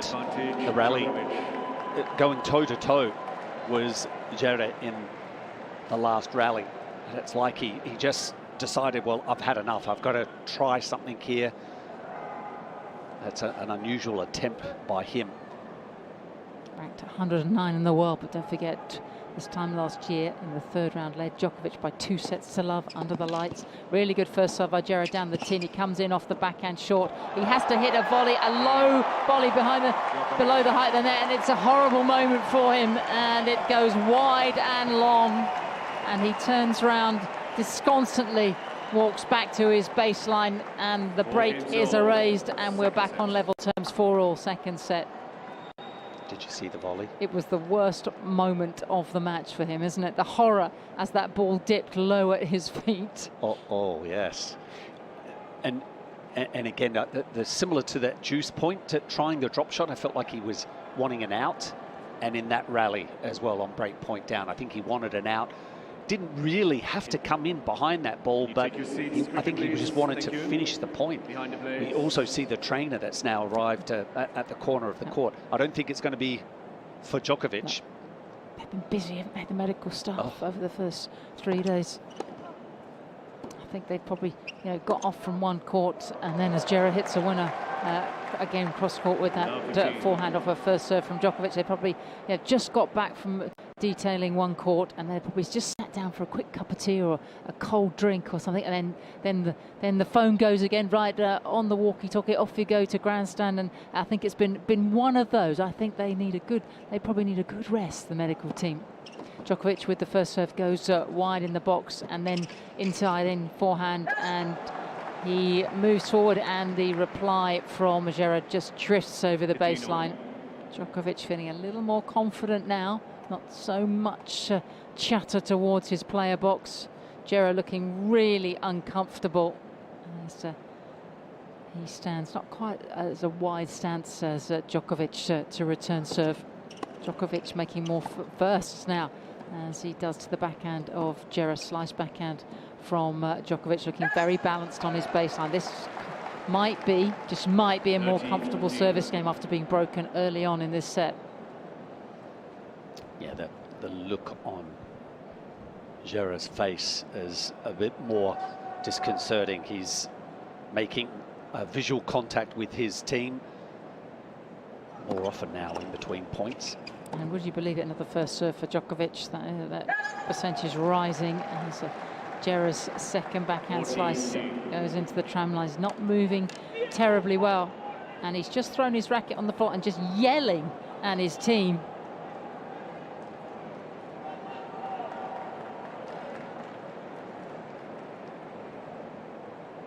Defending champion now at 40-15, looking to take a lead in this second set.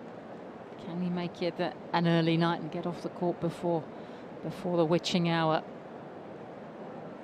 Djokovic second serve, and Djere wide with the backhand return, and he walks very slowly to his chair looking at the physio. So the physio will come on, Ash, and in the meantime it looks as if it's going to be the conclusion of the Berrettini-Fritz match on the Armstrong. We're going to just dip over there for a moment. Berrettini, Mark Woodford alongside myself, Sam Smith, at love 5 in the third. It wasn't so long ago that he was just in a second set breaker with the top American Taylor Fritz, which Fritz played brilliantly, winning it by 7 points to 1. And Fritz, I have to say, he's not hanging about here, even in this game, as Berrettini serves to try and stay in this year's US Open. And I'm wondering if Gil is still... Gil has, he's migrated. He's over on the grandstand where they have resumed play, and Casper Ruud, the 8th seed from Norway, leads 2-1 over a very fiery Gael Monfils, and it's 4-4. Ruud has just held to love in the fourth, excuse me. And we hear that Gil is on his way. He's a man on the move. He is. Well, I thought it was an interesting comment that he made regarding Taylor Fritz and where he was standing to return the serve of Berrettini, because he owns one of the quickest first serves in men's tennis. But Fritz, obviously, a very tactical decision. We're already seeing in this game, Sam, that Taylor is standing very close to the baseline, so he's persisting with that tactic. It's obviously paid off handsomely tonight. Berrettini also in conversation with his player box, very unhappy. Had a big first serve there, short reply from Fritz, and all Berrettini had to do was just pop the ball short over the net to win the point. So can Berrettini just at least hold serve here in this third set? 2-love down. He whips a forehand inside in, clean winner. So quite a lot of anger in that shot. Meanwhile, over on the Ash, Laslo Djere, ranked 109 in the world, taking on Novak Djokovic, having extended treatment on his left hip. He's currently on his back on a towel by the side of the court. Berrettini holds for some sort of respectability in the third, but this night has not gone as planned, because I have to say, great comeback this year from Berrettini, Mark, because he did incredibly well, didn't he, to pick up 3 titles for the season. Did brilliantly on the clay, coming in here, winning in Gstaad and Kitzbühel. Yeah, you can see why his game translates well to multiple surfaces, Berrettini. I mean, it's an exquisite backhand slice that he owns, and I think it's an undervalued shot in men's tennis, and the same probably applies for women's tennis, but he can knife that backhand, and when he is seeing the ball, when he's physically fresh, he is a dangerous player on all surfaces, but it's great to see him back in that winning mode again. Fritz at 15-love, 5-1 in the third set, And still looking really good in that black and white outfit that he has. 6'5" tall, white headband, black shirt, white shorts, black socks, white shoes. It sort of alternates, doesn't it, as it goes down that long frame of his. And he's got brown floppy hair tied back in that thick white headband. He just nets with the attempted drop shot. Two very tall men out here who can both move extremely well. Really going at it. Excellent contest, certainly for the first couple of sets, but Fritz has dominated the third. Yeah, he's done the hard yards, in particular, winning that second set in a tiebreaker. Fritz just picking up the return of Berrettini off his toes, and Fritz looking very comfortable on the baseline, but just struggling to close here. Goes long with the backhand cross court, only fractionally out over the Berrettini baseline. Medical treatment continuing for Laslo Djere on the ash, which has been a little quiet this evening. The headbands haven't quite got into that. Different story here over on the Armstrong. And so Fritz goes big with the first serve, but it goes wide of the tram line. Bounces the ball just a couple of times. Up goes that left arm second serve deep in the box, and Berrettini doesn't really get on top of it. It was a fair kick, though, on that delivery. Berrettini, probably 6'4", 6'5", 6'5", and that was around head high that he returned. He was inside the court as well, trying to take the ball on. Shows you how lively the courts are this year at the US Open here at the Billie King USTA National Tennis Centre. It's not the snappiest title, but you know exactly what it is. And wonderful that it's named after the great Billie Jean. So Berrettini airs with a forehand cross court into the net, and this might be the culmination of a very good night's work for Taylor Fritz, looking to make his move through this draw. Francesco Comensana of Argentina awaits. Yeah, and Fritz at match point. And he ices it with an ace. Fritz through to the third round, 6-3, 7-6, 6-1. The top American in business here at this year's US Open. A brilliant win over former semi-finalist Matteo Berrettini, and the two men dressed in boss. It is Fritz who wins the evening, takes the night here on the Louis Armstrong, and you wonder how far he can go at this year's championships. Well, it's a big win, isn't it, over a name player. That's what, as well as a straight sets victory at combination, must be a big boost, one would expect, for Taylor Fritz. Straight sets and taking out Matteo Berrettini.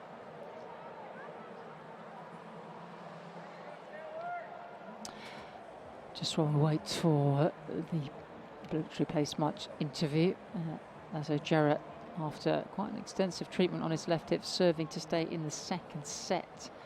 A set down against Novak Djokovic on ash, and they are well underway on the grandstand. More feast at 5-4 in the fourth. Ruud looking to level up 30 love in that service game. Can the Norwegian get it done in four? So they're the only matches currently out here at on the grounds at the moment.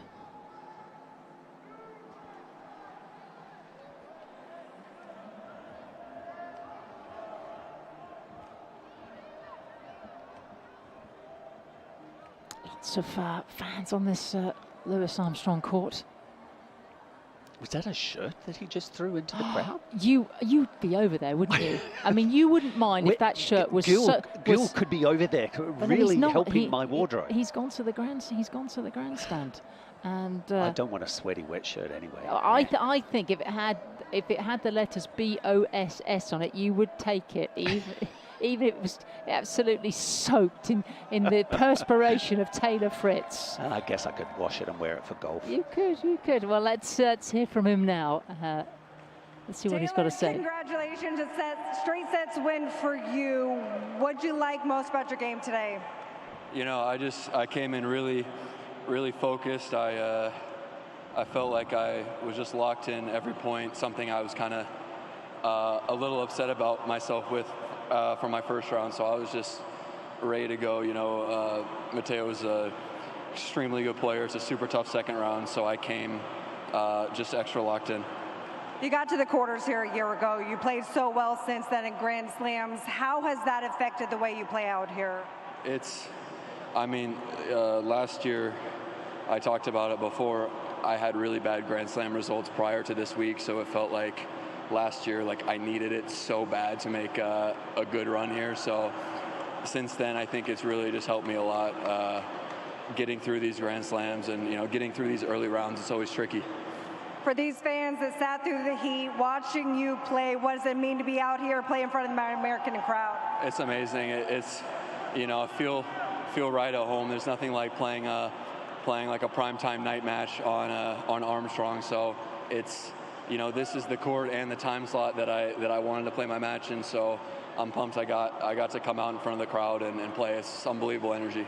Congratulations, Taylor Fritz, everyone. If you want to see more tennis, head to Grand Slam.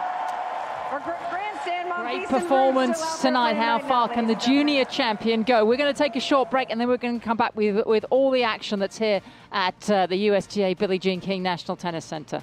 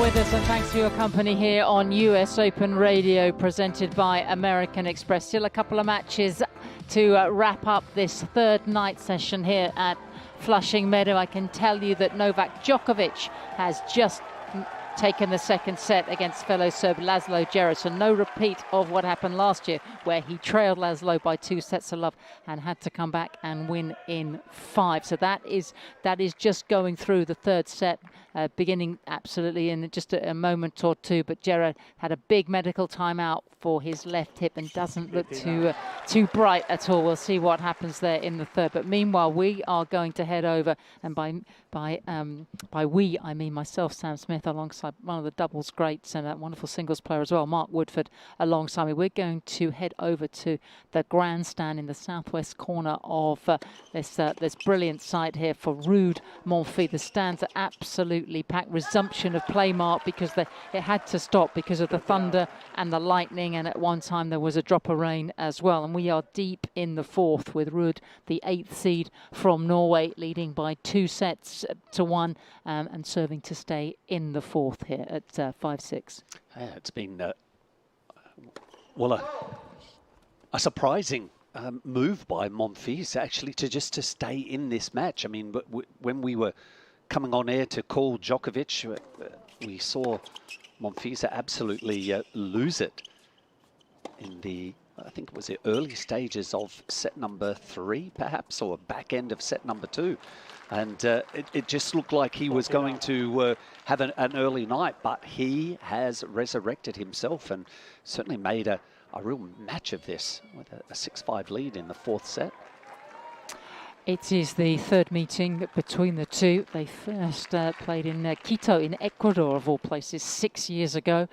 And on the red clay then it was Monfils who was triumphant in 3 sets, but they also played earlier in the year at out in the Californian desert, Indian Wells, and it was Ruud who won in 3, came back from a set down, won the second set 7-6 and the third 6-4 in what was an absolutely terrific contest in the 4th round there. Casper Ruud, twice a finalist at Roland Garros, not having an easy time here this evening. The 25-year-old from Oslo up against the 37-year-old from Paris. And Gil, you've made it over safely over courtside in those really quite swanky Lululemon pants of yours. Looks as if Monfils really fancies his chances in the 4th. Well, he turned this match around when he basically decided it wasn't his night, and he started playing highly uncharacteristically offensive tennis. And the question is, can he keep that up? Because now he's surely fully engaged and almost back in the mindset of winning the match. I truly, down 2 sets to love, furious with the chair umpire. He lost belief, and it actually ended up helping him. So into a 4th set tiebreak. Monfils, 37 years of age, well over 6 foot, and it's I have to say the men are really bringing it in the fashion stakes this year's US Open. Monfils with the first serve and gets onto his back and goes inside in with his forehand, pushes Ruud way deep behind the baseline. Monfils heavy again off his forehand wing, goes backhand to Ruud, but Ruud hangs on, and Monfils is with a forehand just below the tape. But no, I have to say, Mark, the men are really bringing it. You know, Monfils in, I don't know, a sort of raspberry-coloured T-shirt and white shorts. And I have to say, across the net, Casper Ruud in, I don't know what you'd call it, bright pink shorts and pinkish socks. And a navy headband, black headband, black shirt with purple swirls on it. I mean, it's all, I mean, the men's locker room is awash with fashion statements, isn't it? You're sounding very surprised. No, I'm impressed. Sense, no, I'm impressed. I'm like, the men are bringing it, and certainly Ruud is in this 4th set tiebreak, has a mini break, 2 sets to love, and Ruud settling in now, just locked on his baseline, miscues of forehand. Monfils takes advantage. On the attack now is the Frenchman, goes deep into the backhand corner of Ruud. The ball is in the night air. Ruud takes it. Monfils takes it out on the drive volley, hits the smash. He hasn't put it away. He's going to have to do it again. Monfils pushes it, and Ruud with a forehand cross-court pass, and Monfils paying the price for not putting away the smash. Yeah, it was a rather timid overhead, wasn't it? The first one, and then he had a lot easier on the second, but he forgot to see peripherally Ruud just darting across the court, and what a ripper forehand. Fabulous defense from Casper Ruud, thank you, who has won 14 of his 20 tiebreaks that he's played this year on tour. Even got the fist pump out, did Casper. Big serve from Monfils, who trails love 3 in this 4th set breaker, trailing by 2 sets to 1. First serve goes way over the baseline. Second serve skims in, and they're both backhand to backhand. Ruud heavy through the centre of the court now. Ruud with the slice backhand inside out from Gaël Monfils. Monfils trapped then deep behind his baseline on the run now. Ruud taking advantage on his front foot. He goes cross court with the backhand, back behind Monfils, and he can't turn, and the ball doesn't even make the court surface. And Casper Ruud absolutely locked in here, and I can tell you, and we thought this might be the case, Djokovic through to the 3rd round on a retirement. There's been quite a few of those over the first few days from Laslo Djere, who had treatment at the back end of that 2nd set, and with just a couple of games played in the 3rd, Djere, I think not surprisingly, calling it a day. So it'll be Djokovic through to the 3rd round once again. He's never lost before that stage in his 18 appearances at the US Open. But we're going to stay for this tiebreak here. And Monfils finds an inside-in forehand after a long rally just to keep himself going here. Gets one of the mini breaks back, but it is it's first to 7 in this fourth set tiebreak. It's not first to 10 as it would be if this was the fifth. And it is a long way back, isn't it, Mark? Oh, it's going to be helpful for Monfils with that blistering forehand. Just stays within reach. Monfils just hands on his knees, just prowling around on his baseline with that black headband. He's got sort of blonde, sort of tousled hair underneath it, keeping it under control. And goes up for his first serve, goes wide on the tram line, trying to get to the backhand of Monfils. He rocks backwards and forwards, but up he goes again for the second serve. Kicks deep in the box. Monfils with a decent return. Monfils way behind his baseline. Ruud though up on his, and Monfils nets, and it seems as if Casper Ruud of Norway heading for the fourth round now. The third round. I'm getting way ahead of myself. He's hoping to be there in the fourth. He is hoping to be there. This is the very last match to be completed in the bottom section of the draw. Winner to play Jerry Shang, who put out Alexander Bublik in this section in the first round, the 27th seed from Kazakhstan in 4 sets, and then 3 sets for the Chinese player against Roberto Caballes Baena. So interesting section of the draw. Fritz is in there as well.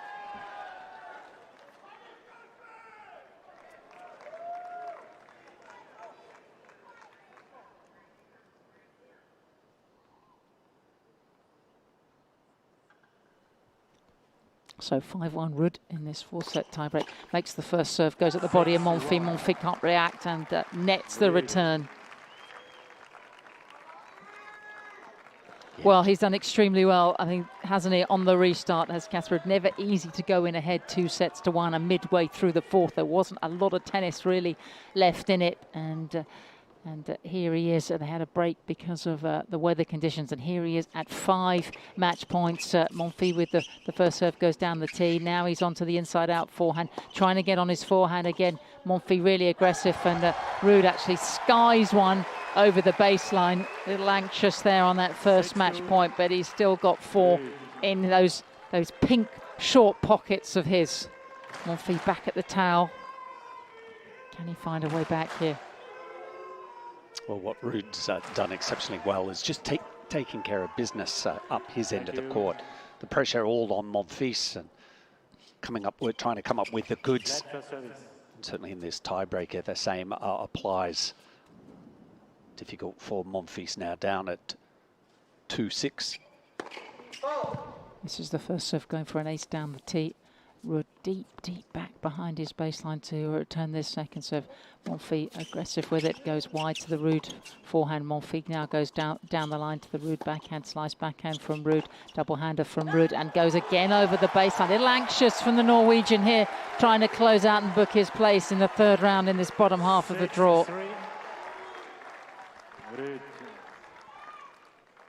Well, again, that buffer, 6-3, with 2 serves to follow for Casper Ruud here, the number 8 seed. Pink shirt, pink socks. Third match point. Goes up first serve, kicks wide, and he's up the court, and just a routine forehand put away. Clinical finish from Casper Ruud, and the Norwegian books his place in the third round with a 4-set win over the Frenchman Gael Monfils. Will we see Monfils back at the US Open, the 37-year-old? How many more how many more US Opens has he got? But right now, Ruud not over-celebrating, but toughs out difficult conditions out on a packed grandstand. And Gil, that looked a really fun match to watch. Yeah, it was incredible in the third set and the fourth. Really a roller coaster in classic Gael Monfils, with the ups and downs and the highs and lows emotionally throughout that match. Casper, He's such a steady player. I think he did get a little more offensive out of the rain delay. But when it comes to the tiebreak, it's hard not to think of that bluffed high forehand volley by Monfils that, was really a 10 out of 10 put away.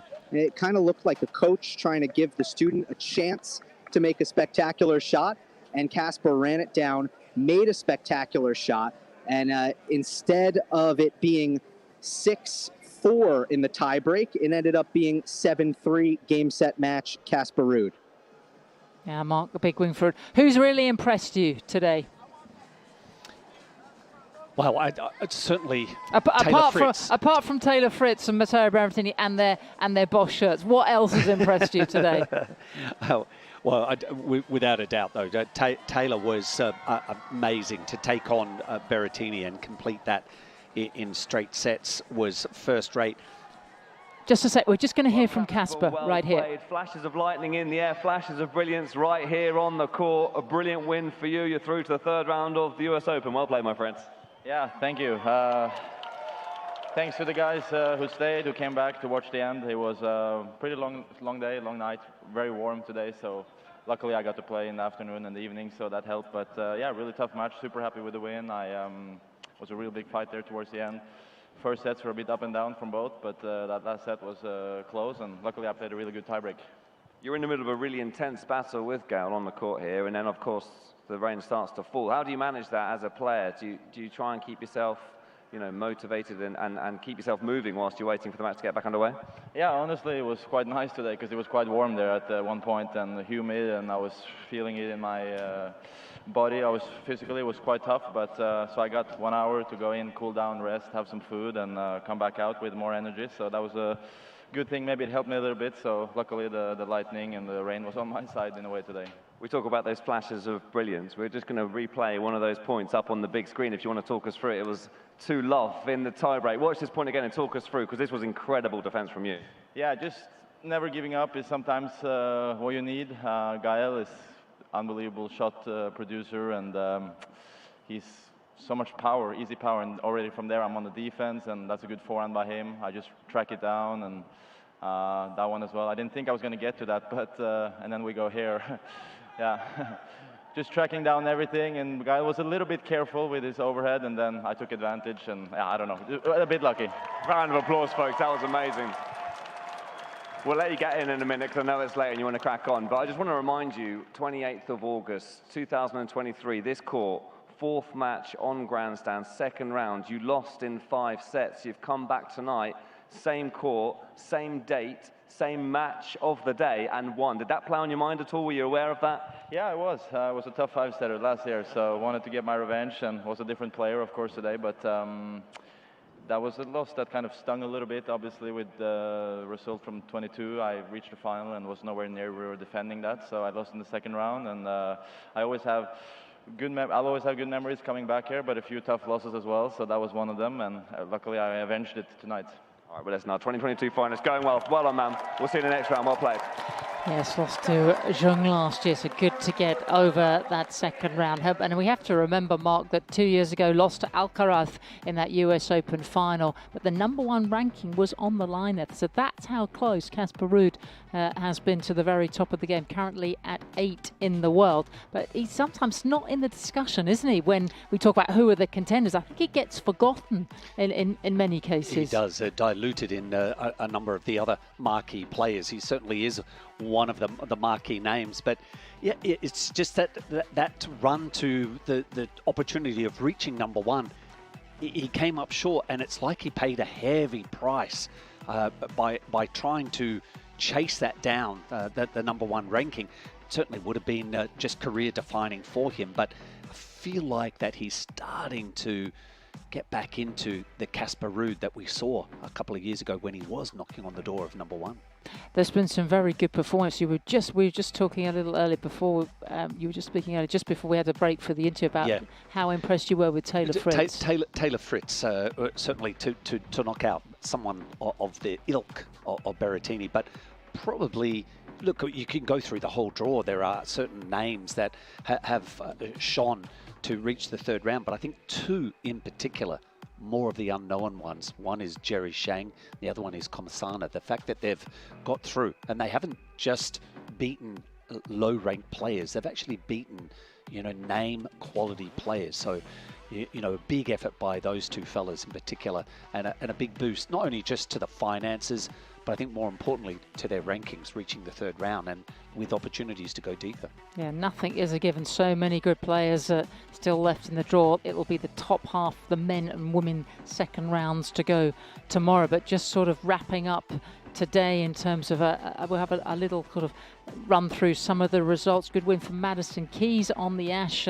as she opened up proceedings today. Frances Tiafoe doing well. There was a retirement from Andrea Shevchenko. There's been quite a few retirements through injury and heat exhaustion today. Paula Badosa of Spain going well out on the Armstrong. She took out Taylor Townsend. Zverev, former finalist here, he was through comfortably. Arina Sabalenka also looked very good on the Louis Armstrong. Wins for Zheng Qinwen, the Olympic champion back in Paris just a few weeks ago. Dimitrov, the 9th seed from Bulgaria. What can Grigor do? And a few other results. Elisa Mertens of Belgium, Master Kostyuk, they were both coming through in the big upset in the women's draw. Barbora Krajcikova going out to Elena Gabriela Ruze of Romania. And then tomorrow, Mark, there's an awful lot to look forward to. I'm not sure quite what matches you're on, but Sinner opening up on the Ash, followed by Iga Swiatek and Korda Majszak first up on the Armstrong, and Jasmine Paulini Pliskova, and then Pegula Kenin as well. That's a great ticket to have, isn't it, just across the way there? Well, plenty of matches to follow on the show courts, but much also around on some of the outer courts as well. I think tomorrow I'm covering Virtanen against a Finnish player. Hits a very heavy ball, but he's taking on the Australian Dynamite, de Minaur. So I'm looking forward to that one. Now, there's many good matches, and of course another Aussie will be taking on Novak Djokovic, Alexei Poprin. We'll talk about maybe that a little bit more. We're just going to take a short break because we've got a chance to hear from Casper Ruud. Gil's just trying to track him down, lure him with those Lululemon pants, and see if he can get a chat with him. But we'll have a short break, and then we'll wrap up the night's play.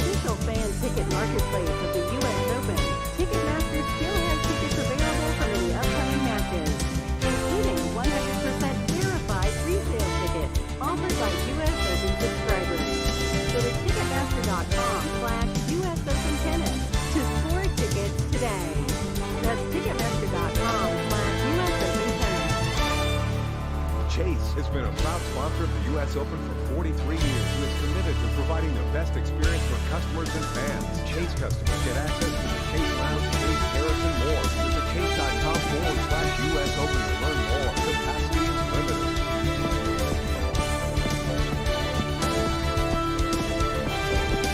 Wrapped up the third night session here at the USTA Billie Jean King National Tennis Centre, Flushing Meadow, and Casper Ruud out on the grandstands, just taken out Gael Monfils. Djokovic was victorious on the Ash, as was Azarenka over on the Armstrong, and Coco Gauff as well. Taylor Fritz, good night. It was a very good night for the Americans, but Djokovic, we haven't had a chance really to talk about that match. Djokovic through, it was a little unconvincing, wasn't it, against Laslo Djere? But hold that thought, because Chill has finally got hold of Casper Ruud on the grandstand.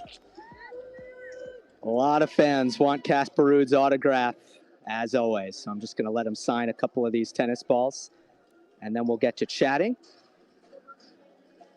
Of course, Casper, they did hear you on court, so I'm going to ask completely different questions that you didn't just answer on our air. So first off, I know during the break, a big priority was to refresh physically. But tactically, did you feel like you needed to come out here and do the same thing, or were there some adjustments? Yeah, I mean, second set, he was kind of overpowering me, and I was doing too many mistakes. I wasn't serving good enough. So definitely thought a little bit about serving, visualized serving better, and I think it worked. That fourth set was a bit kind of up and down. We broke each other twice, I believe, and went all the way to the tiebreak. Just tiebreak, I thought, now's the time to step up, and luckily I was able to. I played some really good points and got an early lead and held it all the way out.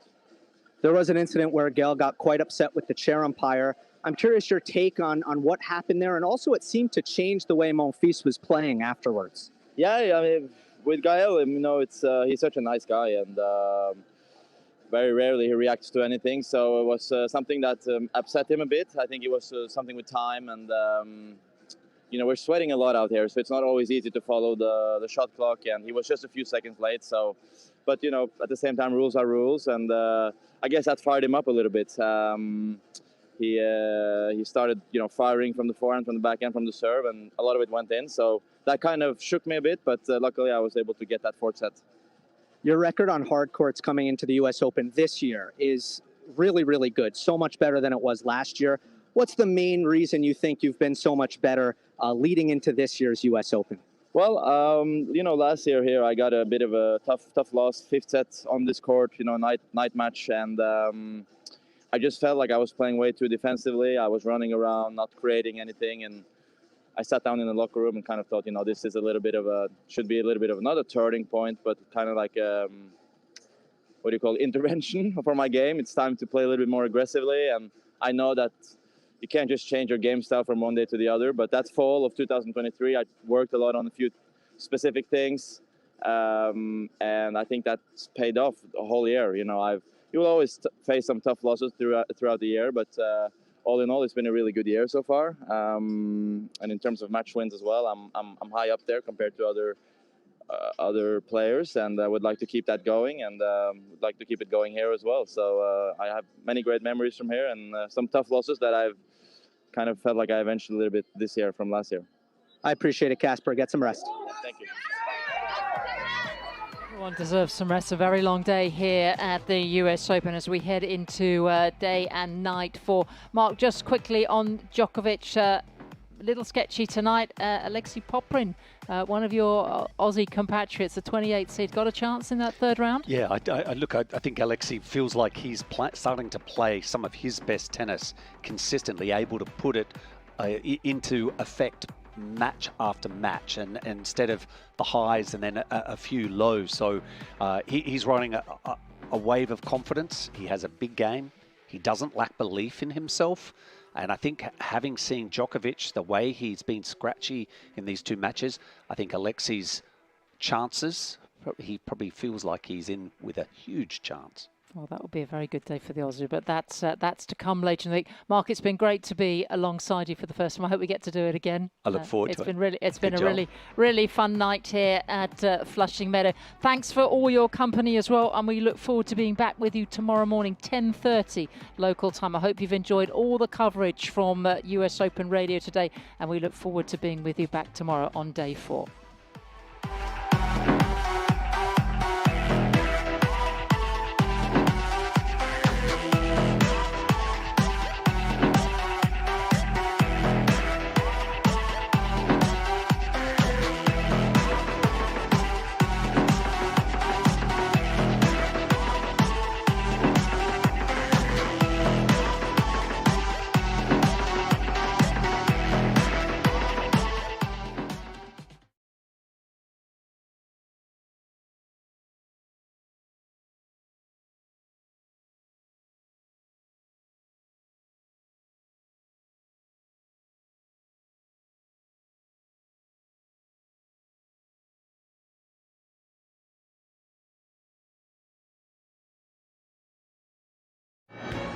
This is US Open Radio, presented by American Express.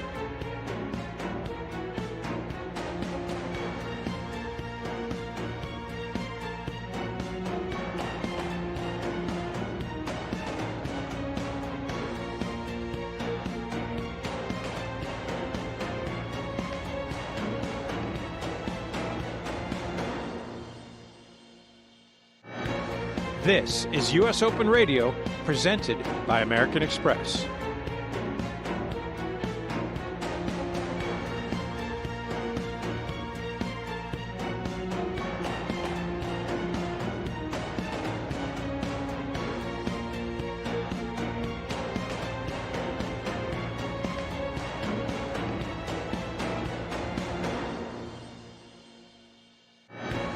This is US Open Radio, presented by American Express.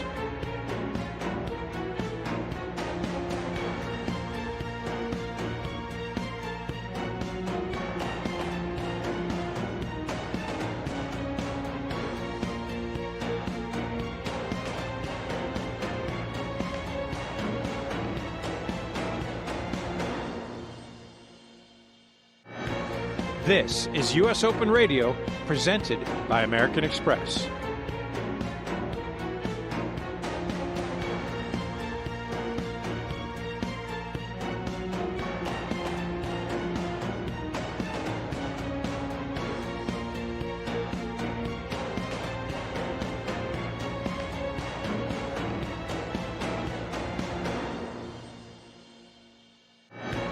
This is US Open Radio, presented by American Express.